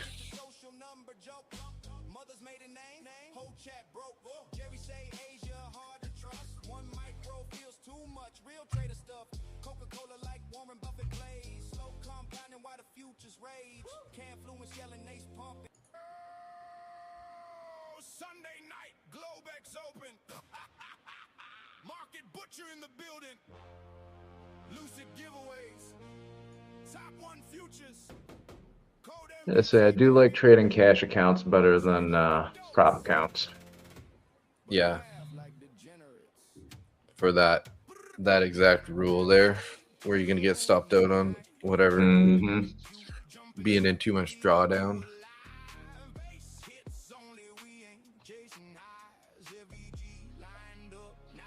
And good thing it wasn't doesn't have a daily loss limit on those accounts either, or that would have taken it out at whatever the 1,000 or 1,200 whenever. Oh yeah, their I didn't rates. even think of that. Yeah, but those are those TPT evals, and they don't have a daily loss limit on them. So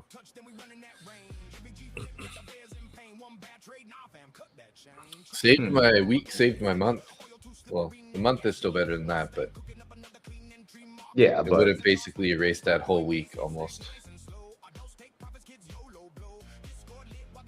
Yeah, it would have for sure, because it would have been I would have been up only $700 on the month on the week had I have taken the $1,200 loser.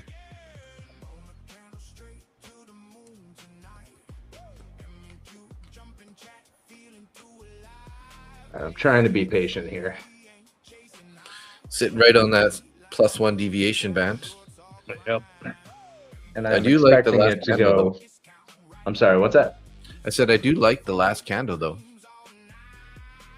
The last I the am- last 5-minute candle. I am expecting this to hit the 29,700 level.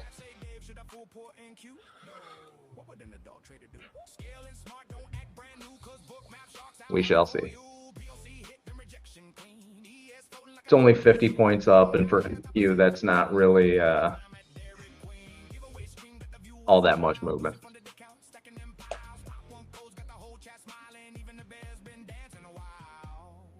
Late night glowbacks, candles glowing blue, Tradezella journaling, Discord vibing. No Tradezella journal, Discord vibing. How did they pick up Tradezella journal in that song? That's so interesting. Watch out, you don't want to get sued.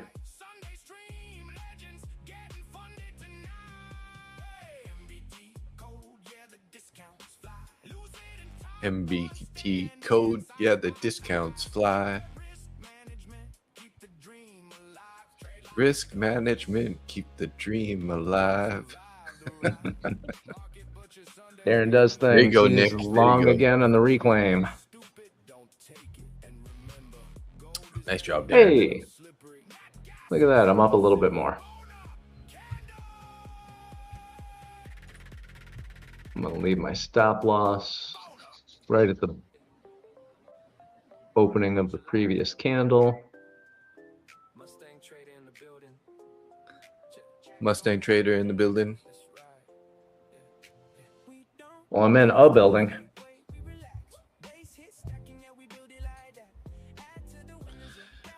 I feel so I'm kind of like in shock still. I wanna get into these longs, but I'm just saying to myself no. Dig it. I'm going to let this trade play out since I got my stop loss and profit and go grab some coffee. I'll be right back. Nice.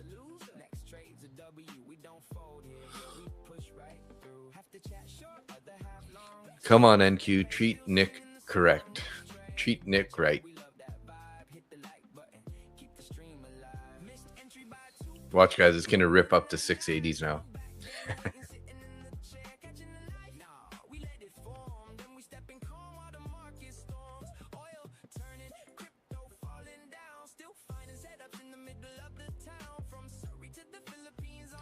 So who here was on the stream last night when right at the end of the stream when we were talking about taking a long off that overnight VWAP? I think Angie, were you around? If you're still in the chat.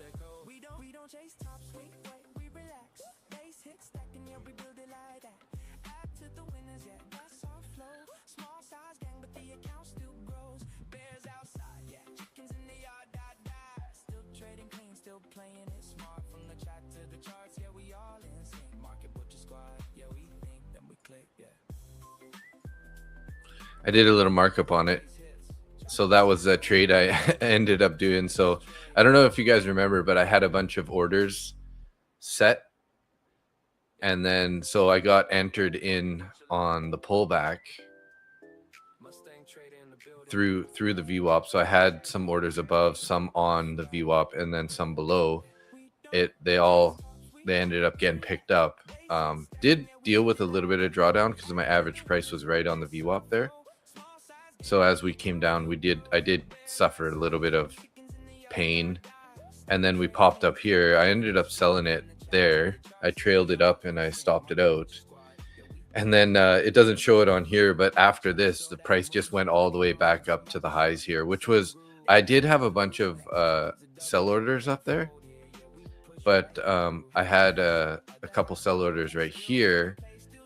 And then basically once I hit those sell orders, price popped up a bit higher, and I put my stop up of my remaining contracts right in that area. So when this thing wicked back down, it took me out. But I ended up locking in like $260 on that trade. So it was a pretty decent trade.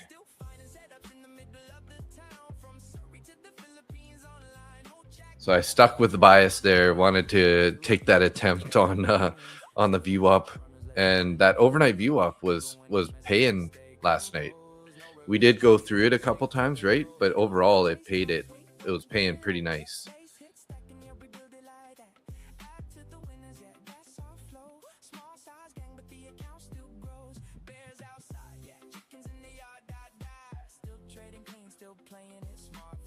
How's that trade going for you there, Darren?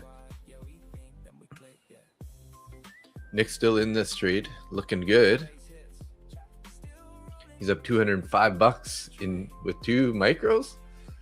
Wow, that's nice. Mustang trader in the building. That's right. We don't chase tops, we wait, we relax. Base hit stacking, yeah, we build it like that. Add to the winners, yeah, that's our flow. Small size game, but the account still grows. Trade's working out there still. All right. Put my stop loss up to the bottom of this current 15-minute candle. Jeez, Tim, another $200. Well, there goes yesterday's daily loss limit. Pretty much recovered that whole thing, I'd say.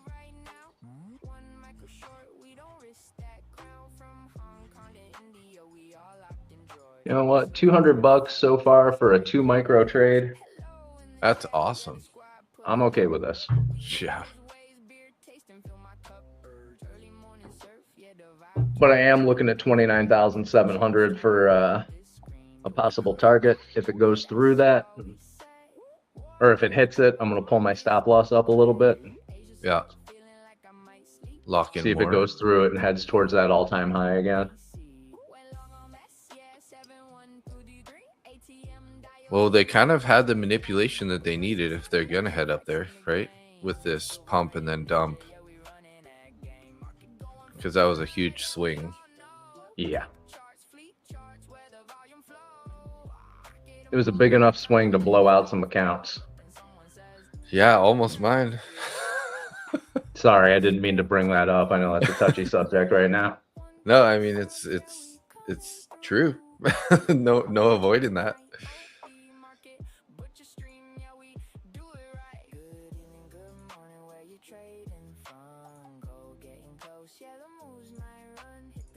I have to remember to tell myself this is now a stress-free trade. Yeah. It's just about how much money are you going to make today. It's not about am I going to make money. It's just like that's how much do I want to make today?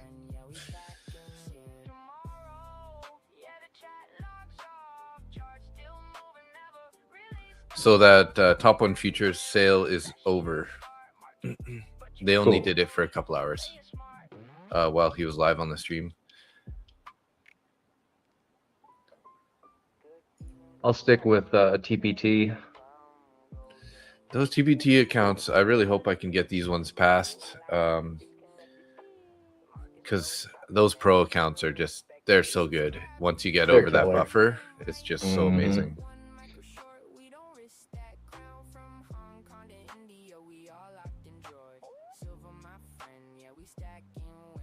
And it really is just about getting over that buffer. Mm-hmm. Once you get over the buffer, it gets real easy to trade them. Yeah, it gets more and more like a cash account, Mm-hmm. especially if you can get a good chunk of. Do you know what's their max payouts on those accounts? My accounts are older, so I don't think I have a max payout on them. Oh, really? Yeah, my funded accounts they're kind of old.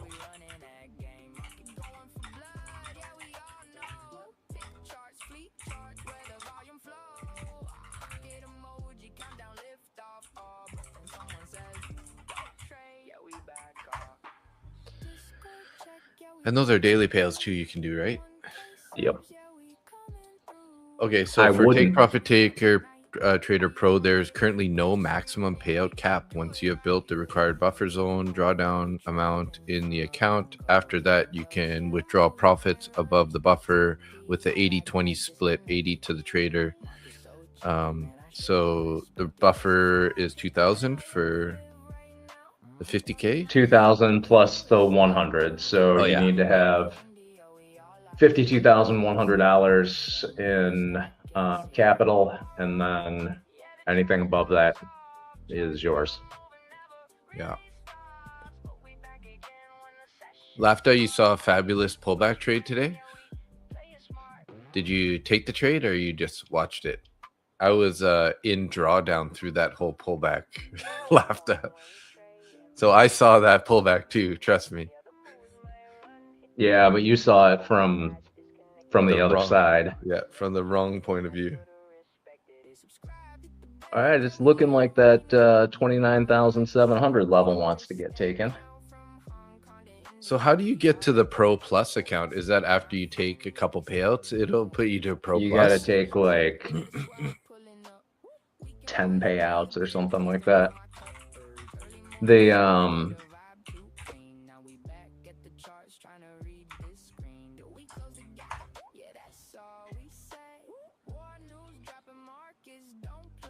they'll send you a certificate saying that you have a live account, and they switch it over. It takes about 3 days to switch over from a sim funded to a live account. Mm-hmm.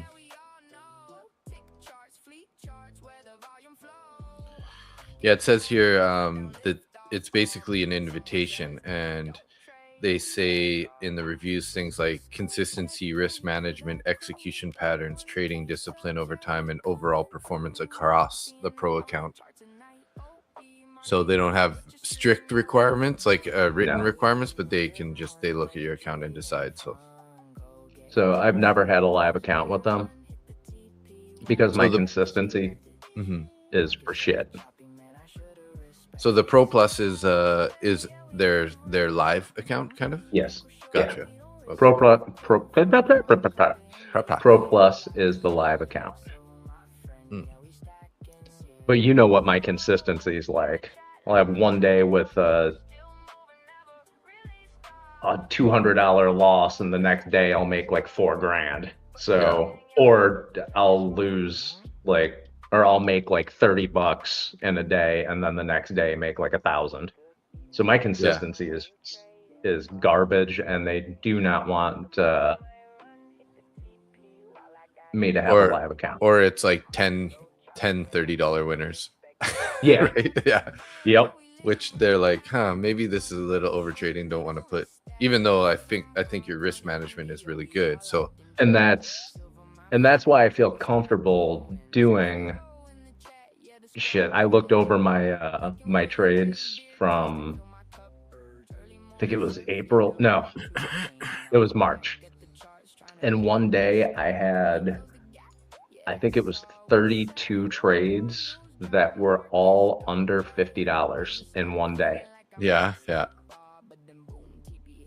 I mean, I hit some pretty high numbers on trades this month also. And it's all pretty green days and pretty high win rates because, again, putting that stop in profit, getting those small wins, and then rinsing and repeating, because I have like on the 4th, Monday the 4th of this month, I took 67 trades with the 80% win rate. Holy shit, that's something. Yeah. And then on the 7 first of the trades month, with an 80% win rate is incredible. yeah. And the first of the month, I took 52 trades with 71% win rate. Do I have any other big days? Most of them are around 30-ish trades. Like on Wednesday the 13th, I made $680, 37 trades with a 91% win rate. So the risk management was pretty good. Tuesday the 19th, 41 trades, 92% win rate. 39 trades on Wednesday, 87% win rate. The only thing you have to watch out for with the TPT accounts is once they're funded accounts, until you hit that buffer, they're trailing drawdown. Yeah. But usually, trade small. Trade small. Yeah. Until you get it past the buffer, right? Yeah. Once you have like $5,000 to $7,000 in those accounts, that's when you start putting on more size. You go from 2 micros to 5, and then just keep going from there. Yeah. And I don't know that I'm gonna copy trade all 5. If I were to get them all funded, I might split them up a bit just so I don't end up having a disaster trade and put them in damaging. Create different strategies in your Traders Post account and trade them in baskets. You just switch the strategy at the top of the command pad there. Yep. Gotcha. You click the button on the strategy and it'll go between, like I have an ES strategy, I have an exit all strategy, I have an orb strategy, and I trade different accounts in different ways. It's also a great way for me to forward test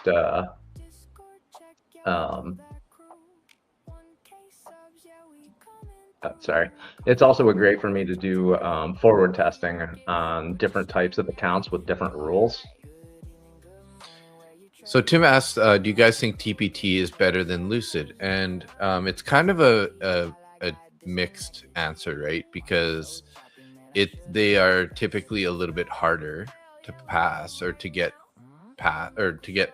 sort of profit, because you have that intraday trailing drawdown until you get that buffer. Now, once you get that buffer in, then they're superior for sure, right?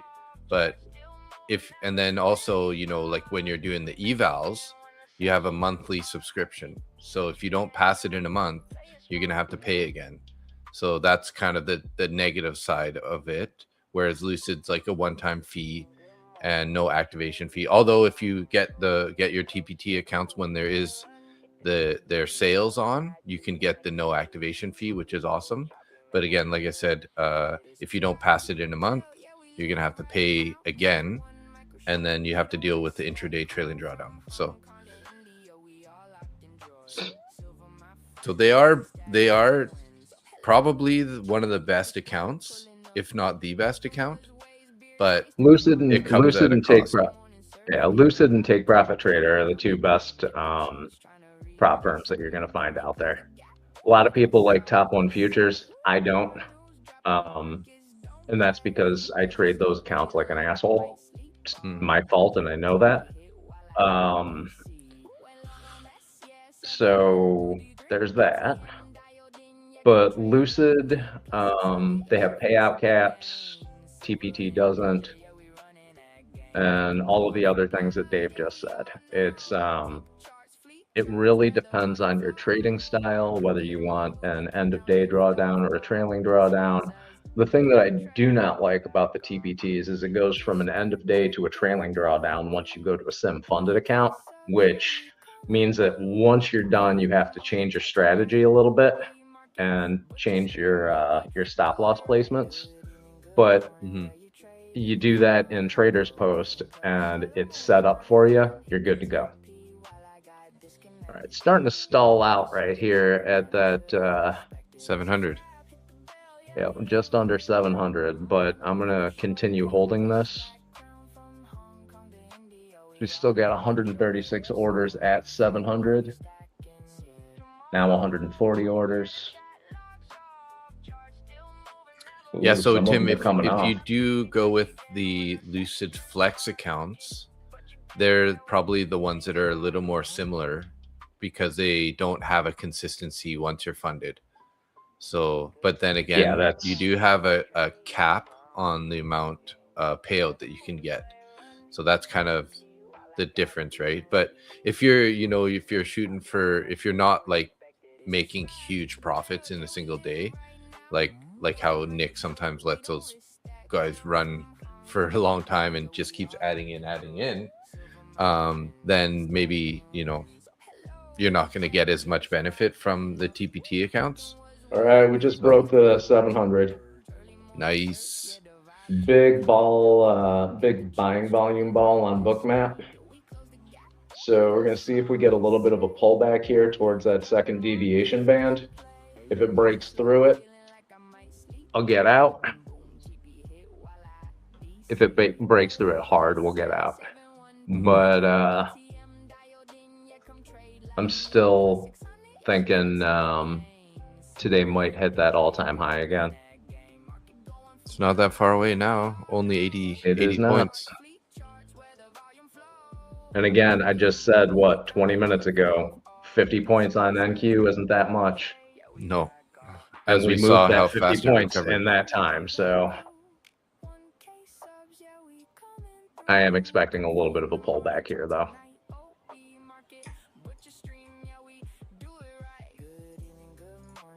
Yeah, even if we just look from the lows to where it is now, like that's 200 points. We've gone up already since that pullback. So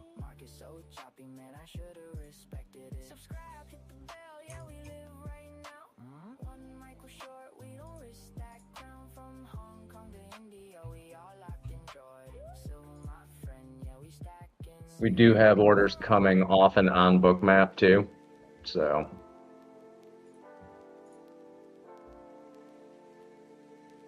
I do want to set this up so I can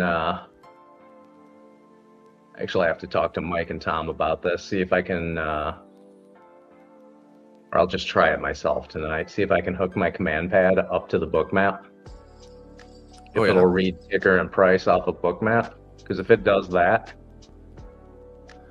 So I did hear they were talking on ASFX today. I didn't hear fully what is going on, but it sounds like you're going to be able to like integrate Bookmap into your browser. So that's great news. Because if you can integrate it into your browser, then you for sure can hook up the command pad to it, right? Because should be able to read it off of there. That would be a great thing to happen. Yeah, I don't know. A lot of the time I'm watching. A lot of the time I put the Bookmap on the 10-second, and I just watch for high volume balls at the levels that I have on the chart that I want to take a trade at. So if it gets down to like, say it comes down to VWAP, and I want to go and it's in a trend. Yeah, I'll wait until it gets down to VWAP, look at the Bookmap. If it starts printing high volume buying balls, I'll go long at VWAP.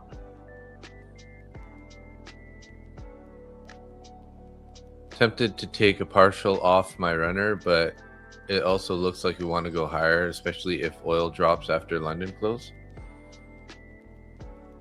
Oh, gotcha. So you're thinking if it heads down to the London lows. All right, my oil trade is definitely in profit. Nice. So when you change the time frame, do you go to that time slice button on the top of the Bookmap there, and then you can switch? Go to that. You can either hit none, 10, 15, 20, 30, or you can do a custom one. Yeah.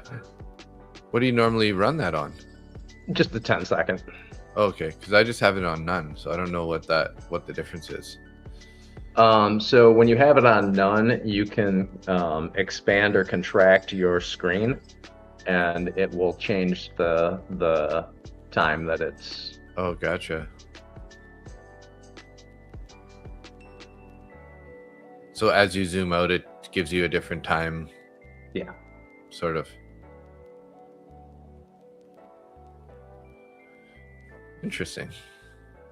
Yeah, I never knew that until you said that. I was like, I've never really changed the.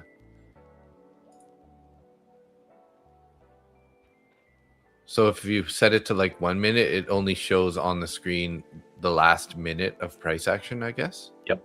Gotcha. So you can use it. You can use it exactly the same way you're using your chart on TradingView. You can set it up to have candlesticks on your book map. Mm-hmm. And you can use those along with the volume balls. Oh, is this going to stop me out?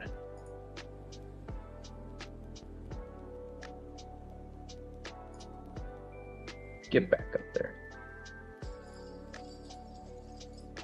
I should play with Bookmap a little bit more. I do like the book map. It is, it can be really a lot. Oh, got stopped out. All right. I'll take it. Made a couple $100, maybe 175 or so.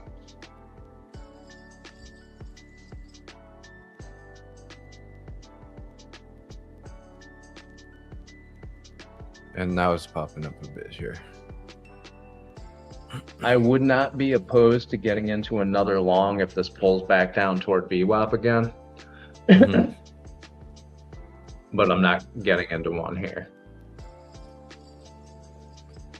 So when I put it on the 10-second chart, but I have the candle turned on, it's like just showing the one candle and it's not really printing a candle per se.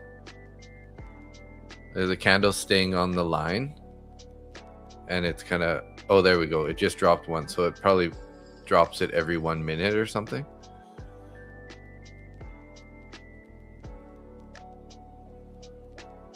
It's interesting.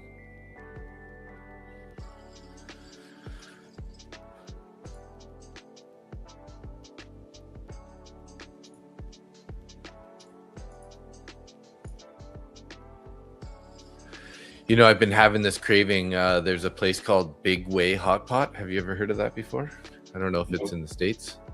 Basically, what you do is you go into this place and it's got this like wall of food, kind of like Mongolian grill,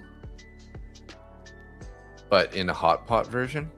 And you get this pot and then you just like pick whatever meats and vegetables you want, just fill it in your pot, and then you take the pot up to the front and then they weigh it and you pick your broth and then they take it into the back, they cook it and they bring it out to you. It's so good though. The hot pot, basically it's like I'll get like a miso soup kind of like broth, miso bone soup broth with mild spice and loaded up with all kinds of meats and stuff. Pretty good. That sounds like a Canadian national treasure right there. I don't really want to be eating hot soup anytime soon, but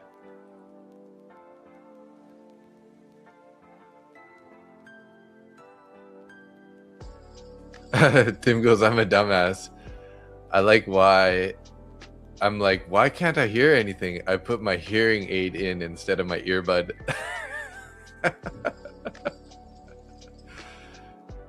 Are you at work right now, Tim? Hey, Peter. How you doing? Thanks for the like drop.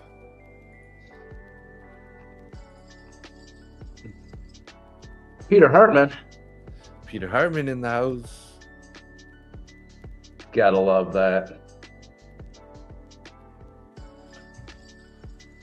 I would have came and did a like drop this morning, Peter, but I was in a stressful pullback there on that news candle. So I was not focused on anything else other than survival. Darren's back up to break even for today. Good deal. Nice job, Darren. It's all right, Dave. I went over there and messed with Mike a little bit. Oh, you did? Nice. Never calls his dear old dad anymore, so. Oh, Gotta go over there and How bust his dare. balls a little bit. How dare You know what? Kids these days. kids? Can't live with them. Can't stuff them in a sack and beat them with scented bootlaces.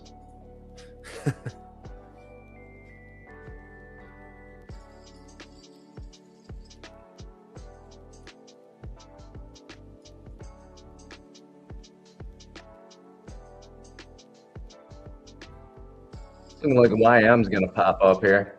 We got orders up at 50,840, 860.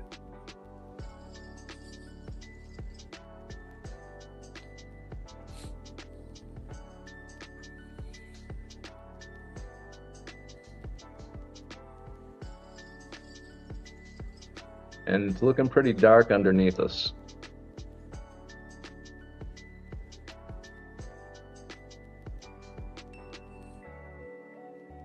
But you know how it goes with me. I say something is looking like it's going to go up and immediately pulls back. So Just on that next candle there. yeah, next candle it'll drop 50 points and make a liar out of me. Typical price action. Yeah. That's how it likes to do.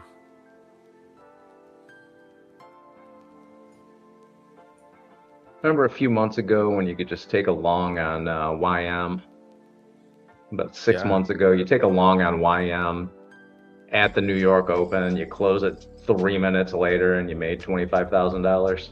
Yeah, it was just ripping some of those days, hey? Those good old days. 6 months ago, back in the good old days.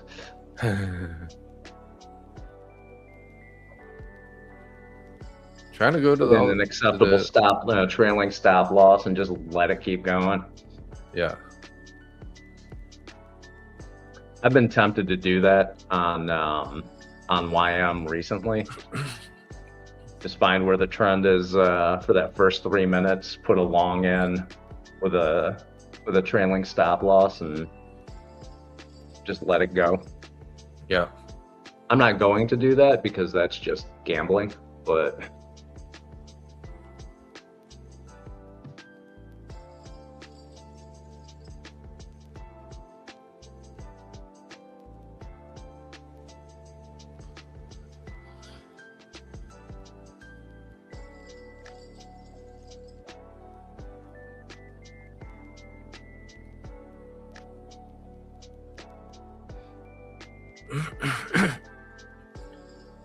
Nerves what did got I to me. say? It looks like it's going to go up and it pulls back down. Yeah, I know. What is it going to do that for? It's just Like trying to make me look like an asshole. The That's daily what high YM is right does to me. there. What was that? I said, well, I'm looking at NQ, but the daily high is like right there. We were almost at it. Now it's pulling back a little bit.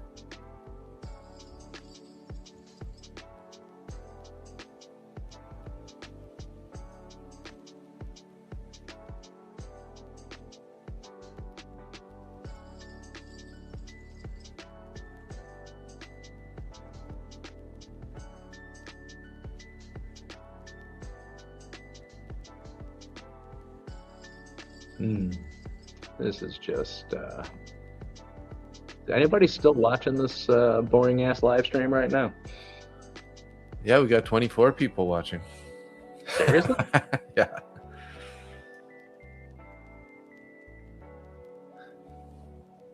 Peter showed up.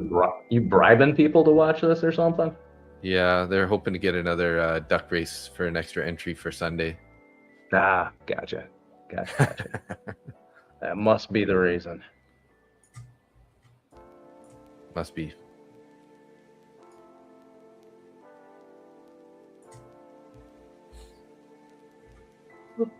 Ugh.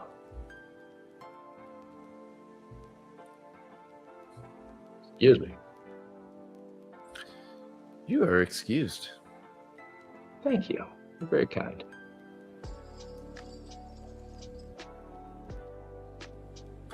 Yeah, we have looks like about 15 people in YouTube and then 10 people in X. So lots of people watching in X right now on your channel, actually. Interesting. Couldn't tell you why. No one ever makes comments on X though. Very rarely. Never seen it. I mean, we're probably under 5 comments ever from X. I honestly don't know if I've ever seen a comment from X. Yeah. They're just creeping in the background. Creepy stalkers, make a comment. Come on. Or go over to Mustang.trader on YouTube and give us a like and a follow. There you go. Or just continuing watching on X and being creepy. Yeah, that's fine too. You can do that too. I'm not mad at you.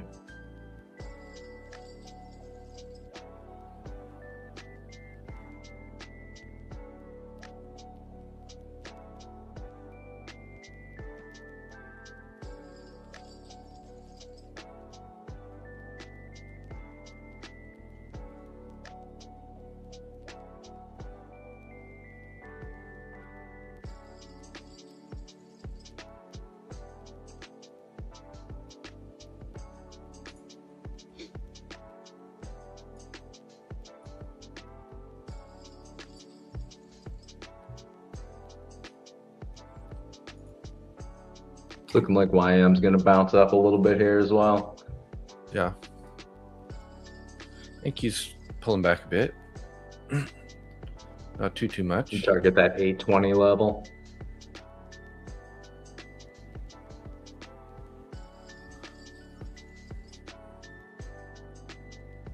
So I got one mini in at, hold on, where's my price? 50,765.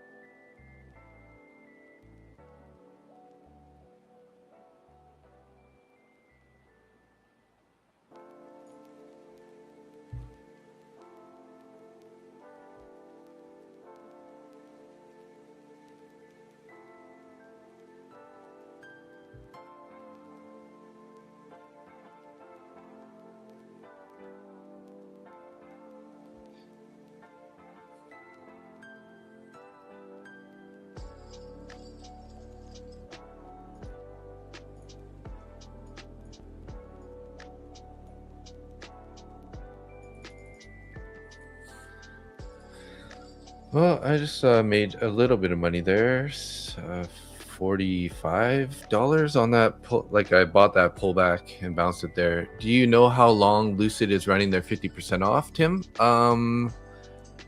Let me I can find out real quick here for you. Just got to go to my dashboard.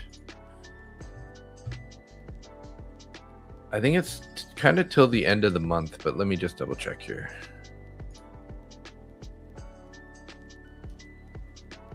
July 2nd. Oh, so for a while. Yeah. It's a maximum of 2 accounts per person. But yeah, till July 2nd.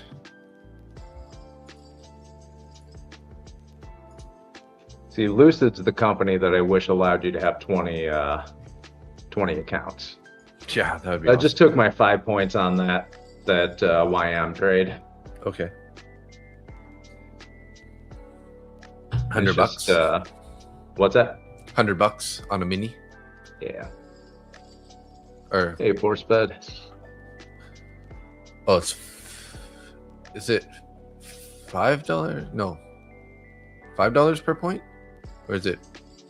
Yeah, $5 per point, isn't it? Yeah, 50 cents. Yes, 50 $5 cents per point. Times 10 is 5. Yeah, so $5 a point on a mini.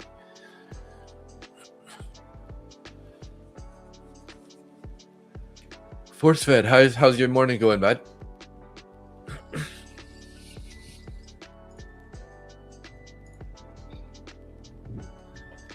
I survived by the skin of my teeth this morning. Seems to be the theme of the day.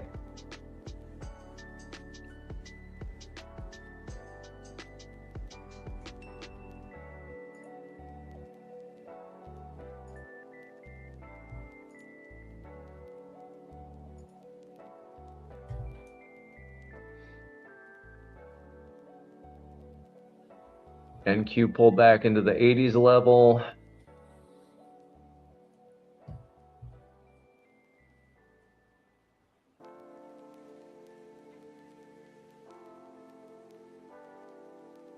Still got a whole lot of orders up above us. I got 120 sitting at 718.25. Yeah. And nothing really below. I mean, a little bit. What is this here? This is 80, sorry. 29,680. 61 contracts. But other than that, it's pretty, that's not even that much actually. It's just looks kind of like standard amounts below us.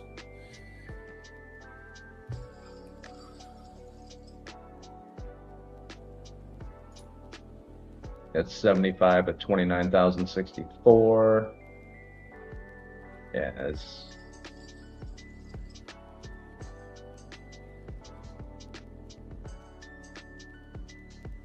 so next level to target would be 725.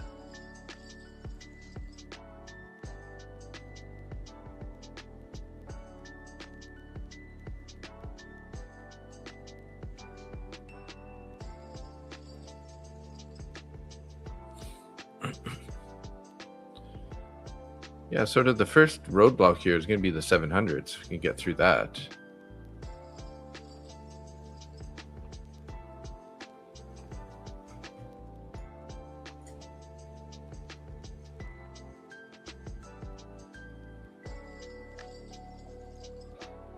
Flat so far looks like it's a JGL market still.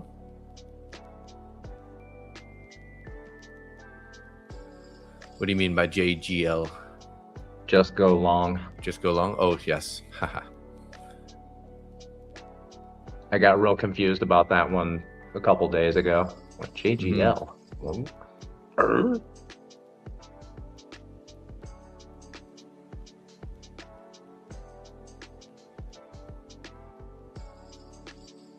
Yeah, I don't want to go long right now.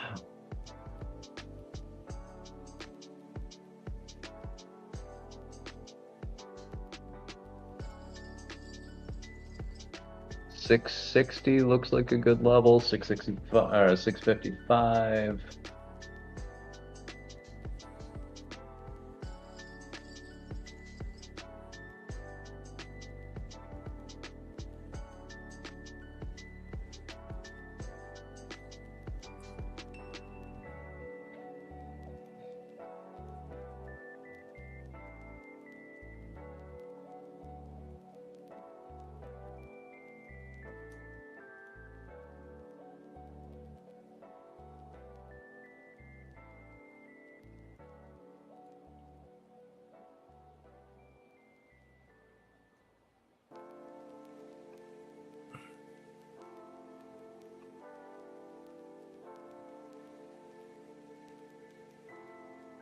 That's what I think about that.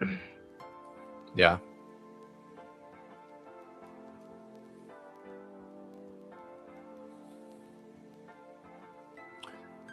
Pakistani Army Chief Munir arrived in Tehran. He's going to talk more about the war stuff.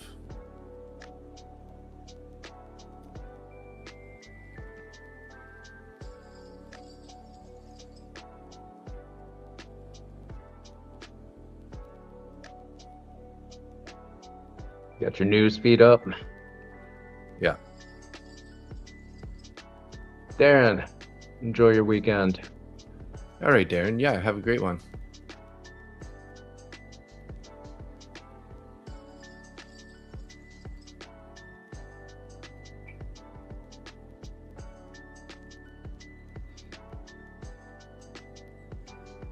ForceFed, I'm with you on this one. The chances of there actually being a deal set, very, very unlikely.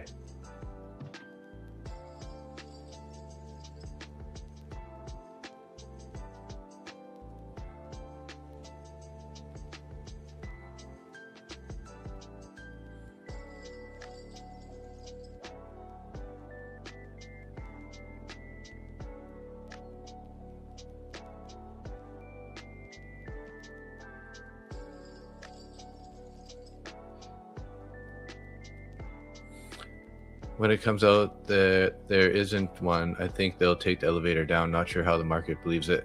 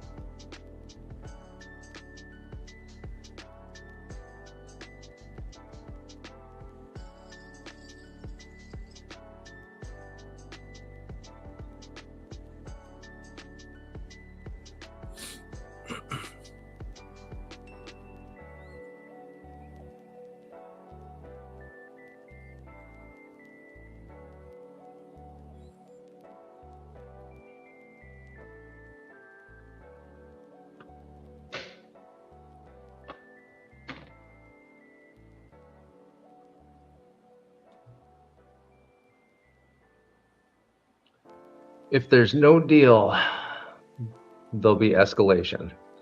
Trump can't back down, right? Oh no. I mean, his thin skin and fragile ego wouldn't allow that.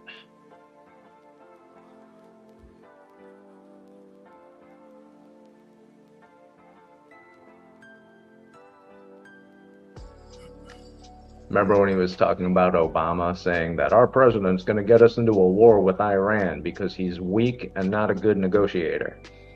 And Netanyahu flutters his eyelashes at him, and all of a sudden he's like, oh, let's drop some bombs.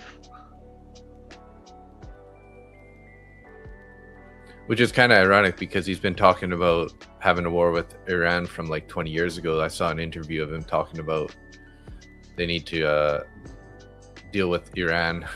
That was like Trump conversation 20 years ago. Trump was saying that he didn't want a war with Iran.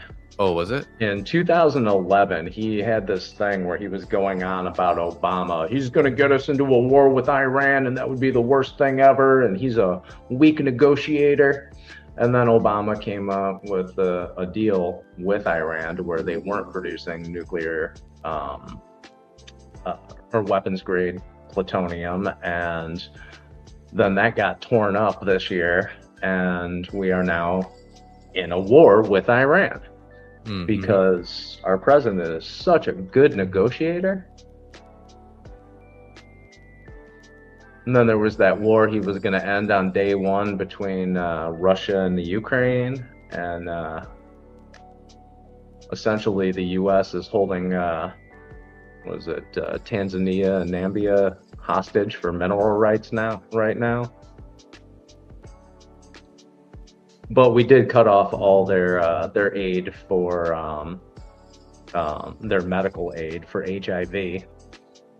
Oh, because all those Christian fundamentalist pro-life people, all life is precious unless they're brown people? Is that what you?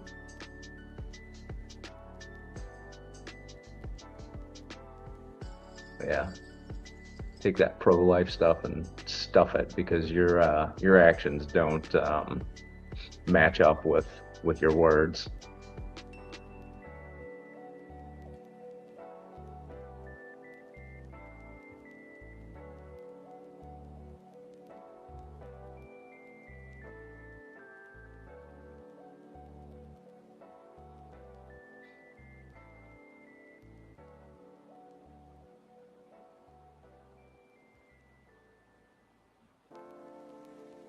Ooh, am I going to get into this trade here? I am in this trade here. Why didn't somebody tell me? Which trade is that? This NQ long. I had a limit order set.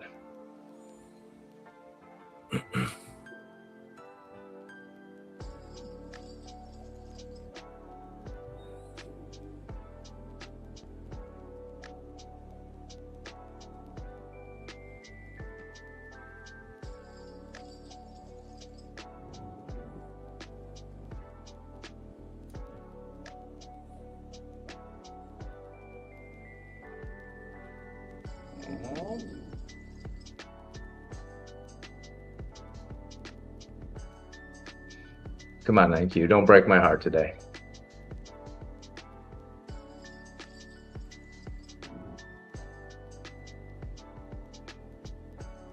Feel like I'm gonna get a Dear John letter from NQ right now.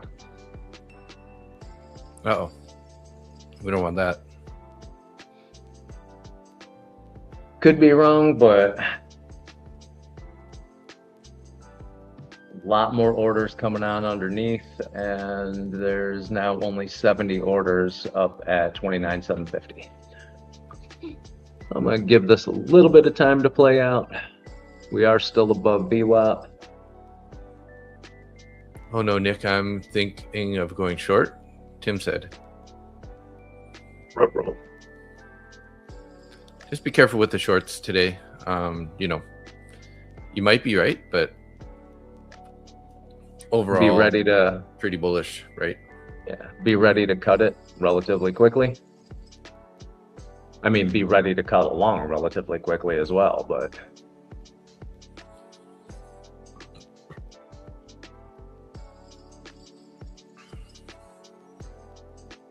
I may have gotten into this long a bit prematurely, but we shall see. And Tim, don't you don't need to uh-oh about that. There have been multiple occasions where Dave's gone long and I've gone short, and we both ended up in the green. It Yeah, really depends on how you're going to trade your manage the trade. Because you're doing great lately, so. Yeah, so don't second guess yourself based on something I'm doing, because I'm just some asshole on the internet. That's all I am.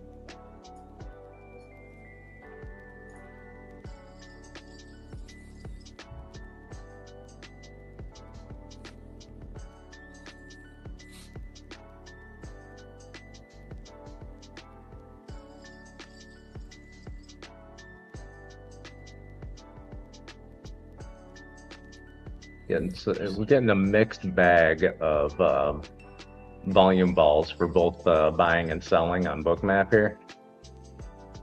In 5 buy volume balls in a row, and then 3 sells, 2 buys. ForceFed started another eval today to have in the stable in case of my 5 fundeds get blown. Oh. For TPT or something, or which platform?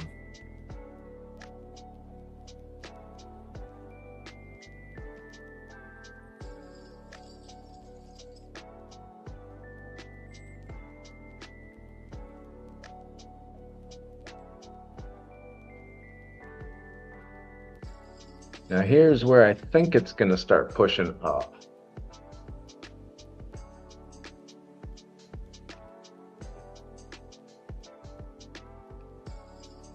TPT, yeah.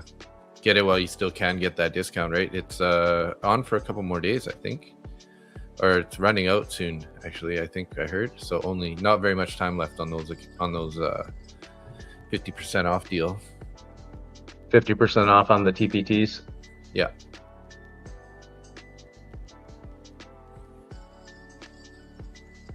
I just brought my stop loss up in a profit. I'm not going to risk a whole hell of a lot here today. I'm green for the day. It's a Friday. All right, I made $15 on that one.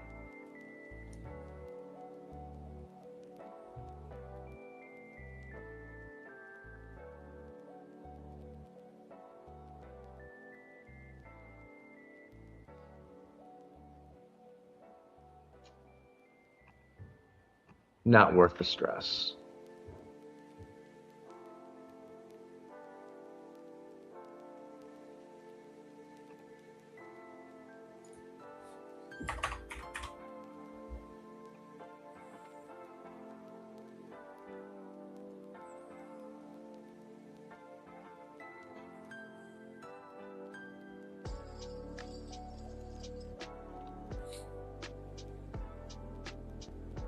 How long is that TPT sale going on? I'm not sure, but I heard that it was going to run out pretty soon. So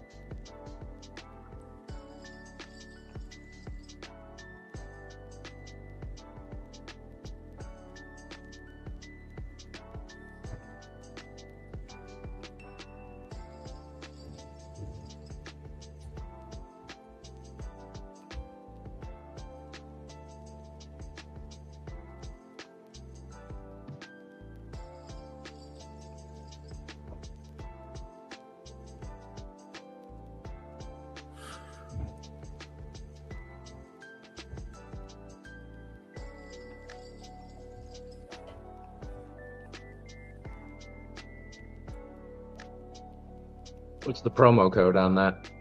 no fee 50. I think. Yeah. No fee 50, I think.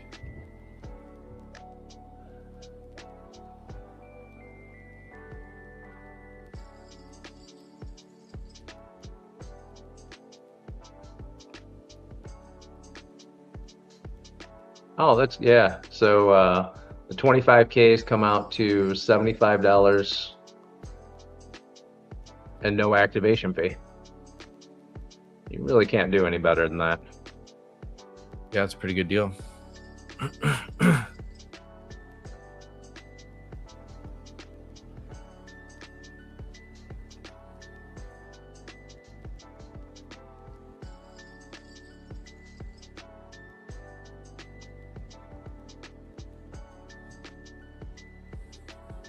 So what I'm going to do is I'm going to pick up 2 of those using the credits that I got from my payouts. Nice.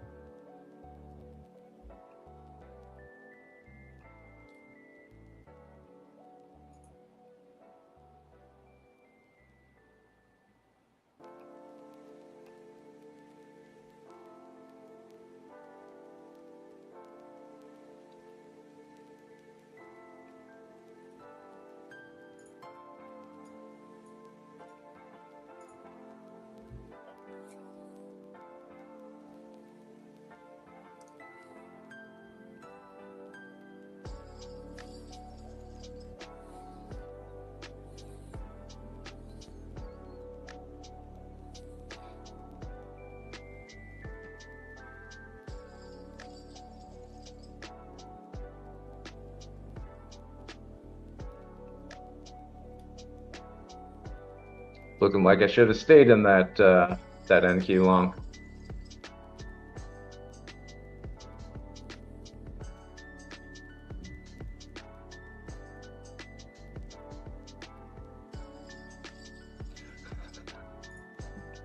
This is funny, ForceFed. It's funny when you don't realize you're zoomed in on the chart and you think you're deep in the money, only to realize it was only a few points. I'm not laughing at you, ForceFed. I'm laughing that you said that because I think it was a trade like a couple of weeks ago, I thought I was up a lot and then realized that I didn't hit the the 15-minute chart. I hit the 15-second chart Oh, and saw the movement up and just canceled. I just flattened my account, and it made like something stupid like $2.75 on a trade. But I thought I hit the 15-minute and not the and I accidentally hit the 15-second. So that was, I embarrassed myself.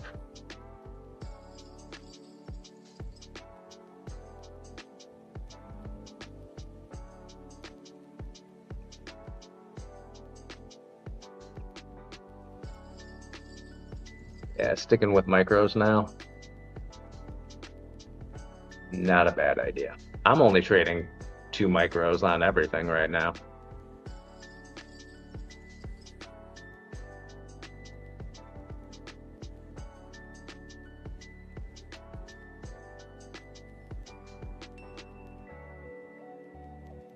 Regional mediators travel to Tehran and push for U.S.-Iran deal.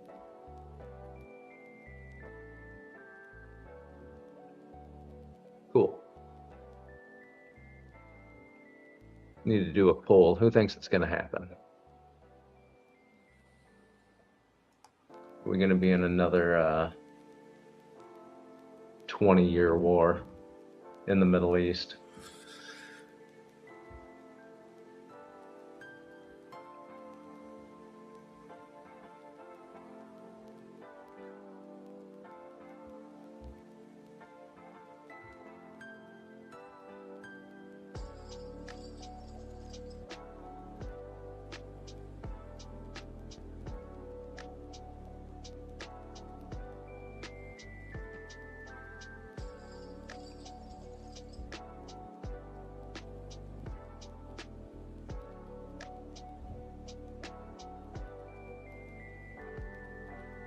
Thought we were having another earthquake there for a second. Roofing guys are up Oh. here right now. oh, gotcha. Force Fed's taking this $100 in profit. I like it. I like it a lot.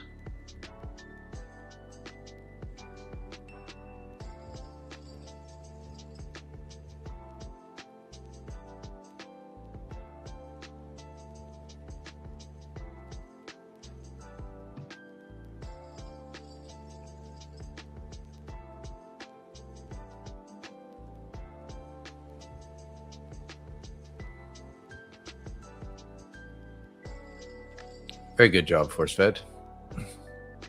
So, Peter, are Oh. you in any trades? Taking any trades? You got your bot, or your, I think you had a bot or something you're working on, or something, your automated trades.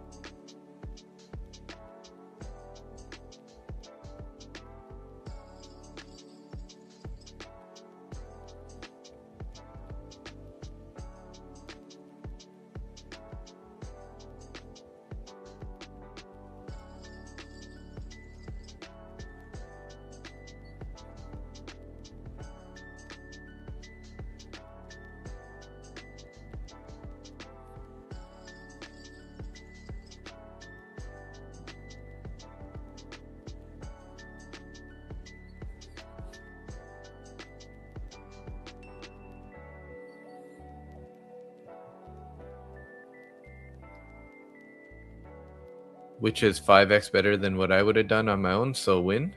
Oh yes, your bot's up 153. So now you're That's up cool. 5. Okay. You got a bad candle, so you're up $5 now. It's not red.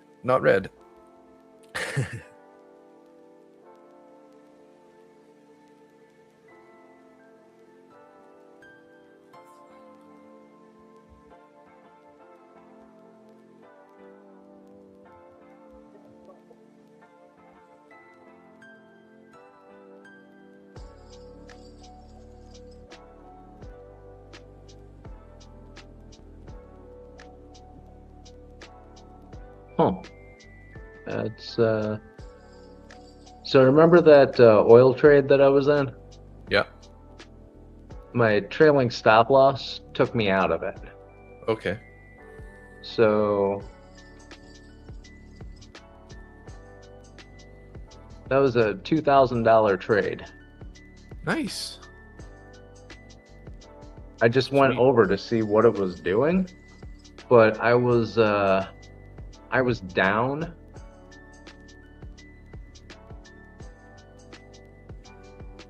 Oh shit, it almost took me out. Oh. And then it went to profit. Yeah, I had my stop loss set at $95 and it got down to $95.45 before it came back up. I didn't even realize that when I changed the stop loss to a trailer.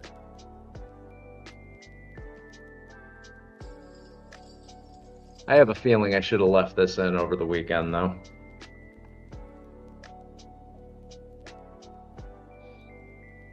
Peter Hartman, do you care how long it takes to pass an eval? Depends. Lucid, no. You pay for it once, take your time, pass the eval, and trade it like you would a cash account. Apex, I try and pass those in a day.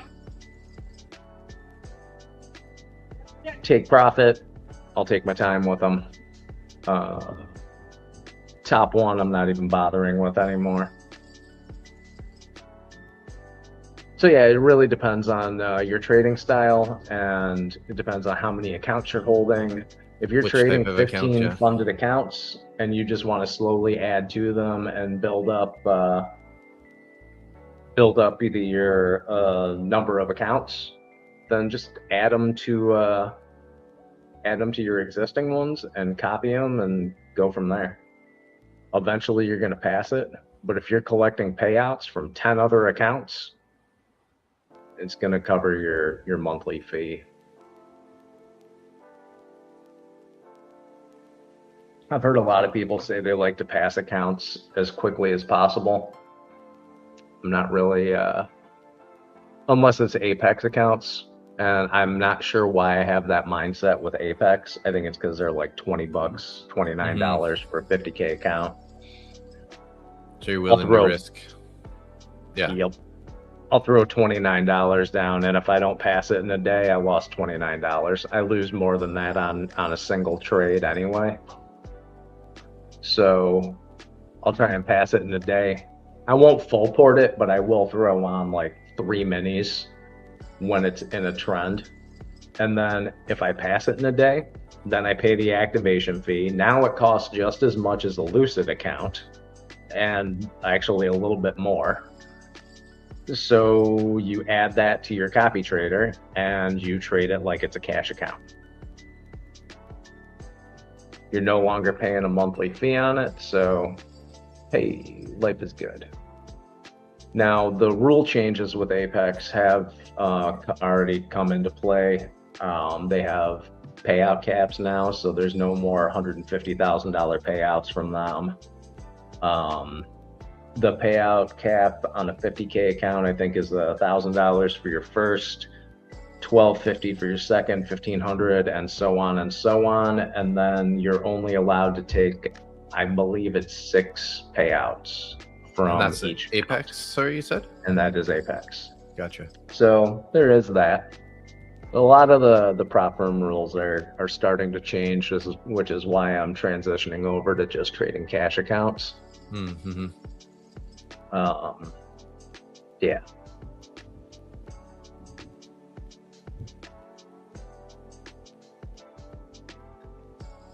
Oh, excuse me.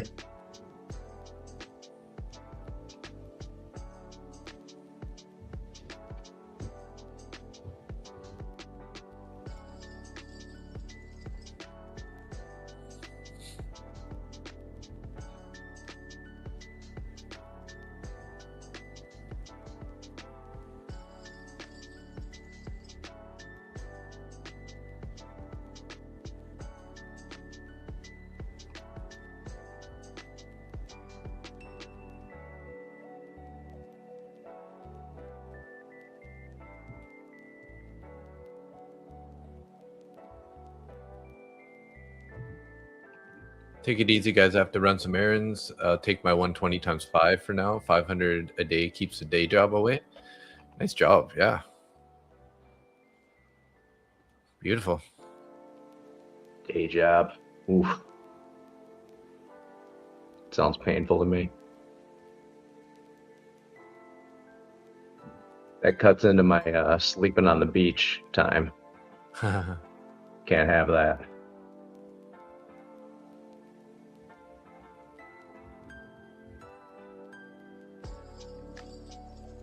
All right.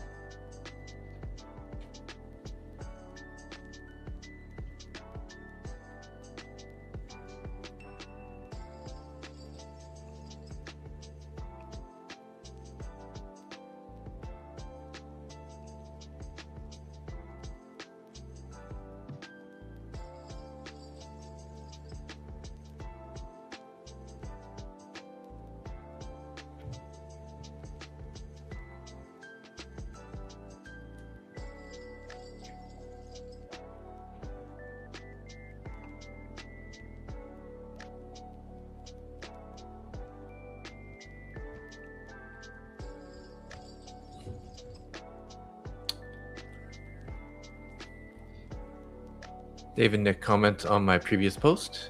I must be doing something right. People say when trading gets boring, you're doing it right. I'm a lot less nervous putting in on trades. Yeah, I mean, that means you're just building your confidence in your trades too, right? Yep. Sizing's not- good.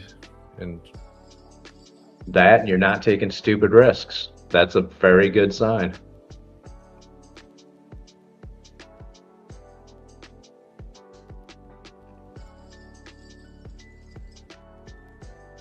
David Nick comments on my previous post. Is that what? yeah. Yeah, absolutely. That means you're not doing stupid shit. You're basically not throwing stuff at the wall to see what sticks. You got to read on the market. You're looking at the price action. Price is what pays. So, and we've been watching you trade for the past 2 weeks, Tim, and you're killing it. Yeah, You're making really good choices. You're taking profits well. Your risk management is pretty damn good. I think Dave said yesterday you had a max daily drawdown, but that was 1 day and quite a bit of time. Every day you're shit. I think you've been green just about every day for the past 3 weeks. So keep doing what you're doing. For sure.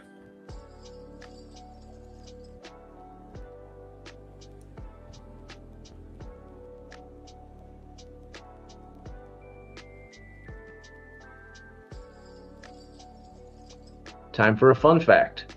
Carbon footprint of the human race is actually about 30% lower than it would have been if Genghis Khan had never been born.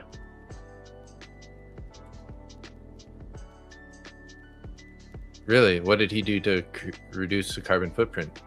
Killed a whole lot of people. Oh, gotcha.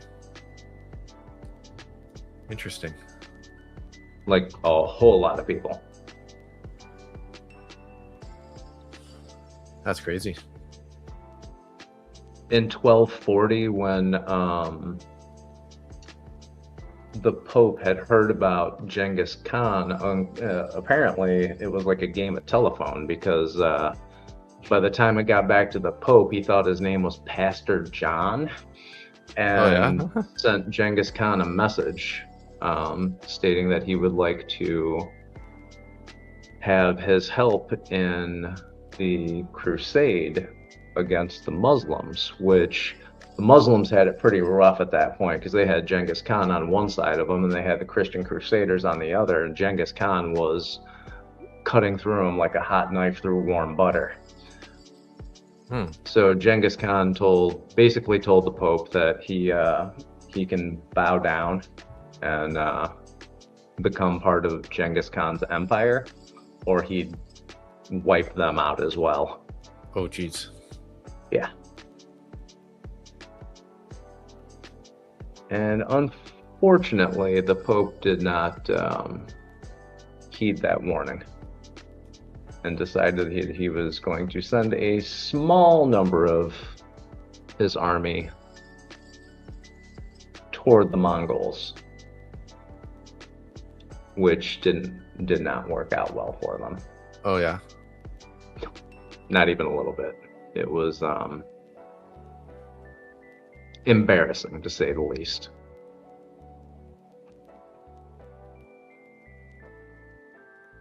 Watch us moving on NQ right now.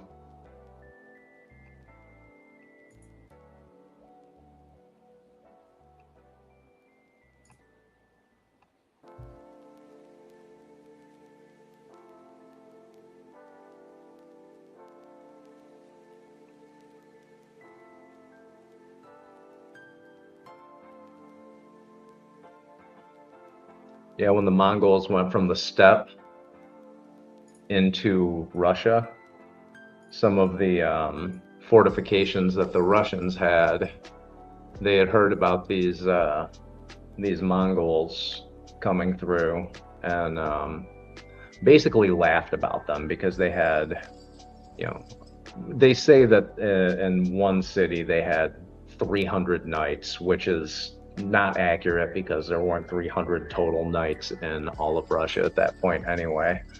But really? They probably had, the estimates are about 15,000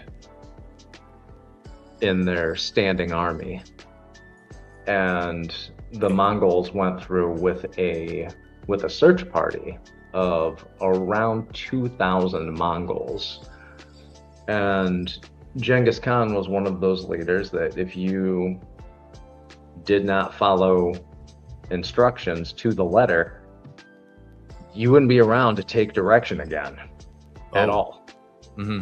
So this was a scouting party. They had a little skirmish with the Russians.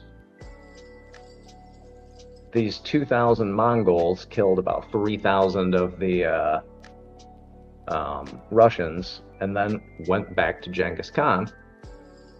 Well, the Russians were celebrating that they fought off the Mongol hordes. Oh. Until Genghis Khan sent, I forgot the general's name. It was the only general that had ever knocked Genghis Khan from a horse, put an arrow in his shoulder and knocked him from his horse. Mm-hmm. So Genghis Khan basically told him, hey, you're the first person to ever do that. Would you like to be one of my generals? It was a rhetorical question because if he said no, he would have been killed. But sent him with, I think it was 10,000 troops and told him to kill everyone there. So the Mongols went through, they killed everyone, and then they left. So what they would do is they had an ear counter. They would cut off the right ear of every person killed. When they captured people, they would set up basically lines to where there would be one guy, say there were 10,000 people there, and there were 1,000 of the Mongols. Each person had to kill 10 people. And you had to take a souvenir of an ear and bring it back to Genghis Khan in a cart. So they had carts full of 10,000 ears rolling across the steppe back to Genghis Khan. And if you did not have your count of ears, you would be severely punished. Oh, shit. So the Russians, who thought they were very, very tough at the time and impossible to beat, basically got spanked by a Mongol army that was a third their size, managed to kill everyone in the battle, then circled around 3 days later and killed everyone that was there again. Because when Genghis Khan said kill everyone, he meant it. So the ones that were hiding, maybe were away for the weekend and came back to go, what the hell happened here? You had to get those ones too. So, stupid history facts. But that is one of the reasons why the carbon footprint of the human race is 30% lower than it would be if Genghis Khan was never born. That's pretty wild. So do they have a count to how many people he killed, roughly? Or did you say that already? No, it's in the millions. Wow. He, it's Just actually, massacring it's in the scores of millions. Wow.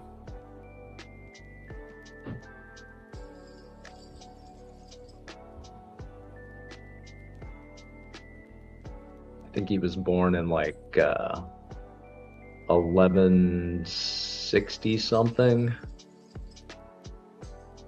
Pretty sure it was 1160 in the 1160s, and actually became the Genghis Khan in 1240.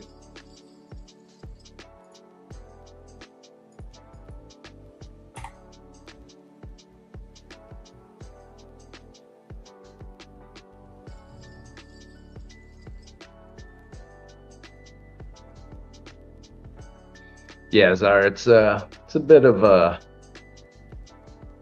chop fest right now, but it is. Oh shit! It's 12:20 in New York. Wow. Yeah.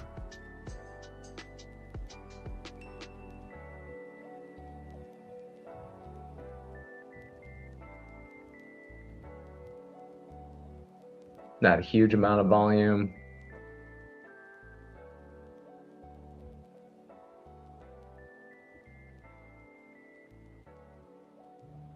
Yeah, Dave, I think I read too many history books. Oh, really? That's not a bad thing.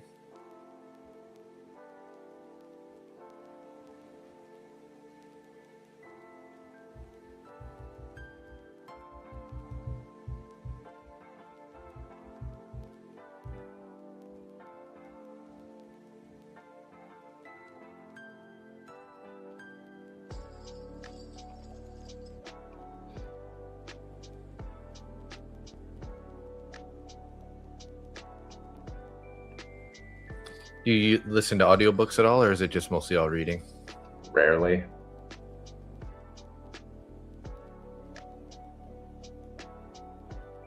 Rarely listen to the audiobooks.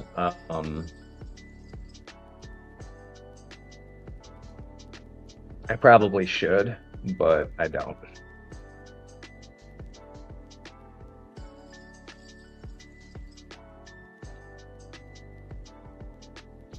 I ended up having to download my entire library onto a Kindle when I left the States. That was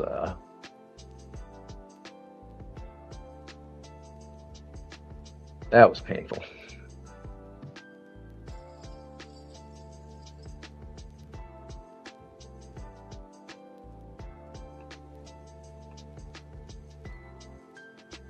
There are a lot of orders coming off and on NQ right now. So if anybody is looking at getting into anything, be real careful about it. Keep your size small.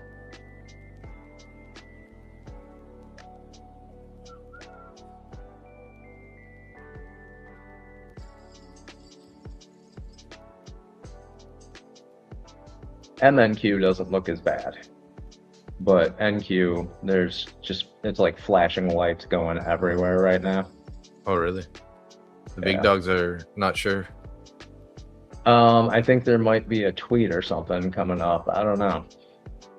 Somebody got a warning. There'll probably be a True Social post about, we've won the war.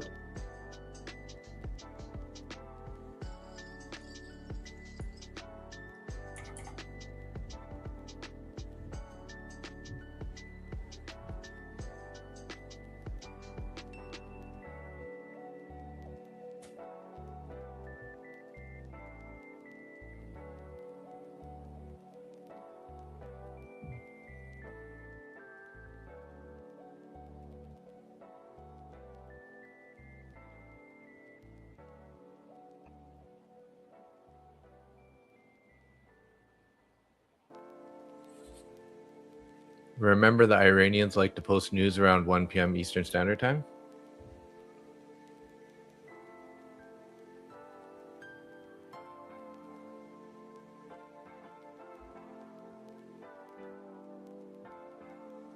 Just to give us something to read while we're eating our lunch.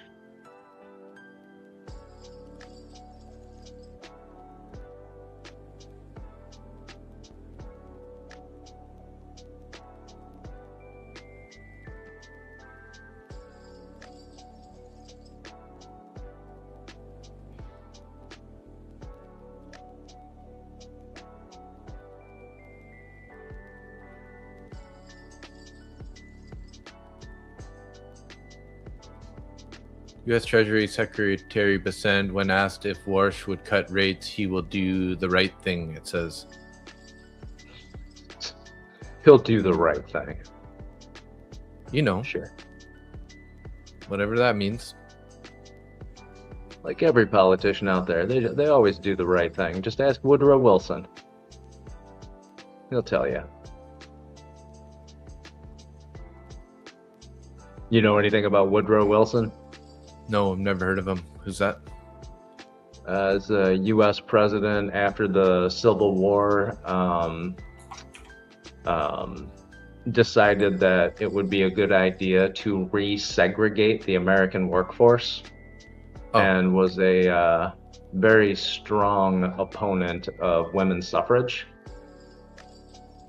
So the only reason women's suffrage got passed was because he was put under a whole lot of pressure. And what's women's suffrage? Women's right to vote. Oh, gotcha. Yeah, I don't know a whole lot about U.S. Politics and stuff from the past. It's something we don't really get taught in school in Canada. Not a whole lot. I mean, anyways. Canada's got its own very rich history of screwing Problems. over the natives.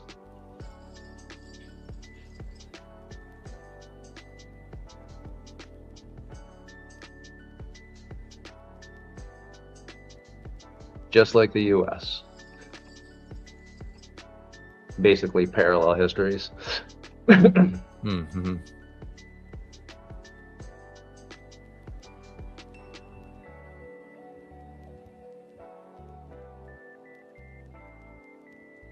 No, Lebs, you laughing at my Woodrow Wilson comment?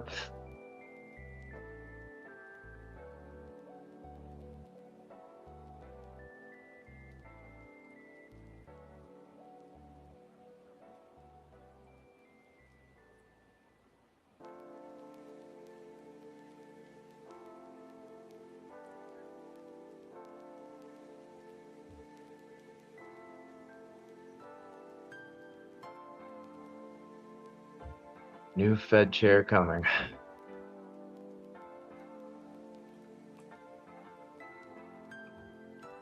Oh boy. I don't know, are we gonna miss Jerome? People are always pretty scared when Jerome was talking. In the market anyways. People are always scared when the Fed chair's talking. Yeah. That is not anything new.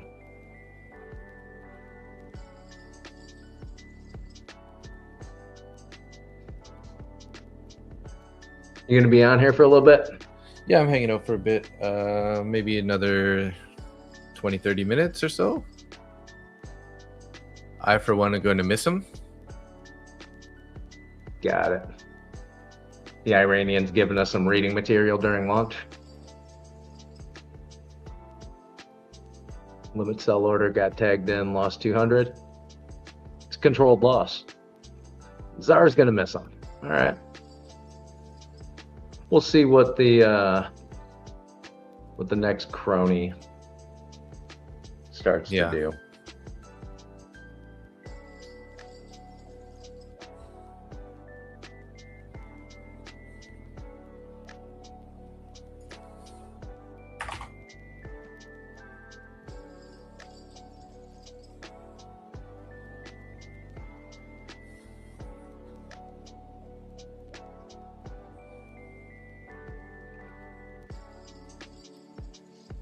So Czar started trading with Jerome as the Fed. So basically, you've had at least 3 years and 9 months of laying awake at night going, God, Jerome, stop messing with me. Yeah. Just be clear. Stop messing with me, Jerome.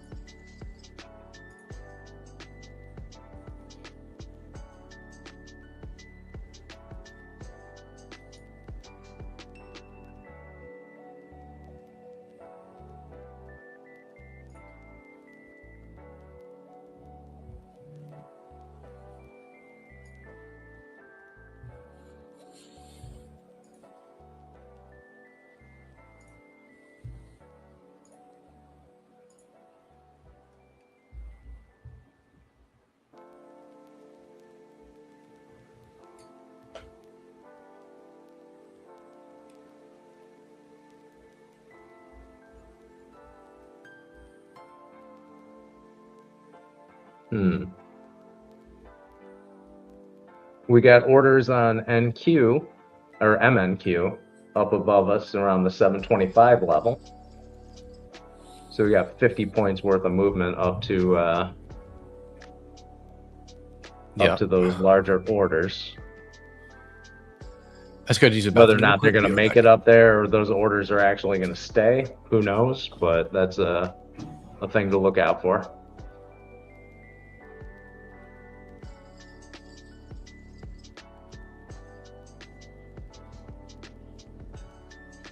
Personally, at this time with this price action, I don't have much faith in it.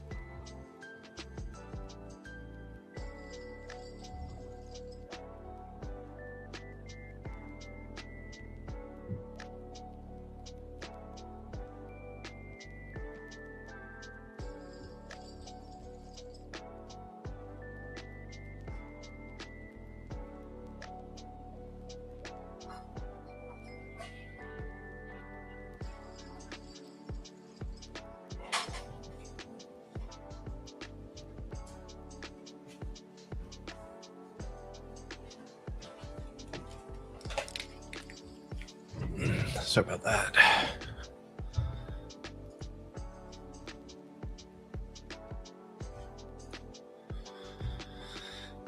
I did take a little loss there. I tried to take a long there, and just before I walked away there, and it hit stopped out. Dope. Just gonna update my dashboard here and see what the damage was. So I'm down 172 on the day now. I was down 20, so I lost 150 bucks. So that was what, 25 bucks or 30 bucks in account, basically. Five times 30. Small loss. All right. Yeah, that's a manageable loss. Yeah. So I should probably just not take any more trades now. Yeah, it's probably a good idea. Leave a small little red day on the end of the week here. Small red's better than big red, And unless you're don't- talking about chewing gum. Don't make it any worse, right? Had 4. Oh, you already read that earlier. Had 4 years of watching them FOMC. Oh yeah. Wonder what tie he was gonna wear. Yeah, I remember hearing people saying that. Eh? Oh, it's a red tie. It's going down. Uh-oh. I don't remember what it was, but well, he's got a blue tie today. It's gonna be a good day. I remember hearing that, and then I never never really got a chance to watch it. I would listen to it or just read the transcripts from it. Yeah.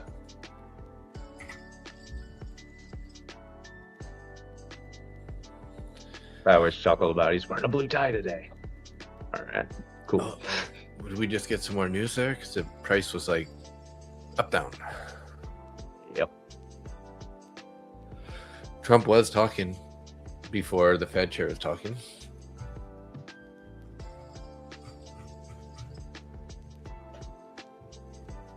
That was a little bit. That was right at the hour, so about 30 minutes ago.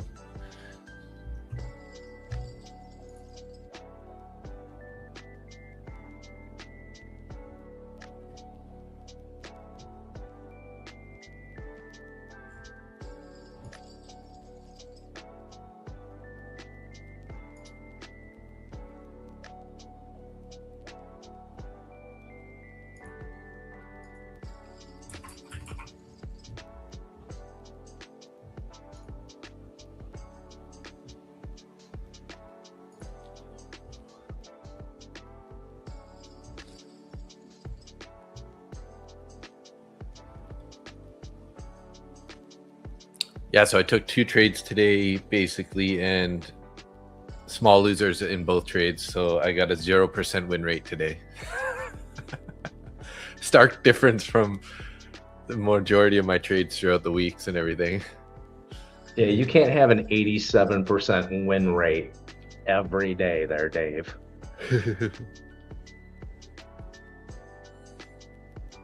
You're just making me look bad. Well, 0 for 2, I should probably just call it, right? Yeah. Which is pretty much what I'm going to be doing here in about 60 seconds. I'll probably stick around till 45 after here. So yeah, I think I'm done for the day. 8-9 minutes. I got essentially no reason to be trading anything right now, so my oil long got stopped out in profit, and have no open positions. So yeah, I think I'm done for the day. Sounds good. So I will see you Sunday night, Monday morning, somewhere around there. Yes, sir. Thank you, everybody, for coming and playing with us today. Yeah. We appreciate you keeping us company. As usual. As per usual. Later, Tater. See ya.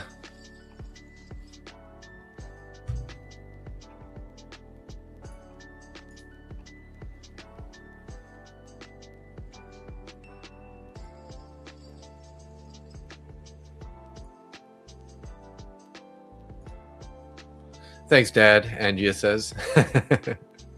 Okay, take care, Peter. Have a good one. I'm wondering if we're going to hold this level here, guys. I mean, I am tempted to take another long, even though I probably shouldn't be taking any more trades here, but it's a little too scary.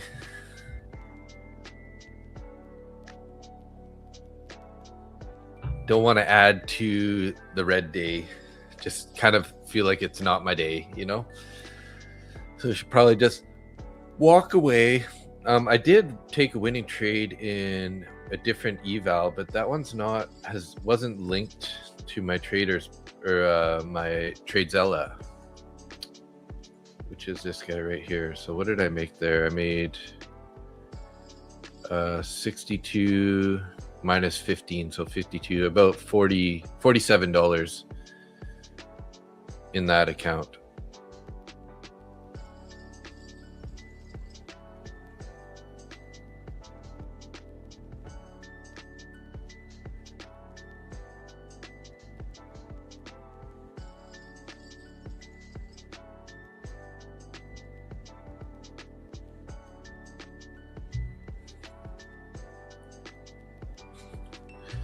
Nobody's in my X for some reason. I haven't double checked to see if it's working or not.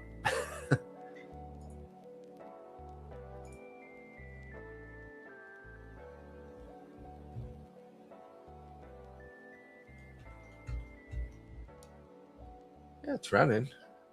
Just nobody's in there. So you guys, anyone have any fun plans for the weekend?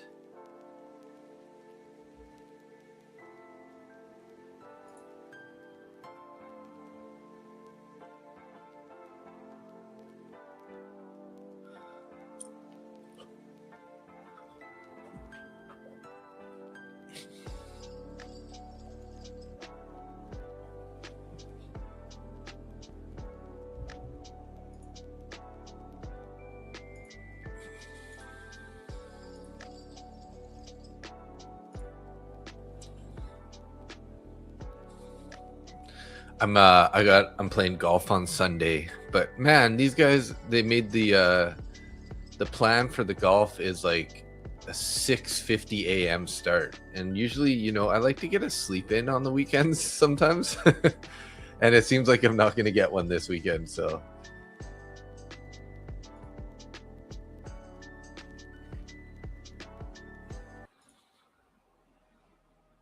You wanna gamble? Get out. We trade with discipline. This is Market Butcher.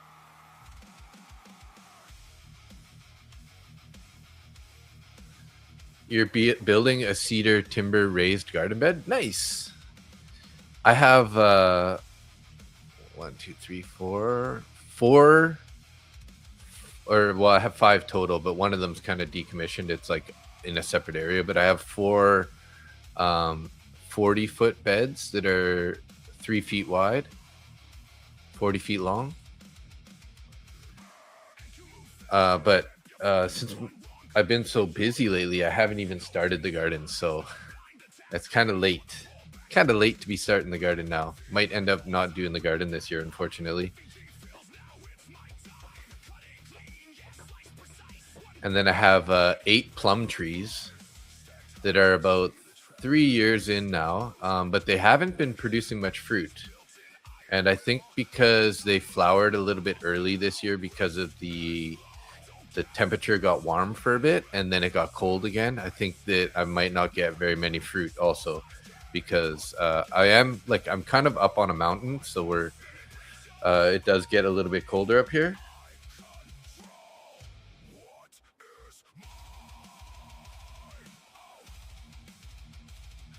So sadly, it looks like I might not be getting more fruit this year. Some of the fruit that did show up, they're looking all deformed and weird, so I don't think that they're gonna survive. So it's too bad. It's too bad.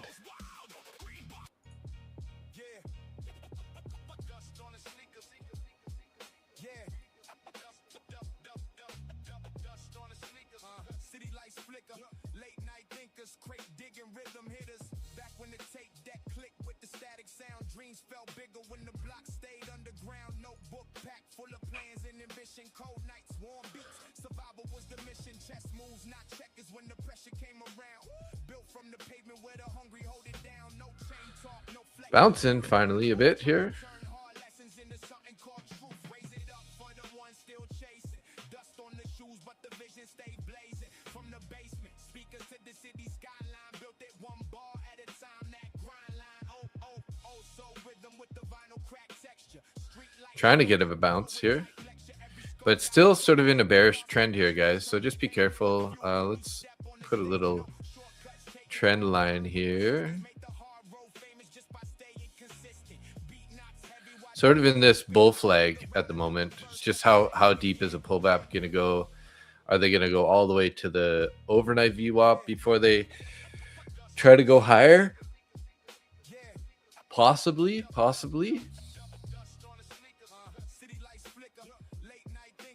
What's my elevation? That's a good question. I'm not even sure.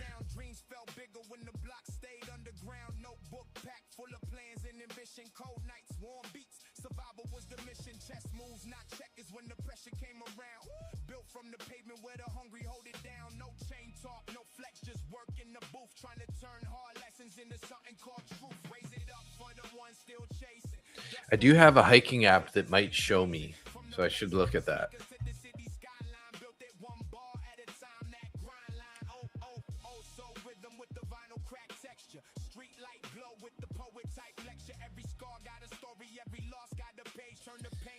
It's about 500 meters, I guess, where I am compared to like the city. So the elevation of the city is around 15 to 50 meters. And the summit of the mountain that I'm on is 540 meters. So I'm probably about maybe like 400 meters elevation. Something like that.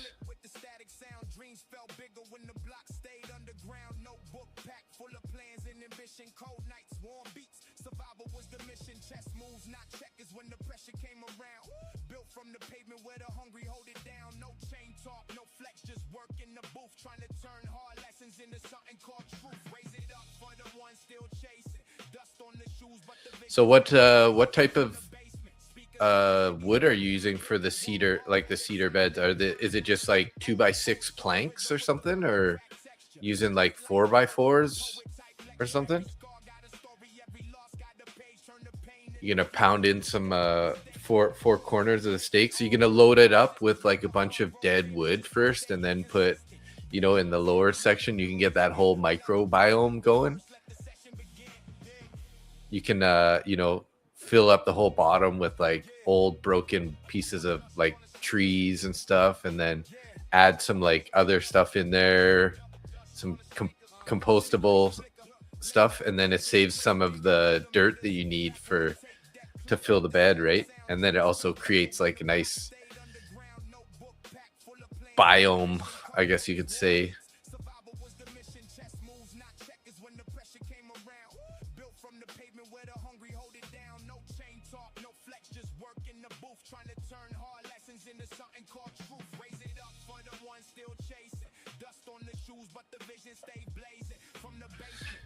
Six by 12-inch timbers. Okay, 6x12s and 12 feet with 6x6 post on each corner. Okay, so that'll give it its like rigidity. So you're gonna have to dig holes and like sink those posts into the ground and the corners, or are you just gonna have it like screwed to it and posted, like, and it just, once it's all set, it should stay, right? And trellis system in the center. Nice. Sounds good. I definitely enjoy those type of projects.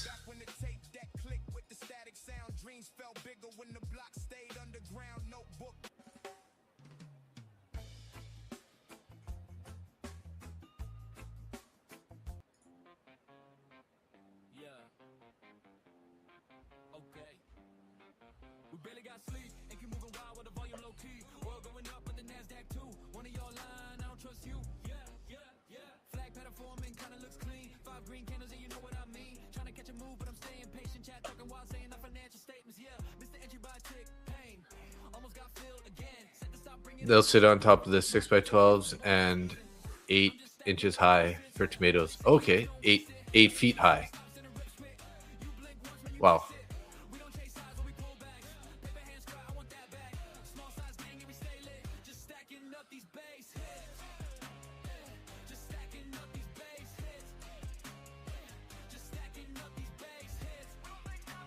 Very cool. That's a trellis system, is 8 feet high, right?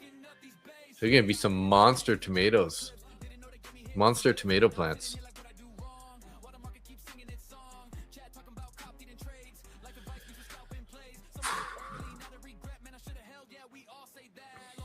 Beautiful. What type of tomatoes are you going with like smaller guys, or are you gonna go for like the big ass chunky ones, or are you gonna do a mixture of both? I've tried both and I've got good results off of both. The only problem when I go with the ones that create the larger tomatoes, I find that they often get like eaten by bugs, and then I feel like I'm wasting too many tomatoes. You know what I mean? Like if they get damaged, you know, you're wasting like this big, huge one. Let's mix of several types. Very nice. Yeah, that's the only thing that I found with those, like with the monster tomatoes. I'm like, I feel like some of them are, it sucks when they get damaged or whatever, because you're like, oh, I gotta throw away this monster of a tomato just because, you know, it got damaged or some bug got into it or something, right?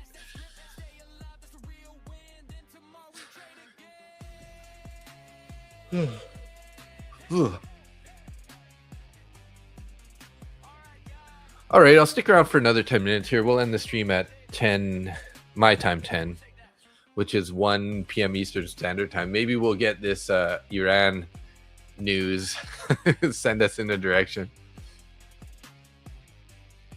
Oh, if you plant several flowers around, it helps. Yeah, I heard of that before too. I did at one point have some of those types of plants, and we were like kind of putting it around it. I was getting a lot of like, there's sort of like a beetle that they would just chew up all the fresh leaves as they're popping out. Like if I had lettuce growing or whatever, as it's just first coming out, they're so young and soft that they would just get all munched. I forget what they're called, what that type of beetle was, but yeah, there was like a type of beetle that would do that. It's like, oh, so annoying, man. You work so hard to like build the bed and to like plant all the plants, and then you're watering it all the time, and then these little bugs come in and chomp them up. And then I had lots of cabbage too, and sometimes a slug would get in the cabbage and it would just eat it all day, all night.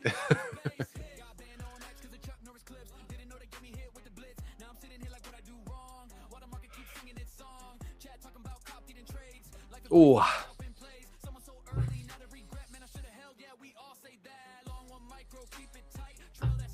I had a similar like trellis system for peas also. So I had like a huge wall of like peas that they grow up all the trellis, and then everything's just hanging everywhere. Yeah, I think so. Yeah, some of the hornworm caterpillars, yes.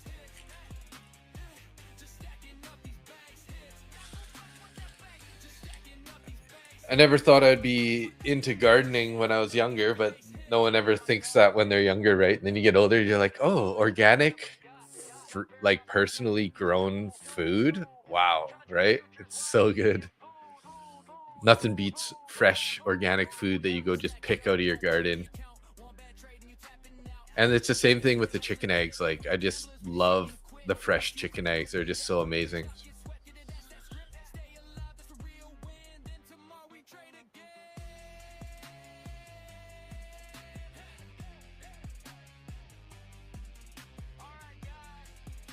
Are we going to break out of this channel right here? Kind of looks like they're trying to. Oh, I can't stop yawning for some reason.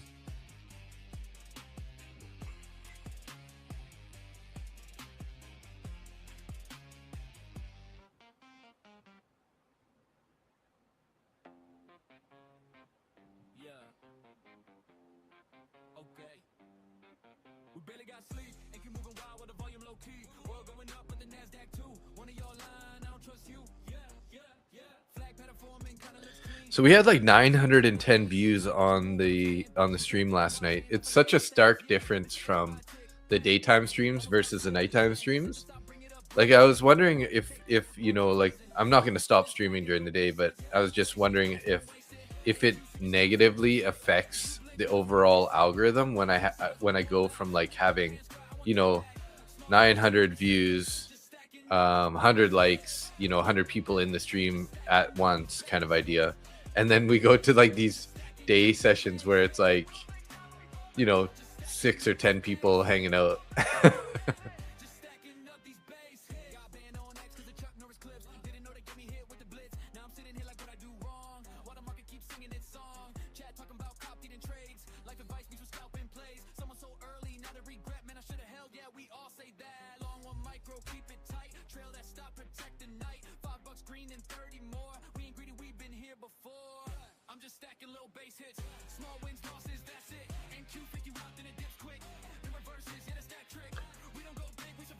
Yeah, less streamers it might, so more views. Yeah, and you know, there's a lot of more like popular streams. So, okay, Anja, you go to bed.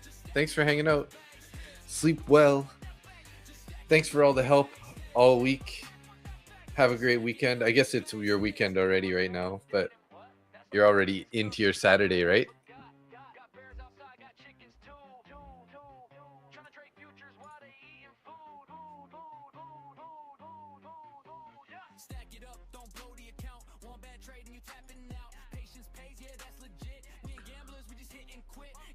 So I did put on the candlesticks there for a bit on the chart, and I'm like, I don't know how much I like them. You know, they kind of like give me another thing to look at, which I don't really like. We did have some buyers stepping in here at the 650 level.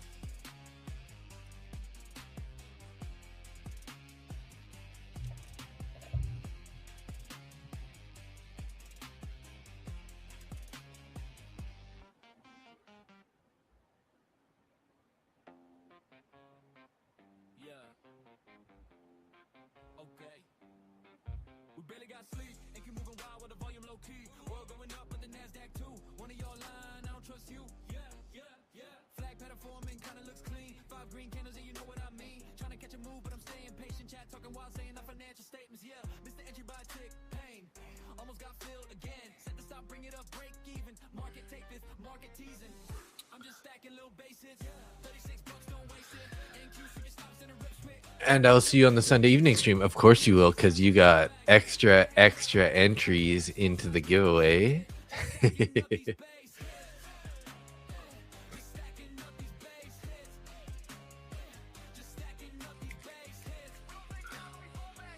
Angia might win this weekend, guys.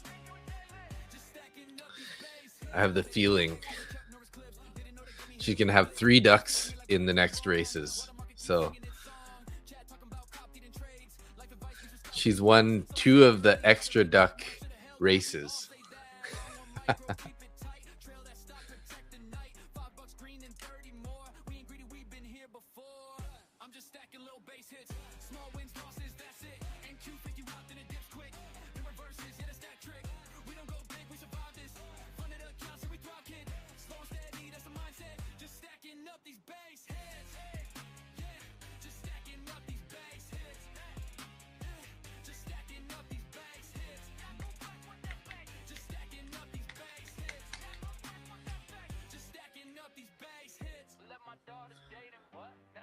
Oh.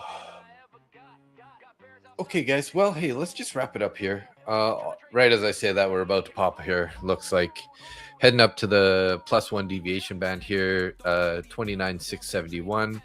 We do still have all the orders up there at 29,700 area, 710, 715 area. So that's going to be interesting to see if that's going to be the next draw on liquidity. We do still have also some contracts up there at 29,750. 20-point bounce here after that little pullback into the channel. So I wonder if that was sort of the break and retest here. If they're going to want to take us higher. Al Hadath source, a meeting bringing together Pakistan Army Chief and the IRGC commander will take place tomorrow in Tehran. All right. They always got to do this stuff on the weekend. Hey, guys.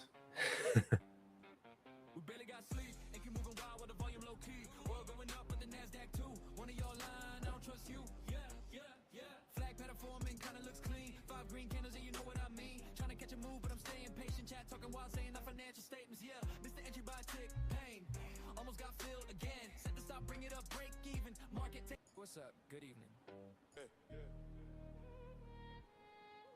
Market butcher, Mustang trader. Trade like another. I mean, this kind of looks like it wants to go here a bit. Yeah, trade like another. Don't move reckless. Basic stack, yeah, the growth stay endless. VWAP hold, we don't guess this. FVG fill them, we press it. MNQ wild, but we stay composed. ES cleaner, yeah, everybody knows. Stack highs, stack lows, no stress. Risk management, that's success. Look, MNQ moving mad, that whip's too fast. One fake break and it spins right back. Man said long at the highs, now fam, wait for the pullback. Well, okay, thanks, guys. I appreciate you guys hanging out. Thanks. It was a good stream, surviving the stream today. Damn, that was a rough one. Feeling pretty drained at the moment. So let's do our little shout out and the stream here. Now price is going higher, of course. Thank you, Angia, Zar, Tim, Darren, Joanne, Jeff, Skeletor, Peter, Chris, Mick, Jerry, Randall, Lafta, Sharpie, Force-Fed, Candle Dealer, Devraj, Baldwin, Quenta, Lucky 007, Quick Podcats, Jose, and Pernell Clark. Thank you guys. Appreciate you guys. Thanks for hanging out. Hopefully you guys are green on the day. I'm slightly red, negative 172, not the end of the world. I do have this like burning feeling that I want to try to get that money back. So I think I should just like walk away while I can, and not make it any worse. So, because usually when I have that urge to like fix it like that, it's not a good thing. So keep that in mind. You got to do some self-reflection all the time on how you feel. And, you know, I really overspent my mental capital dealing with that drawdown trade earlier. So, you know, it is what it is. But yeah, thanks everybody. Appreciate you. Have a great weekend, and we'll see you on Sunday at around 10:30 p.m. Eastern Standard Time. We'll be doing the duck giveaway, and yeah, be there or be square. So thanks everybody. Love you, and we will catch you on the flip side.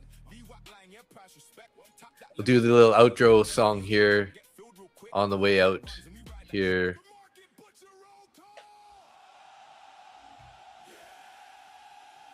Another Sunday in the books. Base hit secured. Stops respected. Boner candles printed. This one's for the Butcher Gang, gang, gang, gang, gang, gang.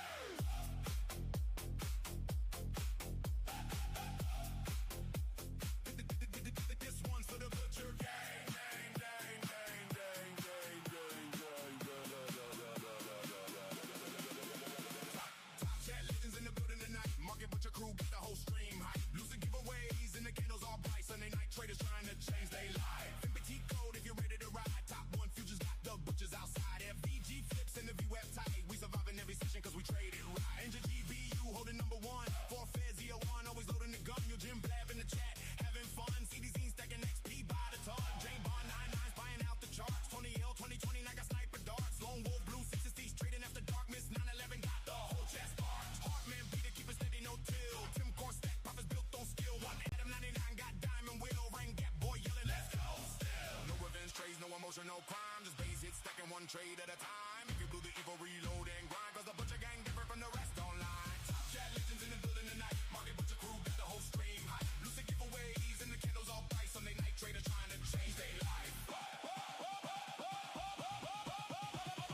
Zodiac at 34 in attack mode.